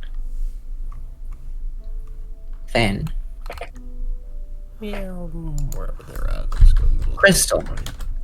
Yep. You headed back to your room for a little bit, yes? Yes, I did. Alright. To rest up a little bit.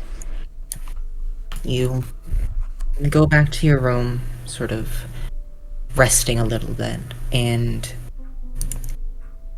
you hear a knock at your door. Who is it? It's your mother, dear. Oh, come in, mother. She steps through the door and, like, very lightly shuts it behind her and locks it. You can see her face is a little... There's conflicted emotions in it. Your father is not in the best mood. I can assume something happened. Yes? Oh, yes. Well, um, well, I had father. I requested him to see the futures of my companions, and he did not. He was very much furious after looking at Abel's future. Well, more specifically, looking at Agatha's I see. future. Yes, he he he harbors a hatred for him. Yes, but I don't know why, which is why I was going to ask him after I rested a little bit in my room. He like very gently puts a hand on your shoulder and sort of brushes your hair behind your like neck and sort of like directs you to sit on the edge of the bed with her as she takes a seat next to you. Where is I here at the moment? Well, he is supposed to be in my cloak. So he's just kind of hidden underneath the cloak. So, You can feel him sort of shift to kind of hide. You can feel him sort of shift and like slip under the bed. okay. Your mother still has her hand on your back, sort of rubbing very small circles in it. And just. Your father told me what he saw. Hmm. Your friend is harboring something that most people of the North are not exactly keen on acknowledging. Well, no, they acknowledge it. I'd say they're not very keen on forgiving. I see. And what exactly is it that he's harboring? I know it. Her name is Agatha, but I don't know exactly who she is or why father hates her so much. Your father did a small bit of digging in the few moments he's had, and he figured out exactly who she was, or at least best guess. As you know, I'm from the East, so I may not exactly have the biggest stake in this, but I do understand your father's feeling. More than anyone, I'd say. What is in your friend's head is a dragon, dear. I see. One of the three that accosted this land many years ago.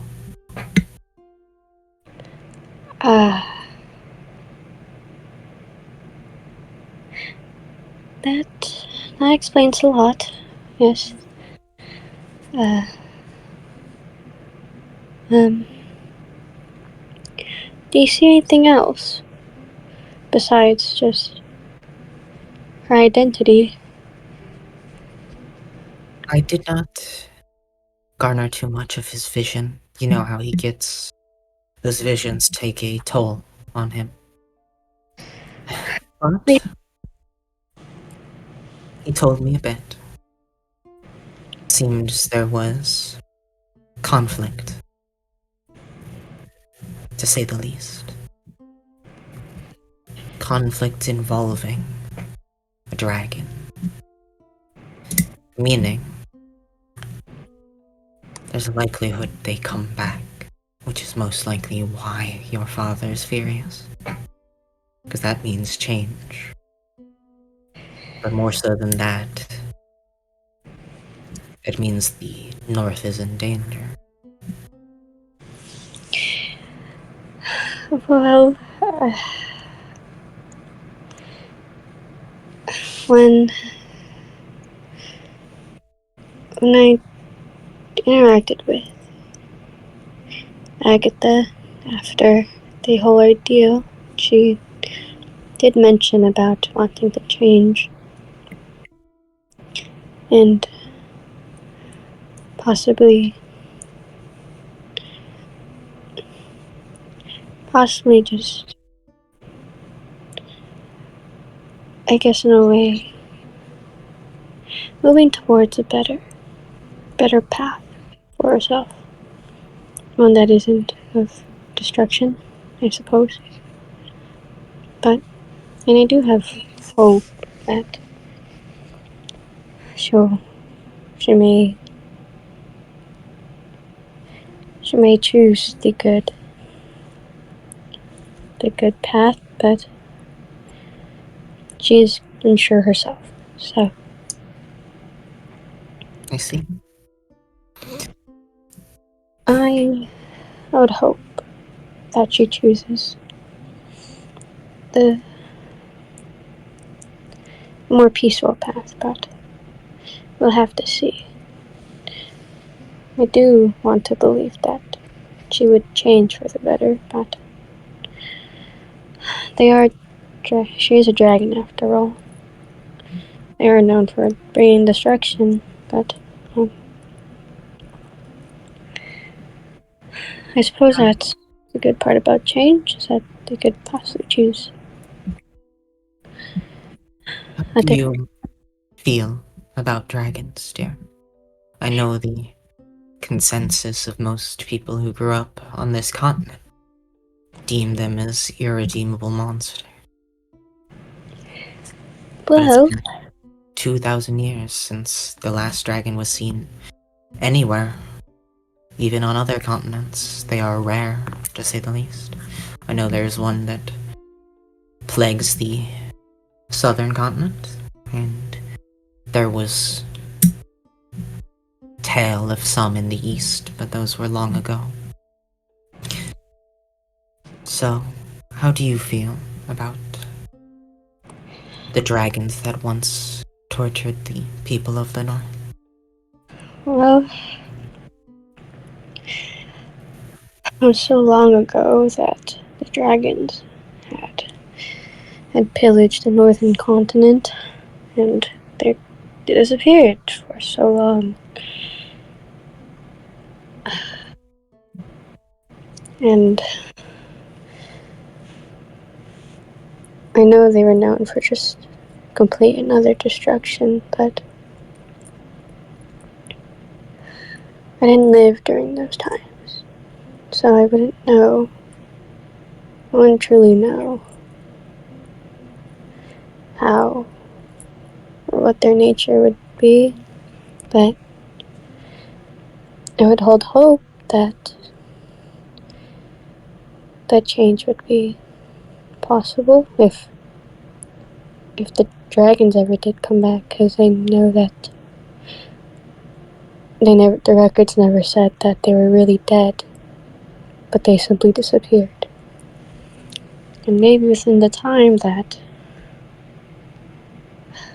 I don't know, if they didn't die and they're still out there somewhere, that maybe their natures may have changed. Maybe they are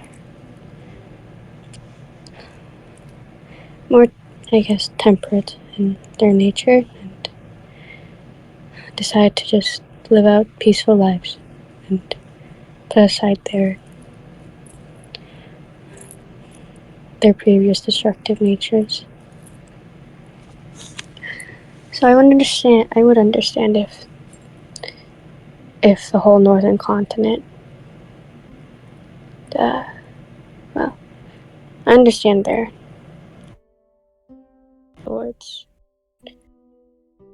towards them due to the past, but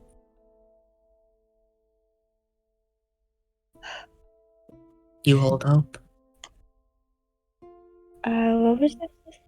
You hold hope that Oh, maybe a dragon can be good. yes, I do. Possibly, if they disappeared and they haven't returned in so long, then perhaps they did change.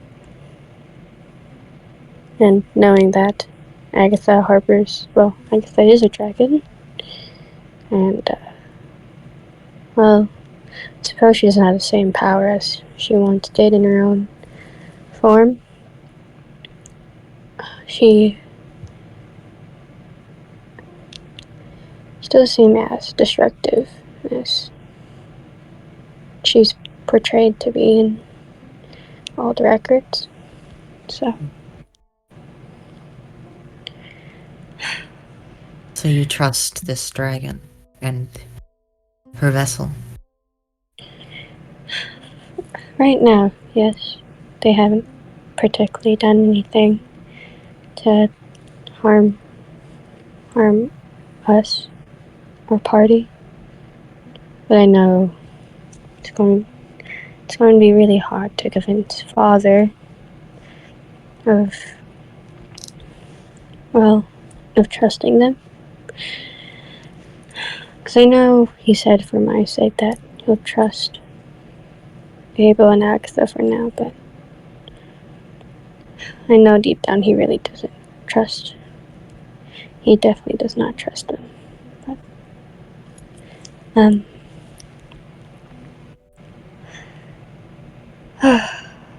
Your father is stubborn, yes, he is. but he will not get in the way of your adventures.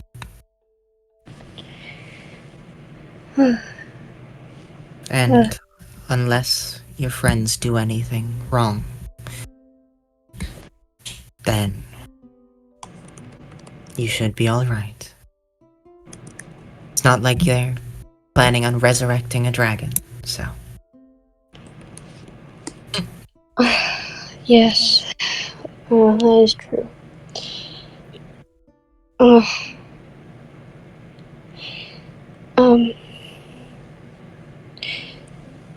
Mother, I know you're from the Eastern continent, and you did say previously that you don't really have an opinion on dragons, right? Yes? All I have is history to go off of, Well, but I have no ties to it. so then what would your opinion be? Exactly? In almost every account from my continent, from the East, my home, dragons were benevolent. Though their scales were not white, like the snow up here.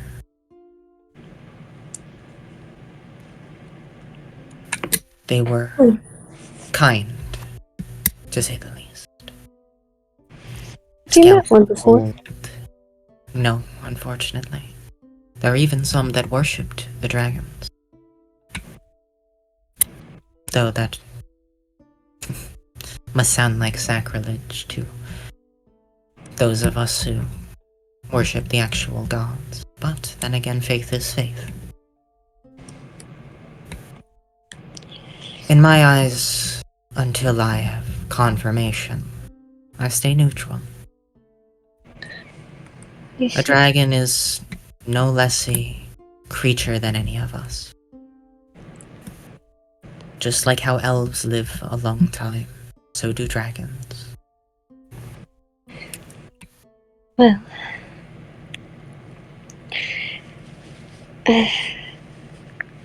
You feel I hear shift under the bed.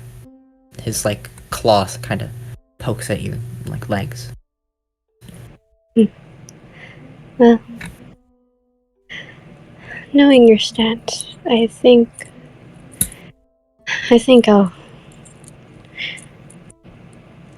share with you something that no one knows, but the party knows. But can you promise me one thing, Mother? What is that?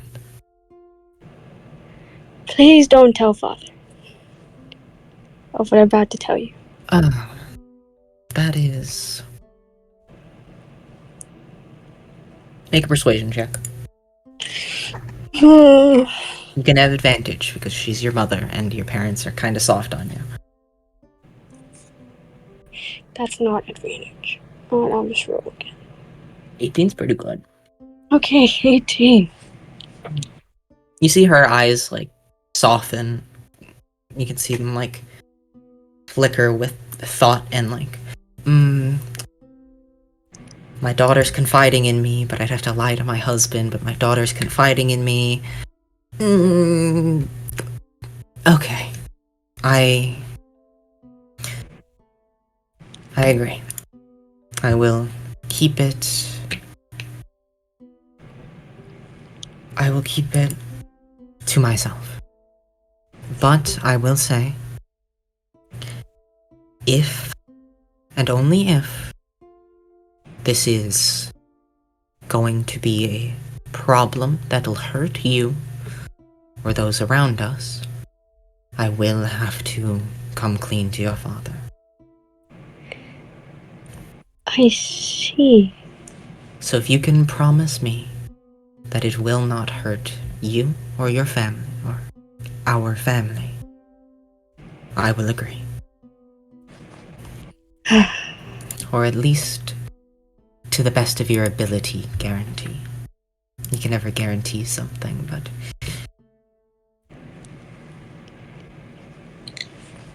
Well,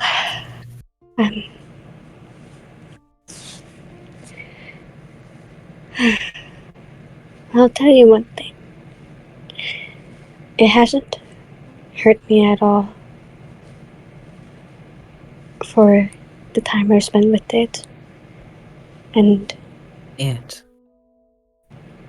yes, and it is one of my most beloved companions now on my journey. A companion? Yes. One of the friends you brought your party. Believe I've met all of them now. So Well, well, this companion is quite a unique one. They've saved me multiple times, really, when I was in trouble. And there's always been there for me.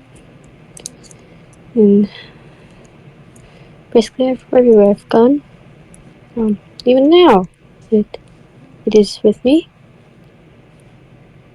now? And she sort of like shifts in her, like when she's sitting on the bed, sort of looking. There's something else in the room with us. Yes, there is. Under the bed. If you could come out, I hear. It's okay. From the side of the bed, you hear like the pitter-patter of claws on the wooden floors, and then very slowly, I hear sort of climbs around you and sort of pokes his head up over your shoulder. And make an insight check on your mother really quick. Okay.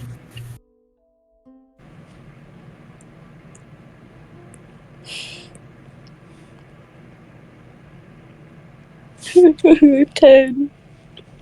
You got a 10. Don't forget you have advantage. Oh, you're so right.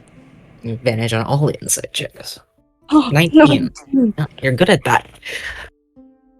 Your mother looks like she's shut down at the moment. Like normally your mother is like stoic, calm, very put together. You can see blank on her face, and her eyes are just spinning with thoughts and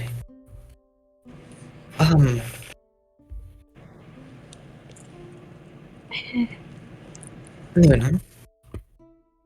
This is right here. Yes, it's. Please tell me that's a pseudo dragon, and I'm not right in what I'm assuming. Well, with what we know, I am not a pseudo dragon. I hear sort of perks up. Ah, well, that is. Okay. He is my good companion, Mother. Please, if you The one time I'd want you to trust my word on this. I... She does. She puts like her hands in a like prayer motion and puts them under her nose, like sort of contemplating. Just okay. Okay. He's So- only a baby. I say, I can see that. I hear he's like 4 weeks old at this point. Or no, he's about 12 months or 12 weeks old at this point. It's about 4 months old, roughly. we found him during one of our quests, and I see. he was enslaved by what was his name? I keep forgetting his name. He was called Boyrai by the goblins, but Yeah. he was Isander was his name.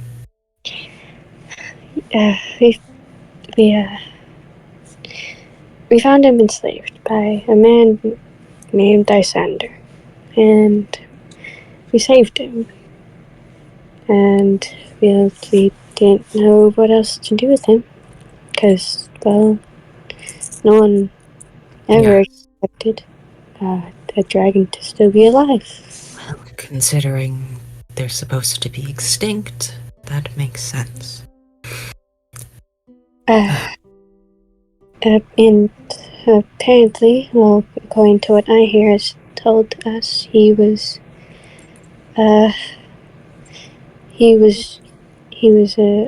raised by him. He used when he was an egg. So, and he doesn't remember being with its mother or anything. So, Here just kind of shakes his head.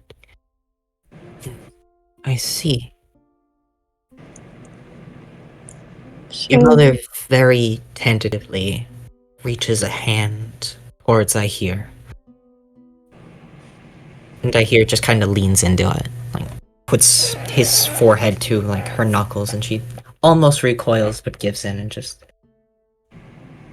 very lightly like rubs sort of behind the horns that Ahir has with her thumb. And just, okay.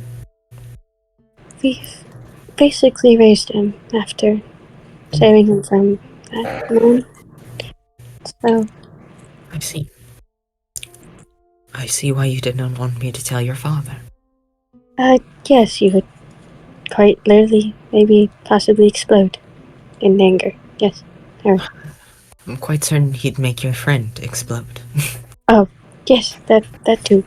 And I would imagine that, considering how angry he was earlier, if I brought this up to him now, it... Probably best to let him cool down for a little. And you said you have not told anyone else. No, only the party knows about our dragon. No one else does. So this is what the maids were talking about when they said you were talking about a dog. Oh. Well. Yes, technically. Well. Because, well, Cedric called it a dog, yes. You should tell your friends to maybe watch their words around the maids. They are gossipy. Okay. And almost all of that filters back to me. So Well, I mean, he does certainly have the same characteristics as a dog. He's very friendly, very playful, yes. But just Ahir kind of looks at you like, I'm not a dog. Oh, well, yes, but you're as friendly as one. It's not an insult. No, she's... Kind of looks up at like raises his head with like a little bit of pride. Well, this is what I've been wanting to tell you, Mother. I didn't know who else I could tell outside of our party. Yes, that would make sense. All things considered, this is jarring. Yes, and there's also the issue of me trying to keep hiding him from everyone else in this world. You've been doing a very good job. No one has noticed so far. Yes, but I can't just keep getting bigger and bigger cloaks. They're going to catch on. So, me hiding him is only a temporary solution for a while. You could get magic to hide him. Do you know of invisibility spells? Or the sort? Invisibility spells would be a bit harder to maintain, all things considered. But something like an illusion might do its job. I see. I suppose I can try that. If you want, I could help. Well, that would be quite wonderful if you could, Mother. I'd really much appreciate it. But would it be permanent for, the time being? Hard to say. I mean, it's my first time seeing a dragon, so I can't really say. But, ideally, I might be able to put an enchantment on some type of collar or ornament, and that should hide your friend in the visage of another creature. Then I suppose that works. I did get a collar fashioned for him. There's another one, I believe. Oh, well. May I see it? Yes. And then she just hands it to her from, like, I don't know, her bag. Portable hole, probably. Oh. She takes it and looks it over. Hands it back. Give me a few moments, I will be right back. Okay? Alright. Wait here. She disappears out of the room, making sure the door doesn't open too much. She's gone for a couple minutes. As well, she's gone, I hear turns to look at you. Yes, I hear. That's your mom. Yes, the woman who raised me and gave birth to me, yes. So, is it okay for you to tell her about me? Yes, I trust my mother very much. She wouldn't tell anyone else. And I think she's accepted you. Also, judging by her reaction when she petted you. She seems nice. She is very nice, yes. Just, well, not as much as my father, but she does look out for me. So you can trust her too. Okay, I'll trust. With that, the knock at the door. I'm coming back in, dear. Alright. She steps in. And you can see a bundle of things in her arms. She sort of puts it on your desk. Alright, let's see.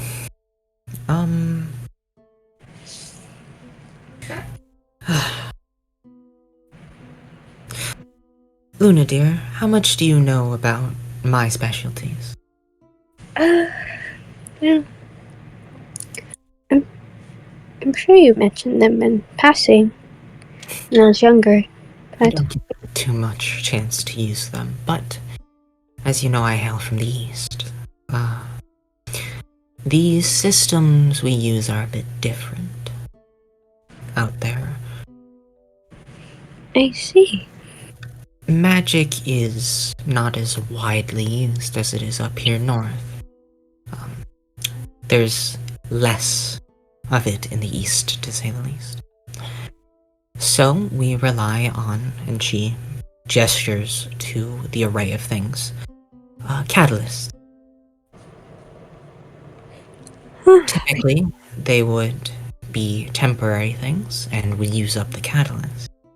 But in the north, which with much more abundant magic, if I jumpstart something essentially with my techniques from the east, I might be able to permanently have a spell cast.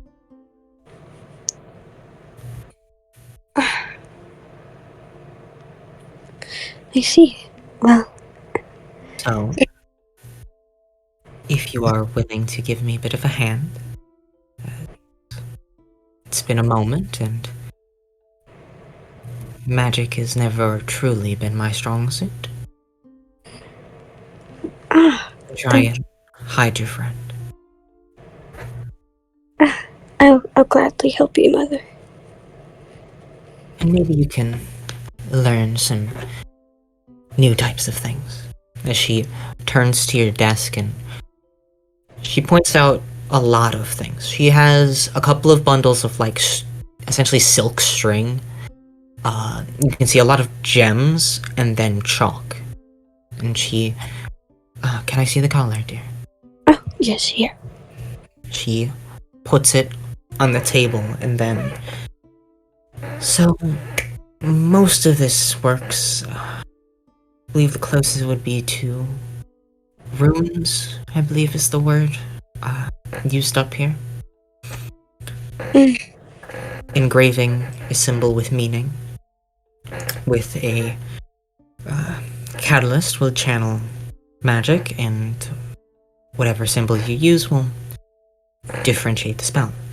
So, if we want illusion, then it would be... You see, she takes a couple of the gems, they look like rubies, puts 2 of them in a small mortar and pestle, then an amethyst, and then... I hate doing this. And essentially grinds them up, which takes a second because they're gems, but she actually does very well.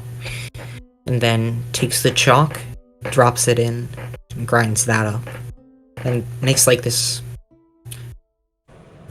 goopy powder, in a sense. It's not wet, but it's like congealed almost, as it starts to bind to itself.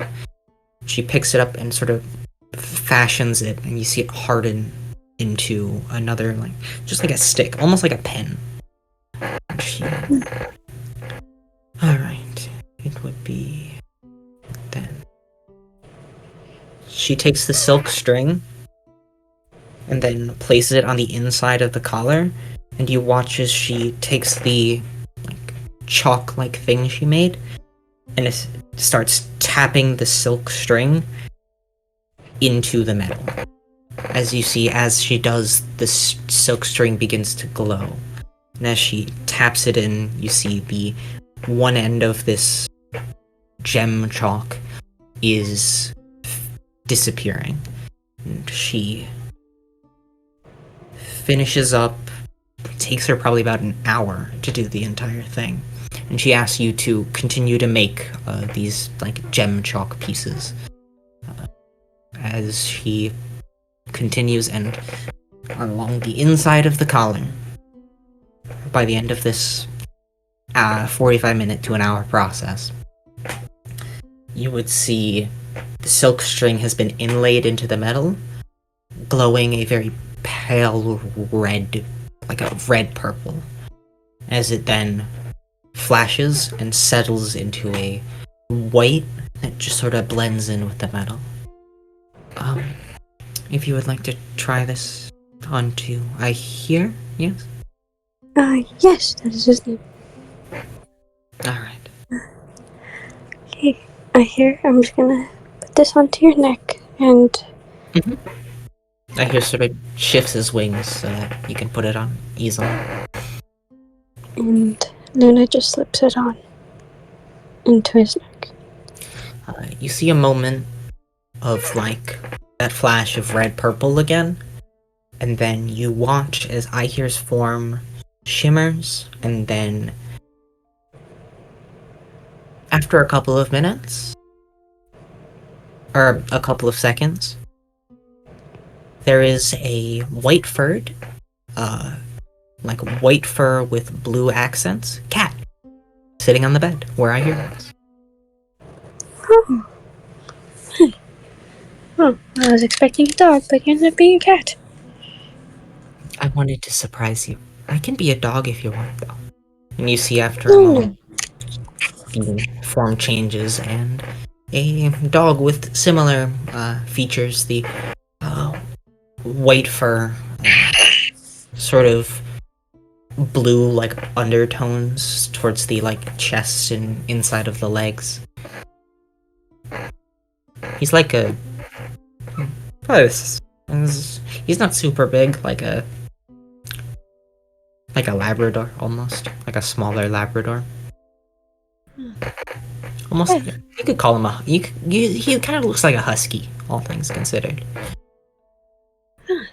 Well, I guess this will satisfy the gossip from the maids. Now we do actually have a dog. Yes.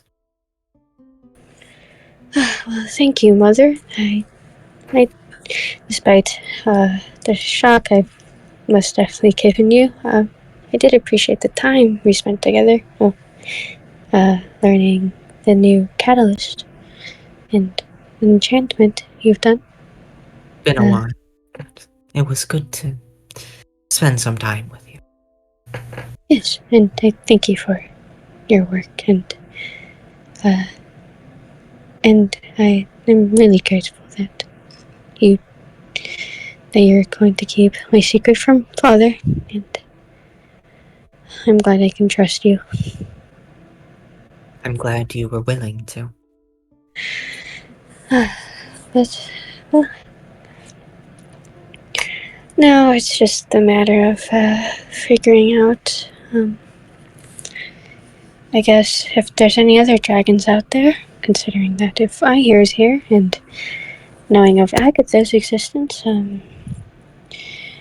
there could possibly be more dragons present somewhere in the northern continent. That I'm trying to figure out. Make a perception or insight check. One of the two. Okay. You have advantage on insight checks if you would like. Okay. Oh my. Not 14.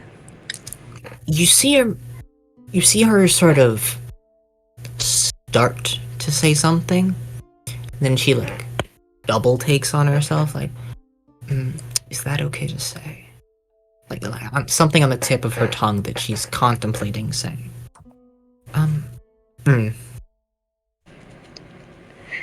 Were you going to say something, Mother? Yes, about the spell, and she looks at Ihir. He has rough control over it, as in he can change his form once every day. Roughly, I should say. Though, of course, this is my first time doing something like this, so might be a bit finicky.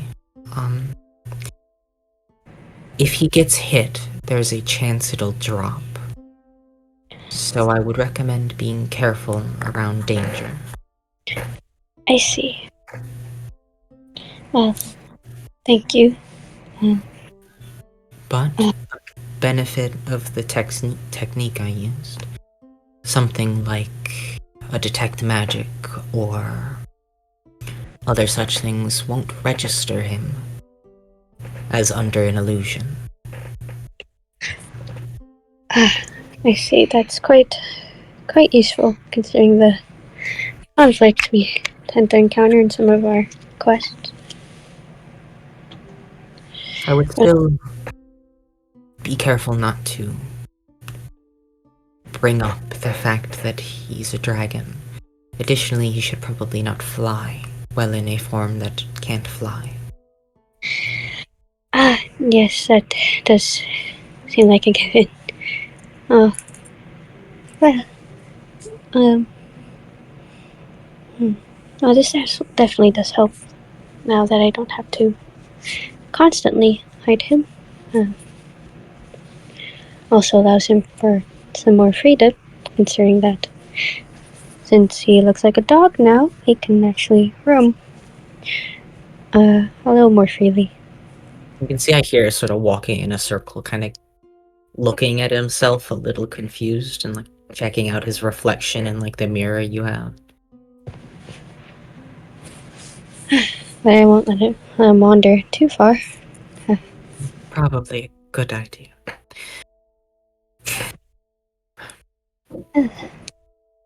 Is there anything else you wanted to talk about, Mother, besides Father? Is he doing okay, by the way? You know how those visions of his get to him. He's been having trouble sleeping lately. Something is going on the continent, and he is getting nightmares as of late. But he's doing okay. A bit exhausted, which is most likely why he couldn't keep his temper in check today. I see. I will probably check in on him later. Then. I would much appreciate that. Other than that, your cousins, Zihu and Matt's forgetting the name of the other one, and Rita have disappeared from the city. They haven't been back yet. No, they left a few days after you did, and Rita left a note to her mother saying they'd be back when they got back. So Autodice is in a bit of a twist, all things considered. She's not exactly enjoying her children being missing. Well, I'm sure they'll make their way back home. Wherever they went, they're most definitely going to get more than just a scolding from Aunt Autodice. So I think I might leave home when they come back. If you see them at all during your travels, do tell them to at least send a letter. I will. Hopefully, we'll see them. Hopefully, to at least ease Auntie's worries.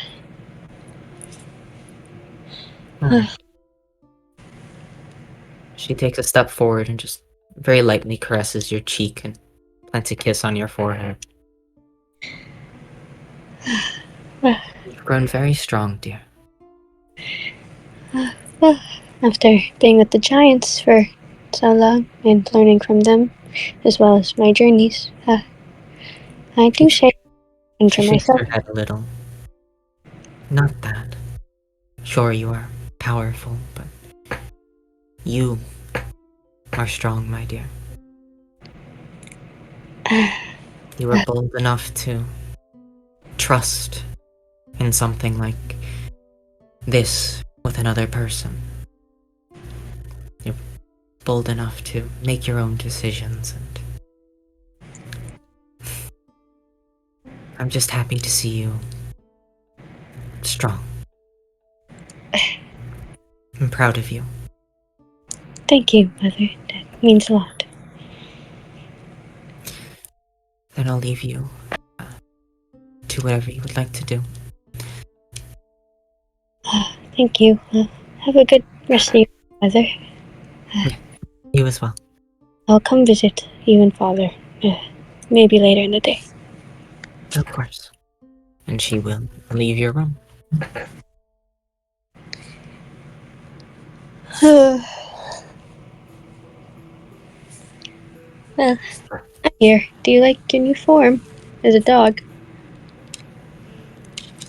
It's weird, because I feel like myself, but he looks in the mirror and it is a dog. I don't look like myself, and it's Oh, yes, and remember, you cannot fly the dog. You can only walk and such. Yes. Well, I guess now you can be more free. You don't have to hide under my cloak. But do stay near me, I guess. So that means I can walk around next to you? Yes. I hear immediately hops down off of the bed. And you want to go somewhere? Well, I suppose. I mean, I was going to look for everyone else, and where they went, I know they went out of the manor into the city. So I suppose we can try looking for them. Let's go find them. And I hear kind of leads the way. Okay. Don't get too ahead of me, though. Sort of looks back at you from down the hall. Oh dear. Well, I suppose.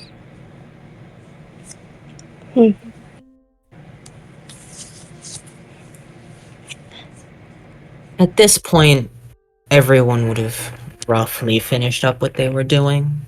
Cedric and V would be getting back from shopping.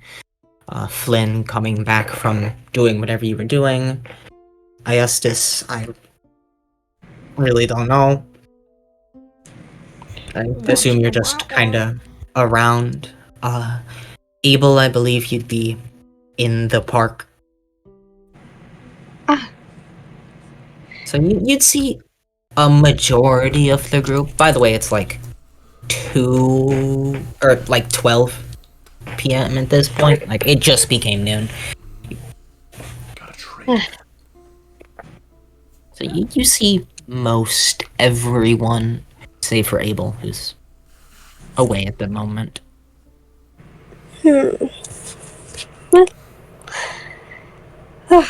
And for reference, the rest of you see a dog next to Luna.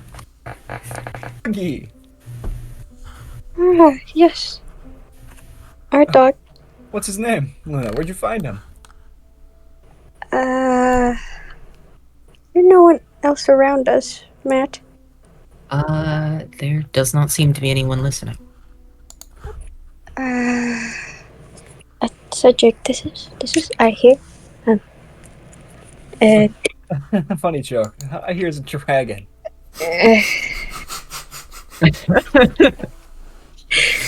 Cedric, I told. I'm saying this to the rest of the party, but I've told my mother about I hear, and she, as well you can see, she did take it quite well, mostly anyway, and we enchanted his collar, so I hear is now disguised as a dog. Oh, so he's still a dragon. Yes, but he's enchanted with an illusion to look like a dog, so he doesn't have to keep hiding under my cloak. I see. Yes. So now he can roam a bit more freely, and I don't have to keep hiding him. Since I know he's growing bigger and it's been harder on me You to... refer to him as dragon? No, you refer to him as the dog. Yeah, he's still a dog. But he's a dragon. No, you refer... Okay, yes, we We're know. hiding that, though, from everybody else. Yes, no one else is supposed to know. I only told my mother because she's the only one I trust in my home. Oh, my family. I see. Yes, so I refer to him as the dog. Anyways, the dog. And, well, perhaps we should probably maybe give him a different name. Does he bark? Again. Oh, wait, I hear you're not. I know it's just a party right now, but if there's any. Yeah, just act like a dog. The hell you talk? But yes, I hear can talk. Well, only to us. But he'll act like a regular old dog in front of anyone else. I hear it just kind of sits next to Luna. Also, can't you just call me I hear because no one else knows that that name correlates with my actual figure. Oh, well, I suppose so. Oh, then. Then I guess you are, and just, I hear the dog. Tail wags. Does he play fetch? I Uh, was outside the city walls and I saw someone playing with their dog, and they were playing fetch. We have something safe to throw. Not at the moment, but I am curious. I'm gonna go ahead and take out like a javelin out of my backpack and then snap it in half so it's just a stick. Oh. Perfect. And then I'm just gonna All right. look at How close? Actually, how close are we to the moat here, or the river? Couple dozen feet. Well, I mean, I'm Okay. pointing He's at gonna the- go and chuck it pointing in that at the direction. It's somewhere. gonna Make No. a strength check. okay. Make a strength check. Can I fail this? You just roll to see how hard you throw it. All right. That's a save. Don't not count that. Don't count that. I did save by accident. All right. 20. Not dirty 20 actually. So yeah, where do you want to throw it? He's gonna throw it like this way, so it's going toward the river. Agira watches it for a second, and then like looks at you and is like, oh, and then goes. Now, does it go into the water? I'd say it would get just about there, and then you see I hear jump, because for you all, I hear looks like a dog. He jumps a lot higher than a dog should be able to, and then turns in the air and lands. I don't think we can do that. He just did. He fetched. He can do it. That's great, Cedric. That was like dragon fetch though. That's not. a little suspicious for a dog. Yeah. You could probably, like, it's a little weird, but like magical creatures exist, so it's not out of like reality. Like it could be a dog. So Yeah, maybe we should make him watch some other dogs. I know what a dog looks like. Is I hear drops the javelin at Cedric's feet. No, I get you know what it looks like, but you gotta know how it moves. Cedric I throws know. it again. I hear goes. Do you want me to make a strength check again? Up to you. I'll do it again. See how far it goes. Ooh, 10. It goes a lot less far, and you see I hear catches it like a normal dog this time, not flying, and lands and does jump for it, but he jumps like a off the ground and not flaps his wings jump, and lands and moves back and puts the javelin back on the ground. This is fun. Yes. Okay, I'm back. My bad. Right, and from what my mother told me, if I hear does get hit while we're fighting some I don't know, creature, there is a chance that the illusion will falter. So just to let everyone know. Don't get hit. Alright. And he can change his appearance once a day. So if you want to change him from being a dog to some other creature, then he can do that. Mhm. That's all. With this, now that I hear is officially part of the party, kinda, well, I hear is in the party, as his reaction, he can give someone, if they need it, an extra 10 feet of movement whenever, so essentially, you have like a little bit of a bonus with I hear. Great. Additionally, while he is within 5 feet of you, you have resistance to cold damage, Oh, that's good. if you don't already. Great. He's also gonna probably bite people and like attack. Let's not do that. Well, if we end up in combat, maybe. you really can't stop him, but he's probably not gonna try too much. He's just gonna assist.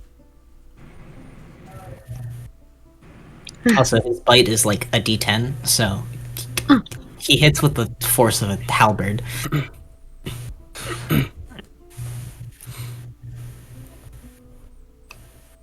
What's up, Iastus? You cleared your throat. Oh no, I just did that. Hmm. Like out of game. Ah, Kind of did that. Yeah. well. With that, I know you all took another job with a merchant. You set up yourselves to essentially have stuff to do on the road. Yeah. I know there's a few things people wanted to buy or pick up, so a bit of fast forwarding. You're able to get to your dragon castle. Sick.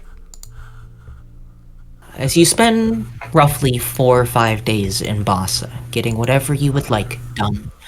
Luna spending time with your family, getting to know the city.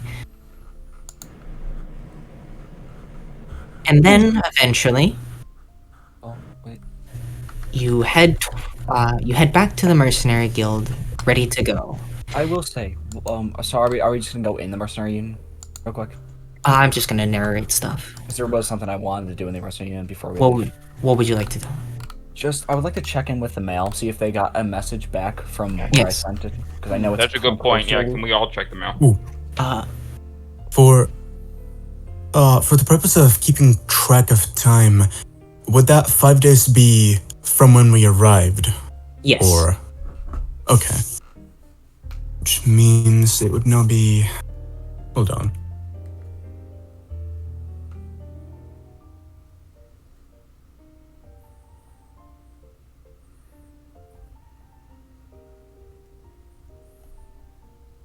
The Alpha Karakos fight would have been the second day you arrived. Now Or it the would be second July 4th, I believe. In game. But,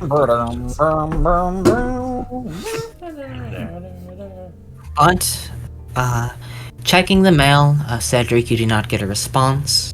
Alright. Ferris, there's nothing. Flynn, there is nothing. Abel Eustis, neither. There's no update. Just making sure. It was close to a week. Mhm. Question. Do you want to buy a new cart? That almost on my mind. Seems like a reasonable idea. Yeah. I mean, unless We have the repairing money the for one it, that we anyway. have Yeah. is cheaper and actually We should worthwhile. probably have 2 anyways. The one you have is kinda shitty and broken. I see. So yeah, we should just get a new one.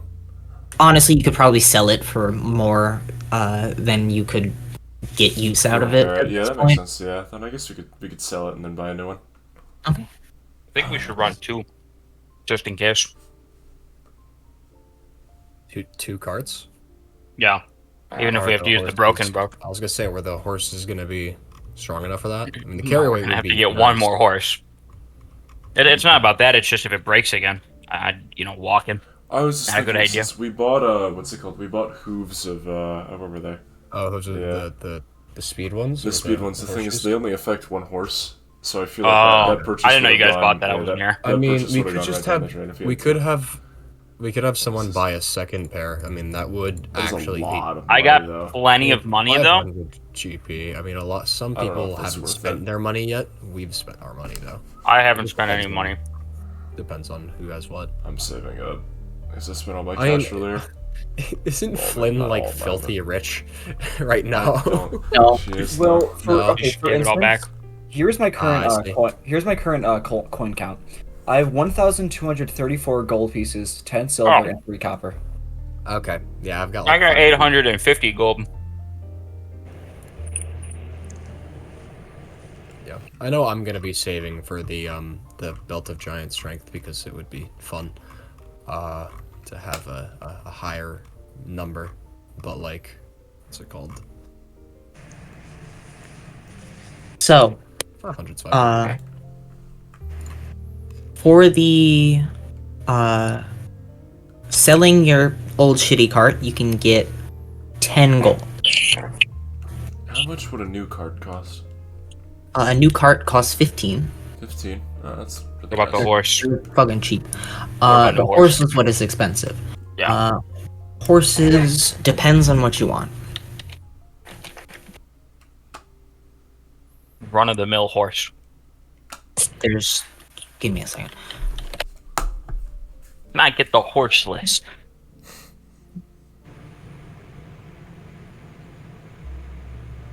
Oh, and how expensive were those hooves of speed?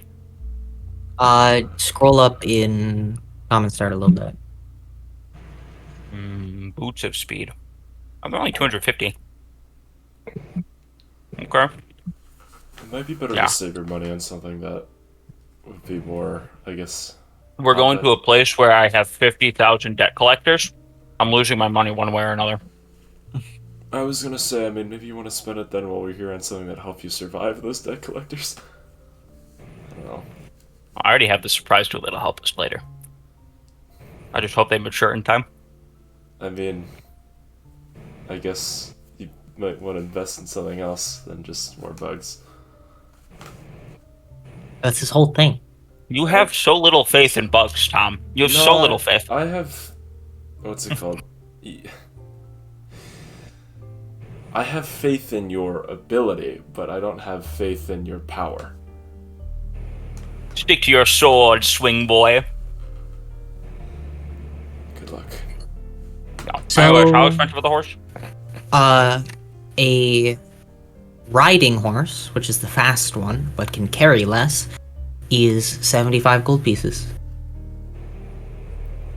A draft horse, which is a lot slower but can carry a lot more, is 50 gold pieces. Okay. What's the As- horse that we have the other one? You have a riding and you have one riding horse and one draft horse.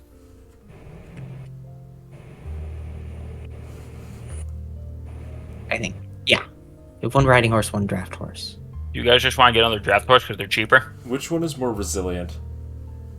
Probably the draft horse. I just want to Just ask the Matt. stronger one. Yeah. I will tell you.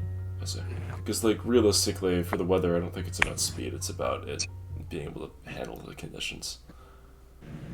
A riding horse would be great if you're going without a carriage, but that's about it for me. I have 431 gold. I got enough to yeah, you cover get everything. you get a family check. You get 200 more. Oh, great. Free money. Great. More money. Not bad. It's awesome. The riding horse is a lot less constant. Like they have this essentially the same stats, though the draft horse has 19 hit points compared to the riding horse's 13. Yeah, 19 HP. Yeah, that's Yeah. a big difference. The draft would probably So- be better. You said the cart was 15? 15 No. golder. 15 golder. What's the speed comparison here? The riding horse is 60 feet and a draft horse is 40. Okay. Yeah, it's significant, but we already have a draft I horse. think the hit points are fine because the way to Jamie, if you look at the map, there's no mountainous areas or mountainous paths, so we don't really need to worry about speed. We'll be there eventually. It's just about them actually living through the harsh wilderness. So Okay. I did some accounting. Okay, so Can I haggle for a I cheaper believe- horse? with the horseshoes in mind, also we have to would buy be able animal to travel about 60 miles a day, assuming 8 hours of travel at 40 feet per 6 seconds. reasonable pace, yeah. So Yep, yeah, pretty good. 60 miles, yeah, it's really good actually. Holy cow. Also, you don't have to get a cart, you get a wagon or a carriage. A wagon would probably be a lot comfier to sit in, and two, have a lot more space in it compared to a cart. But that's just up to you guys. That might be A wagon is a Same little price? no, 35 gold. The thing about it is if That's we, 20 more what's it gold. called? I was gonna say if we have 2 horses, a wagon would be advantageous. because the biggest downside of a cart is not how much it can like physically hold, because we have a portable hold now and all that stuff. I think it's more so about the weight limit. So honestly, a wagon's kind of a worth investment for. Well, hang on. Yeah. horses. How many horses do we need for the wagon? Because we're only going to have 2 sets of horseshoes. 2. Yeah. Yeah, so why don't we just get... What about the cart? The cart's 1 horse, right? Yeah. So do It you want can to be get one 2 or carts, 2 horses, or 1 wagon, 2 horses? Well, why wouldn't we? Because I'd say we run the broken cart just to have it. I mean, we could still... No, because then I just want to get stuck in a situation where we have a broken cart and we have to walk. Yeah, that's where we're buying a new one, right? Well, yeah, but then if we have 2 horses on the wagon with the boots of speed, that other cart's not going to have it. We're going to be slowed down again. Oh, I was under the assumption that we're just going to buy 1 wagon and just ignore the broken cart. Like, sell it off so that we could... Yeah, no, I understand it, but then we have 1 cart. Yeah. And if that cart breaks, we have no cart. Then you walk. Big I walk. want to avoid that situation, especially in the wilderness. Well, my thoughts is that if we're going to be traveling close together, if we're in a position for a cart to get destroyed, wouldn't both get destroyed? Not last time. Last time only 1 got destroyed. Because I pick it up and throw it. I was gonna do the I same know it's an with the other one. extreme scenario, I but would still say I don't think it's in that case, because both carts It's are a going to be safer bet. following. Both carts are going to be following close behind each other. You I can, don't. Which you one? can also just spend money to reinforce the 1 wagon that That's we have smart. instead of buying Yeah. Yeah, 2. that's work. a really True. good idea. Yeah. So can we do that? instead? All right. So let me get this straight. You want Yeah. so you have 1 riding horse and you have 1 draft horse already. Those are what you have currently. Yeah. You're gonna buy another draft horse and then a wagon and then reinforce said wagon. I didn't Well, know if we had only 2 have- horses already. Shit. yeah, we have a riding I and a thought draft. we only had 1. Fuck. That changed. Let's just I mean, go. okay. Let's just not buy any more horses. Having that No, wait. Shouldn't we sell the wouldn't be- riding horse? You're right. Jordan's right. Yeah. Because both draft Yeah. horses would move at the same Yeah. pace. It wouldn't work. So then, how To about be this? fair, Oh. having that 1 riding horse for the purpose of personal transportation Being in And a whatever scout. context And a would be scout. helpful. But where would we keep True. it? We just have somebody ride alongside the carts. But they Yeah. wouldn't go as fast. Yeah. The Actually, riding horses are with faster. They could just move with Or are they faster? like it's a faster Oh, horse. They could just move but with with the carriage. the Yeah. But then With the wagon, once yeah. again, the horseshoes of speed are a useless purchase. How much Not faster does really. this make it? Why do Uh, you need a horse makes if it- you have Diablos? 30 True. feet Okay, so faster. 30 feet faster, so Meaning, actually, with the boots of speed or the horseshoes of speed, the draft horses would be able to keep up pace with the riding horse. why are we spending Yeah. 500 gold pieces for the draft horses to keep up with the riding horse? You're asking me, man. because we can cover more ground while keeping That's 500 You know, gold pieces, though. the I know we healthier already bought horses one. on. I was under the assumption that we only had 1 horse, so I thought that's why it made sense to buy 1 pair or 1. Yeah, well, I guess quad. I don't know. 4 horseshoes. We're not only I already not have using a that set. 5. Yeah, no, we're already not using that 500 though. If we have the riding horse to its full extent, we're using 500 gold for it just to keep up to a riding horse. Which, don't get me wrong, it's 20 feet faster, and if we're dashing, it's 40 feet faster. 30 feet faster. Yeah, but the riding horse is not 30 feet faster than the draft horse normally. So we can only go as fast as our weakest link, and our You weakest can link get is a the riding horse that moves horse. 70 feet if you want. At a half dash, what will it get exhausted? Or that's not No, walking I mean, if like it's you carrying can just one buy person- one that does that. Why are we buying horses that don't go as fast as the other horses? Just buy the faster horse. No, because we bought an enchanted piece of fucking shoes. Yeah. The Yeah, horse. but why wouldn't we just get both? Are we low on funds that way? Because I understand then. I think it'd be rude. There's just a lot for not a lot of value. Not a lot of value, yeah. I think a lot of us want to save our cash for things that'll seem more important down the line. What I'm thinking realistic right now, underneath the assumption that we have 1 riding horse, 1 draft horse, and, well, our shitty ass wagon, or not wagon, our shit ass fucking cart, what we could do is we could trade the broken cart in. We go with Jordan's Yeah, idea, cart's gotta go. reinforce, get a new wagon, trade in the riding horse, bring in a draft horse, and then because we already have 2 sets of those I forgot what they're called. We have one set, so we still you have to have one buy set. another one. Okay. Yeah, which is 250 gold extra. Why, It's 200 I was gonna gold say, because- how about Oh, it's this? 200? How Did I do the about math this? How wrong? about this? What if No, you with instead of... Luna bonus. Oh, I was gonna say, what Oh. if instead of using the hooves on the horses, because that makes us spend a lot more money, what if we just give them to Diablos? Wouldn't that help you a lot? And That plus, does I make would his say- 30 feet into yeah, 60 60. feet, which makes it so Diablos can be up the with scout things, horse. Yeah, and along with That would make him it the would scout be, horse. It would be really useful for Diablos too, because Diablos is like an extension of yourself, which would make him much more powerful in combat situations. That would be a huge Oh, help. and The So- question is, can he use horseshoes? Yes. hold on Sweet. though. Oh, okay. I think we should also mention that for Dom, or for Ferris, I should say, there is the boots of Springen and Stridon in that stable too. They're for That's 200 okay. GP. They would boost your movement speed back up to 30, where it should be, and then. But you if can- he gets Diablos with the 60, it doesn't really matter. Yeah. Sure, it wouldn't matter. So what I'm thinking, realistically right now, how much money would we attain for trading in our riding horse and our broken cart? How many? The riding horse is in good condition, so you can get a full 75 gold for that. 75. Okay. The shitty cart, you can get 10. Okay, so it's Fair. 85. So we get 85. GP. We get 85 GP here. So what I'm thinking is, with that money, The wagon trading- is 35. this one, 35. I'm assuming reinforcing it'll make it probably bump it up to like 50, right?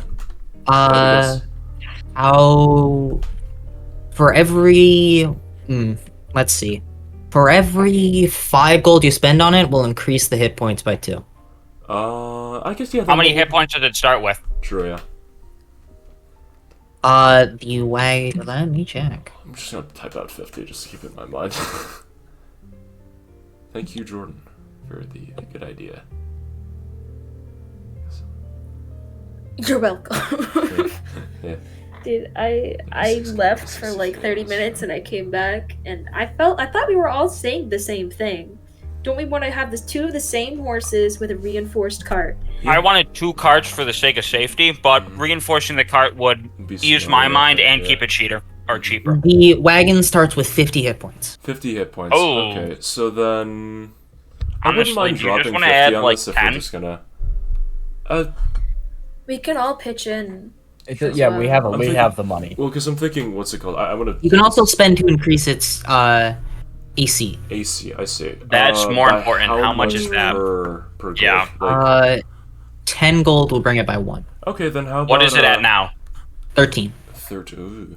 So it's 35. If we can make it to 15, I think I'd be I was about to happy say, with what if that. we spend 55 GP in total? So we spend an additional 20 gold to raise its AC by 2. Plus the horse, so add another 50 to that. Plus the okay, so then And that then means how are we splitting this? spending And then one mine of it, that well, then subtract it. So subtract that by 85. Subtract it by 85, which would give 20. So it's 20 gold. Oh yeah. There is how many people? 1, 2, 3, 4, 5, 6, 7. The There's wagon- 7 of us. If- I'm if gonna be all of real. us could be in With a the cart, Luna it bonus, should be you can fine. just cut it. Oh, sick. Yeah. So we'll get it for free. Yeah, with the bone. Yeah, you essentially trade the horse and the cart, and you get all this. Okay, nice. That's really good. Yeah, so essentially you get it for free. Okay, sick. And then now Nice. that we have, so we have 2 draft horses, the reinforced wagon, and then we can give the horseshoes to Diablos. and the Scout. And then I'll run scout. Yeah. Is everybody okay with this? Yeah, that it Well, seems. fine. Sounds I like a this, yeah. plan. Actually, Matt, do these people that were the merchants were escorting? Do they come with a cart themselves? They have a I have would a assume, carriage. right? Yes. Yeah. They do have a carriage. Good. I remember you mentioned that. I wasn't sure if I was remembering correctly though. No, guys, we should start investing in mounted wait. weapons.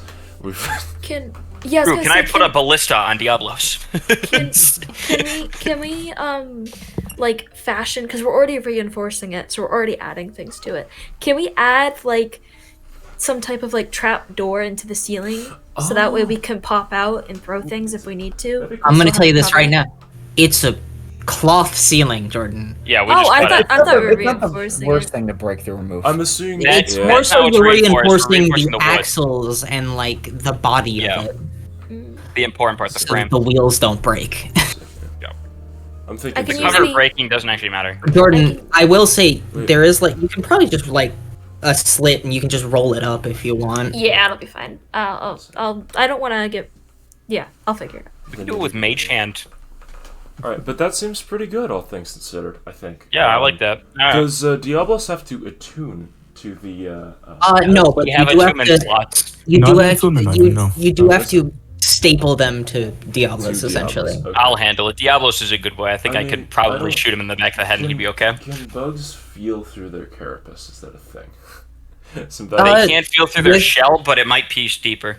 With Diablos' thick hide and how he is, it doesn't hurt him. He Okay. He Ooh, enjoys it. yeah. Can I even pierce? It's his takes feet. a I don't think minute. He has it on his feet. Also, okay, hold on though. He's not a horse though, so like I'm pretty sure these are custom made, probably. Yeah, but they're He has thimbles easy to do. for his little nubs. I imagine it's just duct taped like around his feet. Tapes around it, yeah. Okay. You can He's have got it a like as little- horns. He has it as a horn. We just need to hope that Diablos doesn't die, otherwise we lose like 200 gold. So, It's very difficult for Diablos to die. I mean, you can Plus, if just- he ever gets low enough, he just goes underground. true. You can just take them off the horseshoes. We take If him that off ever- his dead body once He he's does, dead. he does the sacrifice and he fucking like Hail Marys them to us. and then I it's forgot I like, still have Abel's coat. Do you want that? he doesn't need it anymore. I think. Perfect. Yeah, I the will way I wear it envision over the my cloak of thing. protection, he has just like a fur coat, rather than just this like the old linen that he had on normally. Speaking of I got which, that is straight there jacket fit. Is there anyone here without winter clothing for when we leave? Yes, because I know Flynn bought some and I bought did. 3. I bought like I've got a one, shift though. weave, so I'm good. Okay, everyone's good. I put all Yeah. 3 on myself. Whole 3 on yourself. I want to be warm. Oh, I see. I have a huge cloak. Actually, I should yeah. give. Oh, I was just, Matt. One just last little thing. No like mechanical benefit from this, but I was wondering, could I just buy like just a basic helmet, like a basic like something that I could place over my head to essentially conceal my identity or identity. Okay, then I'll A just. mask if you want or something like that. Yeah. Uh, Oh, We'll Cedric, that's say- cool. Do you want it a helmet or a mask? I think a helmet would be a bit. You can join me in helmet Bandana will Gang. be 5 silver. Okay. I will say, Actually, no. I I'll would take be a willing mask to instead. pitch in. Oh, yeah, That's kind of annoying. I'll take a mask instead, sir. I think I'll just have a. Then So 4 shoes are on copper. Okay, Diablos. sweet. You know the Damn. what is it? How Way of Mercy has the mask that has just the blank expression. Like there's nothing there, no mouth, no anything, just eye holes. Something like that, yeah. And it would just kind of easily go around his head. I'm thinking Yep. that it fixes itself to Bless you. his Bless face you. using the choker that he's wearing, along with a band that goes around the top of his head, kind of like Vega from Street Fighter. I think that would make sense. All right. Let's think. Not Clancy. It's 30 extra Alright. feet of movement speed, right? Oh wait, I have to. Yes, 30 feet. So he now has He's at 60. 60 feet. I can't change it, so I'll just have to remember. 1 SP, give myself 10 copper, and then remove 4 copper. Speaking of which, I'm actually Oh. I'm gonna turn 2 of my gold pieces into 20 silver. Oh well, we're still on this. Okay. So Also, How many just so miles is one everyone's- of these? Uh, Six I did it by hours, so I don't really know. how In 5 I was- hours. How about this? How about this? How much time are we cutting off? By oh yeah, no, because they don't have the carriage. I think because we're using 2 draft horses, it would just be the same. You move it 40 same hours. feet. It'd still be. It would still So- be 36 miles a day. Just I'd say you'd probably cut off a couple of hours though, like 2-3 hours from travel. So if we do 5 times 36, and because it's 5.20, we're cutting off those hours automatically. So 5 times 36 miles per day, it's 180 miles away from Jamie. Or sorry, Boss is 180 miles away from Jamie. Doing the maths, so 125 hours. I cut off the decimal point to say that, skipping Yeah. out a couple hours. Yeah. So that's pretty good. Yeah. That's pretty good. All right. Someone want to write this down for me, okay? Or all of you, or whoever's.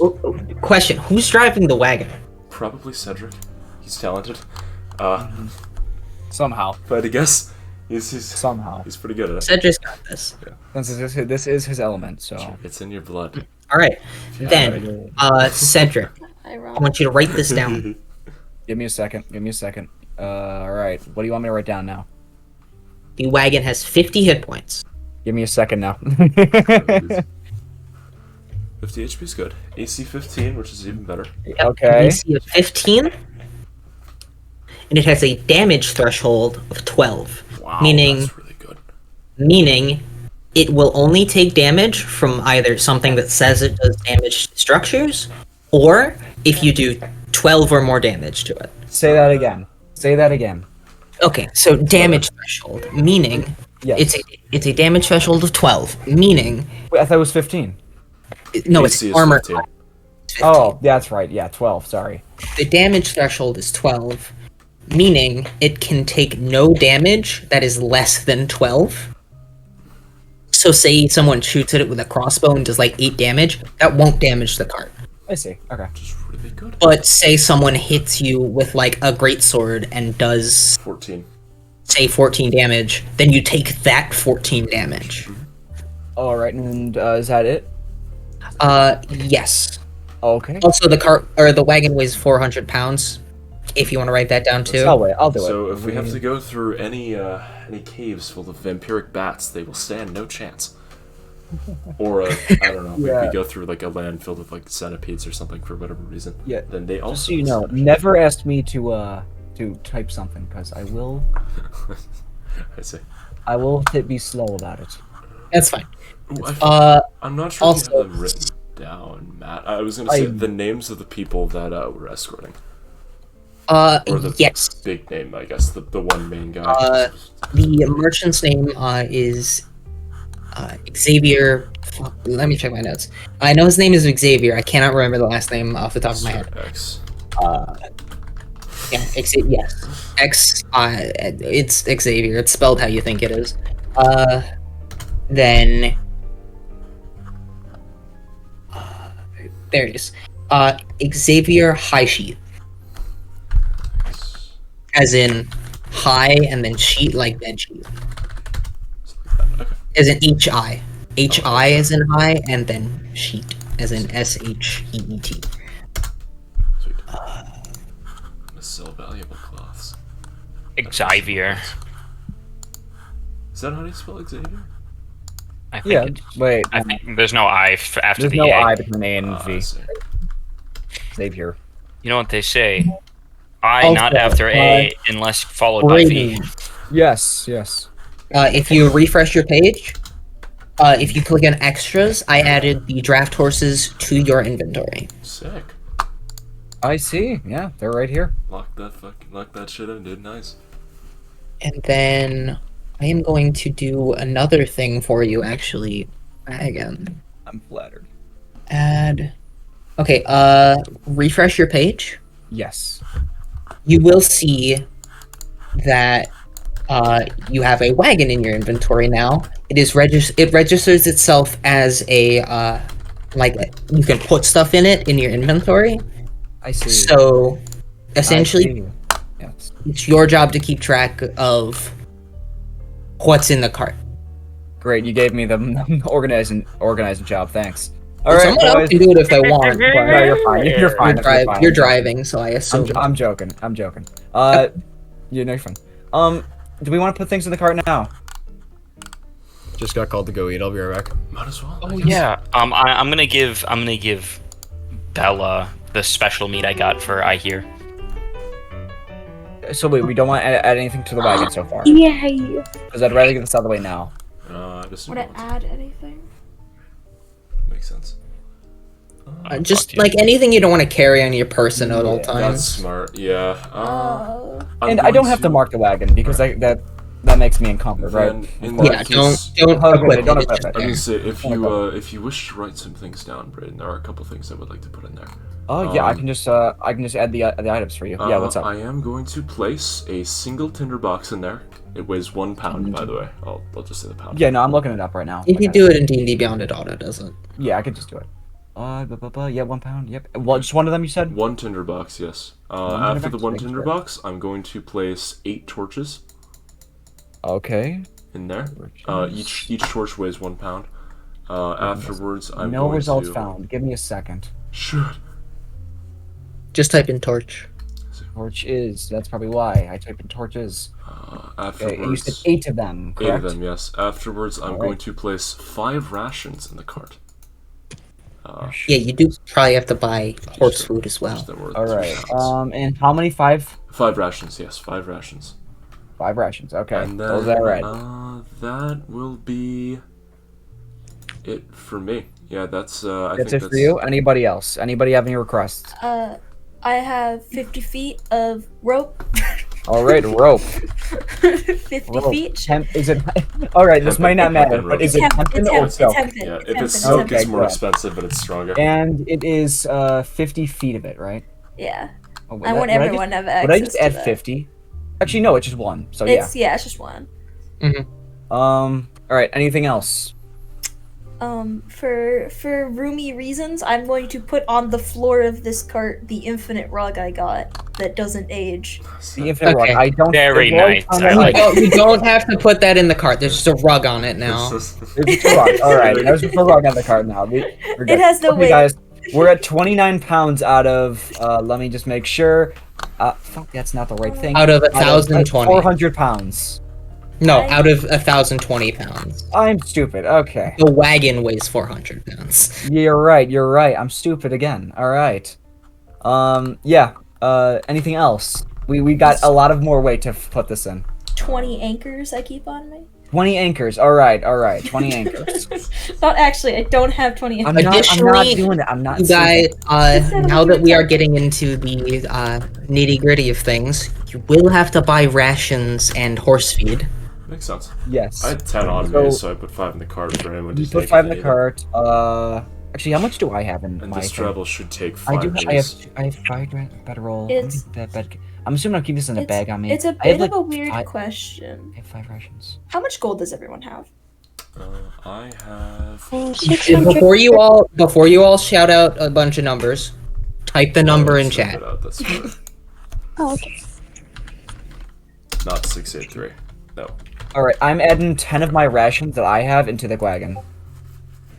So that makes it. We have 15 rations stored now. We need like. Is a this second- gold numbers? Yes, Yeah. gold numbers. You Okay. all need Double enough checking. for. I'm adding 50. Seven More, I'm people. adding 50 more feet of rope. That's another rope there. Let's see what else we adding. I'm adding nothing to the cart. I'm gonna keep that on my person. All right. Perfect. You have Diablos, and Diablos can carry. You don't a lot. want my meat. also- Okay. I'm also adding 1 more tinderbox as well. So we have 2. All right. What else do I have that we don't need? I have 10 more torches. I'm just adding. I'm adding 10 more torches. So that's 18 torches we have now. Sweet. Okay. Give me a second. Torch. It'd be cool if there's Damn. a cave along the way that we can explore. And Since mesquite. it's I have a around, mesquite with me. That is all I'm adding out of my inventory. So far. Braden, you have 1, 2, 3, 4 gold. It's perfect. Yeah. 1, 2, 3. I just realized. Yeah. 1, 2, 3. Inspiration. Matt, could I buy 10 flasks of oil?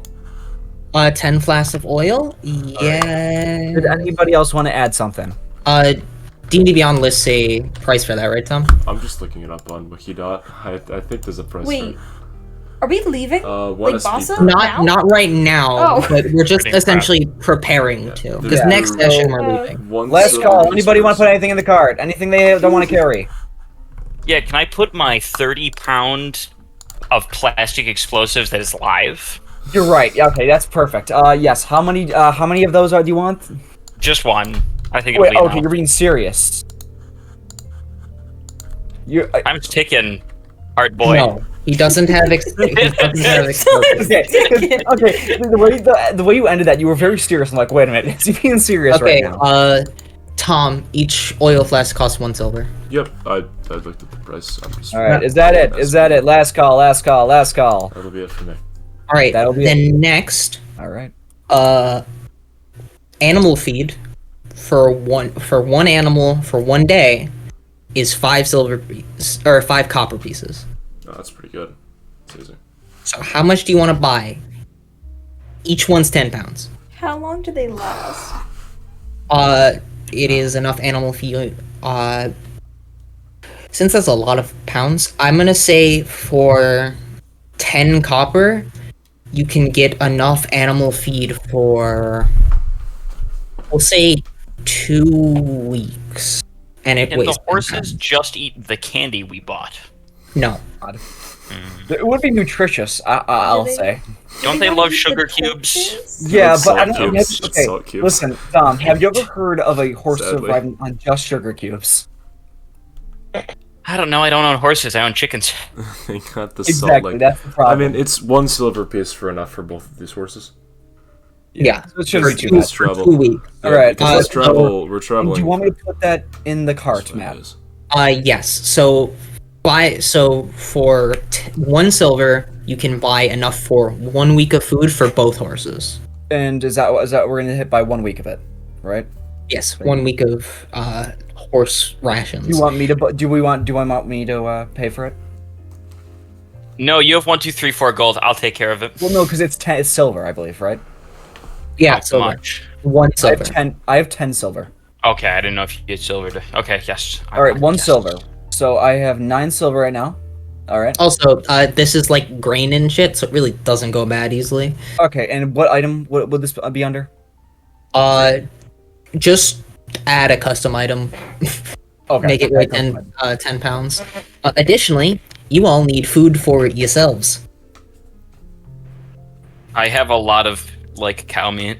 Custom item. To Which be is fair, going- it is going to rot very soon, but that's even better. Name. Horse feed. I have dogs. Anything on the notes you want me to add, Matt? Or you can just DM it to me if you want. Once you add it to your inventory, I can fuck with it, so. Okay, that's fine. Description. Actually, how much of it is there? Just so I can add it. 1 week of food for 2 horses. Or 2 weeks of food for 1 horse. Yes, but how much? Is how the much horse is food that? edible? 10 feet. Or 10, not 10 feet, 10 pounds. Well, no. I mean, what's the quantity of that? Like, how much individual food do we have? Oh, just mark it as 1 and then rate 1 week's worth. And we eat the horse food. Is that like sustainable? If you need to. Like as a last ditch effort. All right, and wait I don't again. think you understand what's the Ferris weight? is- Sorry. 10. 10. Sorry. All right. 10 Start and getting add the horse item. feed. All right, we have the horse feed now. And then rations for everyone. For some reason, D&D makes them 5 silver pieces. That's fucking absurd. Although I will say, make sure we do have 15 stored in the cart right now, just for everyone's knowledge. But that's 15. I'm just saying. That's I'm just saying the 15 amount we days have. for 1 person. Yes, we I should know. keep I'm just- slaughter Under, chickens let's in the say car that. like the Vikings. Jesus. Oh, that is. Anyways. Yeah, 5 silver. Jesus. So we are going to That's- rations for a person is 6 copper pieces, enough for 1 day. So how much do you want to buy? If we use the tray thing, does it actually make us full, or does it just give us the temperature? Oh yeah, you have the that Yeah, counts as food. thingy, yeah. We'll think Oh, about it. we're fine. Well, how many of there are there's 7 of us. Diablos, I guess, can feed on meat. How many of them are the merchants? There's 3 of them, right? They have their own food. They have their own food. Okay, then we don't have to worry about them. Fuck them. So 7 We can take their food. and We can take their food. what's the estimation again for how long we'll be out there for? About Just a an week. estimation. A week. So 7. Okay, I gotta do some math here. 7 times 7 is 42. But you So- also can yeah. cut off like a good bit of that because 42 times 5 copper, so 0.0 or yeah, it'd be 0.05. I can't math right now. 49 times 0.05 is 2 gold and 2 gold, 4 silver, and 5 copper. All right, someone else pay for it because I want to ruin my gold. So 2 gold, 4 silver, and 5 copper, and for that gets you 49 days of ration. nice. I do have 10 days of rations just on me. Oh, you want to add them to the So cart? you We can. have the tray. Yep. How much? That is those? doesn't feed 10? you for the entire day. True. Maybe not you. I'm a very small person. Well, no. Also, It, I eat it bugs. says it says rations 1 day. Yeah, it's 1 day per person. Yeah, per person. So how much was that goat again? 10. Yep. All right, so 20. We're at 20. So Currently at 10. 25, and then we're gonna buy how much? 49 again. I mean, you technically only need to buy 24 if you really want, Do we want to buy 24?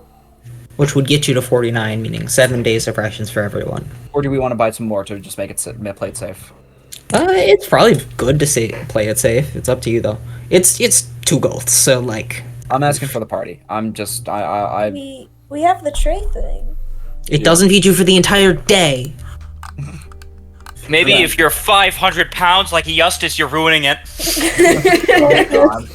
It covers breakfast at most, Well, what I'm guys. thinking realistically. Yeah, So you can yeah. you can make your rations last a little longer. All right. So That's what I'm thinking. Also, Every- it mirrors the last meal you had. So like More rations. essentially. No, some I more can't rations. cannibalize All right. How people. much are we gonna get in them instead of 24? You want a round of 30? Or just want to get 7 more? So we each have an extra. Let's just run I up mean, to you may 30 as well for get convenience sake. extras. We're not short on money, but I do think it's important to note that we are all very capable people of like grabbing a bunny and tearing its head off, I'm just saying, like, just in case, you know. just in case. No, I We can- agree. we can- They don't weigh much. They don't cost much, so there's no harm to having a little excess. Yeah. Yeah. And plus, we can eat the merchants if we really need Yeah. one. Do you mean eat the people okay. or eat what they have? Okay, it's Either dry or. food. It's not gonna go bad ever. It's good to just have we can on just- you. Yeah. Carry it around. How much? What do you want then? The excessive amount, but I don't want it to weigh on the cart. I don't think It's dude. The cart's It like weighs- 1,000 pounds. Yeah, you have It can so hold much. 1,000 pounds. Currently, you have stored 80 pounds out of the 1,020. Yeah. okay. So- well, Yeah. You want to We just carried do in- 49? In our Yeah, Alpha 49. Let's Caracos do earlier, 49. it's not that bad. let's do 50. 50. Okay. Are we That's all a set weird on number. 50? Yes, So yes. that That's is a weird number to land 2 on. gold and 5 silver. That's good. I Nice. think that's fine. Does everyone else agree with that? Sure. Yep. So All 2 right, gold, who's 5 gonna- silver. who's gonna pay for it? I can pay for Or that. 25 silver. Run it. 20. I have more Yes. money, V, if you want me to run it. We How are much is at it exactly again? 2 gold and how many silver? 5.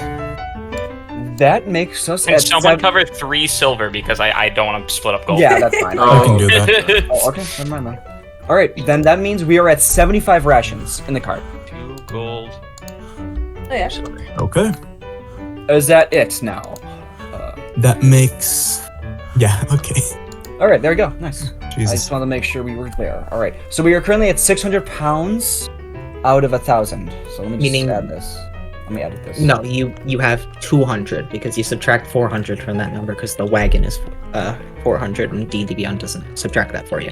So you have 200. So essentially, you have 820 pounds left to carry, That's which I think is a very good number to keep. Also, we're not including the people because I think that's dumb, yeah. and also that's more math than I'm willing to do. It would be a headache. Yep. we're not So A realistic game. I say as I Do just not made you matter. buy rations. Yeah. This is good. Okay. Not Never. that realistic. Yeah. Let's be clear. You gotta eat. This is reasonable. I'm okay So with this. I think that might be it then, right? Unless you guys Alright. want to buy any like equipment. Do you guys want to get the stick-on flames for the side of the wagon? I like that. I like that. That's Click on the intimidating. orange. Umbrella. So you Can we want get like stick on like lizards too? so What? you just want stickers? Yeah. You want a pack of Yeah, stickers?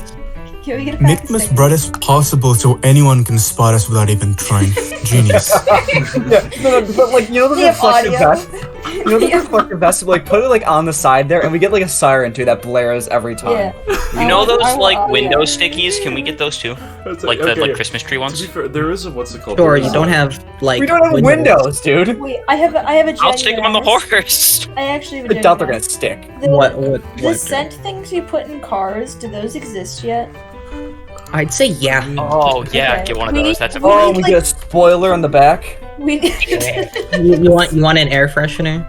I need like 30 of those, dude. I'm traveling with 8 people in a cart. Can I have 7 one to hang on people. Diablos' horn? Yeah. 7 people, 2 horses, a squirrel, a dragon, and Diablos. And no shower. So I'm gonna take the air freshener. Okay, 1 air freshener costs 5 silver. 5 silver. Okay. What's it called? I Actually, will this how much might silver is in a gold? might be a little expensive. 5 or 10. I was gonna 10? say, if we actually do Mhm. want to invest in something that could wait, be. so 2 silvers is 1 gold? No, Wait, 10 silvers is 1 Two- gold. Sorry, what I meant to say is Oh, no, 2 it's- air fresheners are 1 gold. Yes. Okay, so I'm gonna We- spend 2 gold. 200 gold. I'm gonna spend 2 gold for 4 air fresheners. was- I'm gonna give Okay. 1 to Diablo. Yeah, I was gonna say there is Yeah. something, Wouldn't air something fresheners that like actually. the equivalent would just be like a sack of herbs? Yes, guys. Something, like something that incense. could actually Wait, be can really I make quite air valuable fresheners? is we could Most likely. spend money on. I'm not buying air fresheners if I can make them. Oh my god, I'm muted. I'm so stupid. Guys, I know something valuable we can do. We could spend money to have somebody cast the magic melt spell on the back. wagon. Drew, can we have slaves? No, because what magic melt does, and it's literally listed in the spell here, you could basically, if somebody not designated, as in none of us, including Diablos, Ihir, and Chester, move within 30 feet of the cart, the spell will go off and it'll say a code phrase that can warn us. That seems like really annoying. Or somebody For could you. be sneaking up on us, and then, we don't get gypped because this thing automatically No sees- perception checks required. It just happens. Or passive Every perception. time That's- the yeah. merchants want to talk to us. Because the Warning! thing is, now obviously, Warning! to be fair, I mean, you can decide the volume. It can be quiet, it can be Oh, sorry. reasonable, Warning! whatever. So, I mean, I don't know. Or we could just have it be affixed to like a stick. And actually, can you? Let me actually check it to see if you can turn it off temporarily. I don't know. Let me see here. Look at a line. Here's an object, message of 25 words or less, circumstantial trigger. Magical mouth recites the message in your voice, same volume you spoke. Twist the mouth. Your mouth delivers the words appear to come from the object's mouth. When you cast the spell, you can have the spell end after it delivers a message, or it can remain and repeats the message when the trigger occurs. Triggering circumstance can be used as general or as detailed as like, based on visible or audio conditions that occur within 30 feet of the object. For example, you can instruct the mouth to speak when any creature moves within 30 feet of the object, or when a silver bell rings within 30 feet of the object. So, that being, reading the spell over, you can't what's it called? You can't. I would allow if you get specific with it, like it'll go off if someone is within 30 feet not designated, if the mouth is not covered with like a tarp or something. Yeah. I mean, from what I assumed is that we were gonna put it on like I don't know, like this sounds fucking stupid, right? But like a stick out of the back of it, or like a stick on top of it, or like a stick. You know those like antenna bubbles you get on cars? Yeah, that's what I imagined. Yeah. And plus, what we could do. No, because that has to be a word. Never mind. What I was gonna say is it could be like a. How do we say this? To make it less annoying, what it could be is I was thinking it could be like a beacon that shuts off when something is within 30 feet of it, but that wouldn't work because it has to be. What exactly scoped is it first. that we're discussing here? We're talking about a wagon, the wagon that we're purchasing. I'm trying to describe We're how casting getting a it magic pimped. mouth. Yeah, the magic mouth spell on it would be kind of useful. Yeah.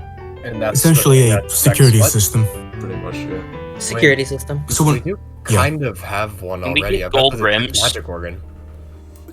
I don't know how effective that would be. You haven't really. only detects the presence of magic, so if somebody non-magical sneaks up, then that would be useless. The organ does cover And all this- of the bases, Somebody. though. The magic mouth, it just goes off. Yeah, there's no. If the trigger, Yeah. if the condition is triggered, it just goes off. No passive perception, nothing. It's the magic mouth thing. It's just what exactly is it? It's just a spell. So basically, how it functions Yep. is you describe Oh, well, that's not bad at all, what's it yeah. called? Yep. Oh, yeah. Also, it lasts until it's dispelled. There's no timer, Okay, cool. so you don't need any like special doohickeys for it. It's a second level ritual spell. I'd say pay 100 gold and you can get exactly what you want. It's interesting, well, yeah. It's not too bad. Sure. Just like, what would be the code phrase though? Obviously, Abel can't say it because well, he can't say it. Oh, you guys decide about that. Y'all can decide later. Run it All right. back like with the ring, Gasiflamius. None of you know that word exists. Because the word I doesn't. know. I'm not Juyo. I know. All right. Doesn't exist, dude. It's jungle speak. Alright. with the cart set up and everything, I believe that is where we'll end tonight's session. Sick. As we settle down, you finish buying your cart, setting it up, the ritual spell is cast on it, you take one last good nap, or like good night's sleep in the Stellavates Manor on those cushy beds. Take a shower before you go, I hope. Then you head to the hotel known as Aaron's Embrace to meet up with the merchants you will be escorting. And with that, we will begin our session there tomorrow. Sick. Or not tomorrow. Tomorrow. By the way, Tomorrow, we're going again. Would you guys Run mind, that shit back. Would you guys mind splitting the 100 GP for that? Yeah. No, No. actually, I would. I'm gonna. I don't know. I'm gonna pay like. Probably. I'll pay like. 40. I'll just take it, honestly. We should at least go halvesies. It seems reasonable go because it was halvesies? my idea. Yeah. I'll So go I'll pay halvesies. 50. You pay 50 then. I'll pay 50, yeah. Alright, sweet. Goodbye, 50 GP. There we go. And good night, stream. I just want it to be known, the most... Oh yeah, bye-bye stream. Brady, Wait, you Brady, gotta stream fuck. I just did. Fuck.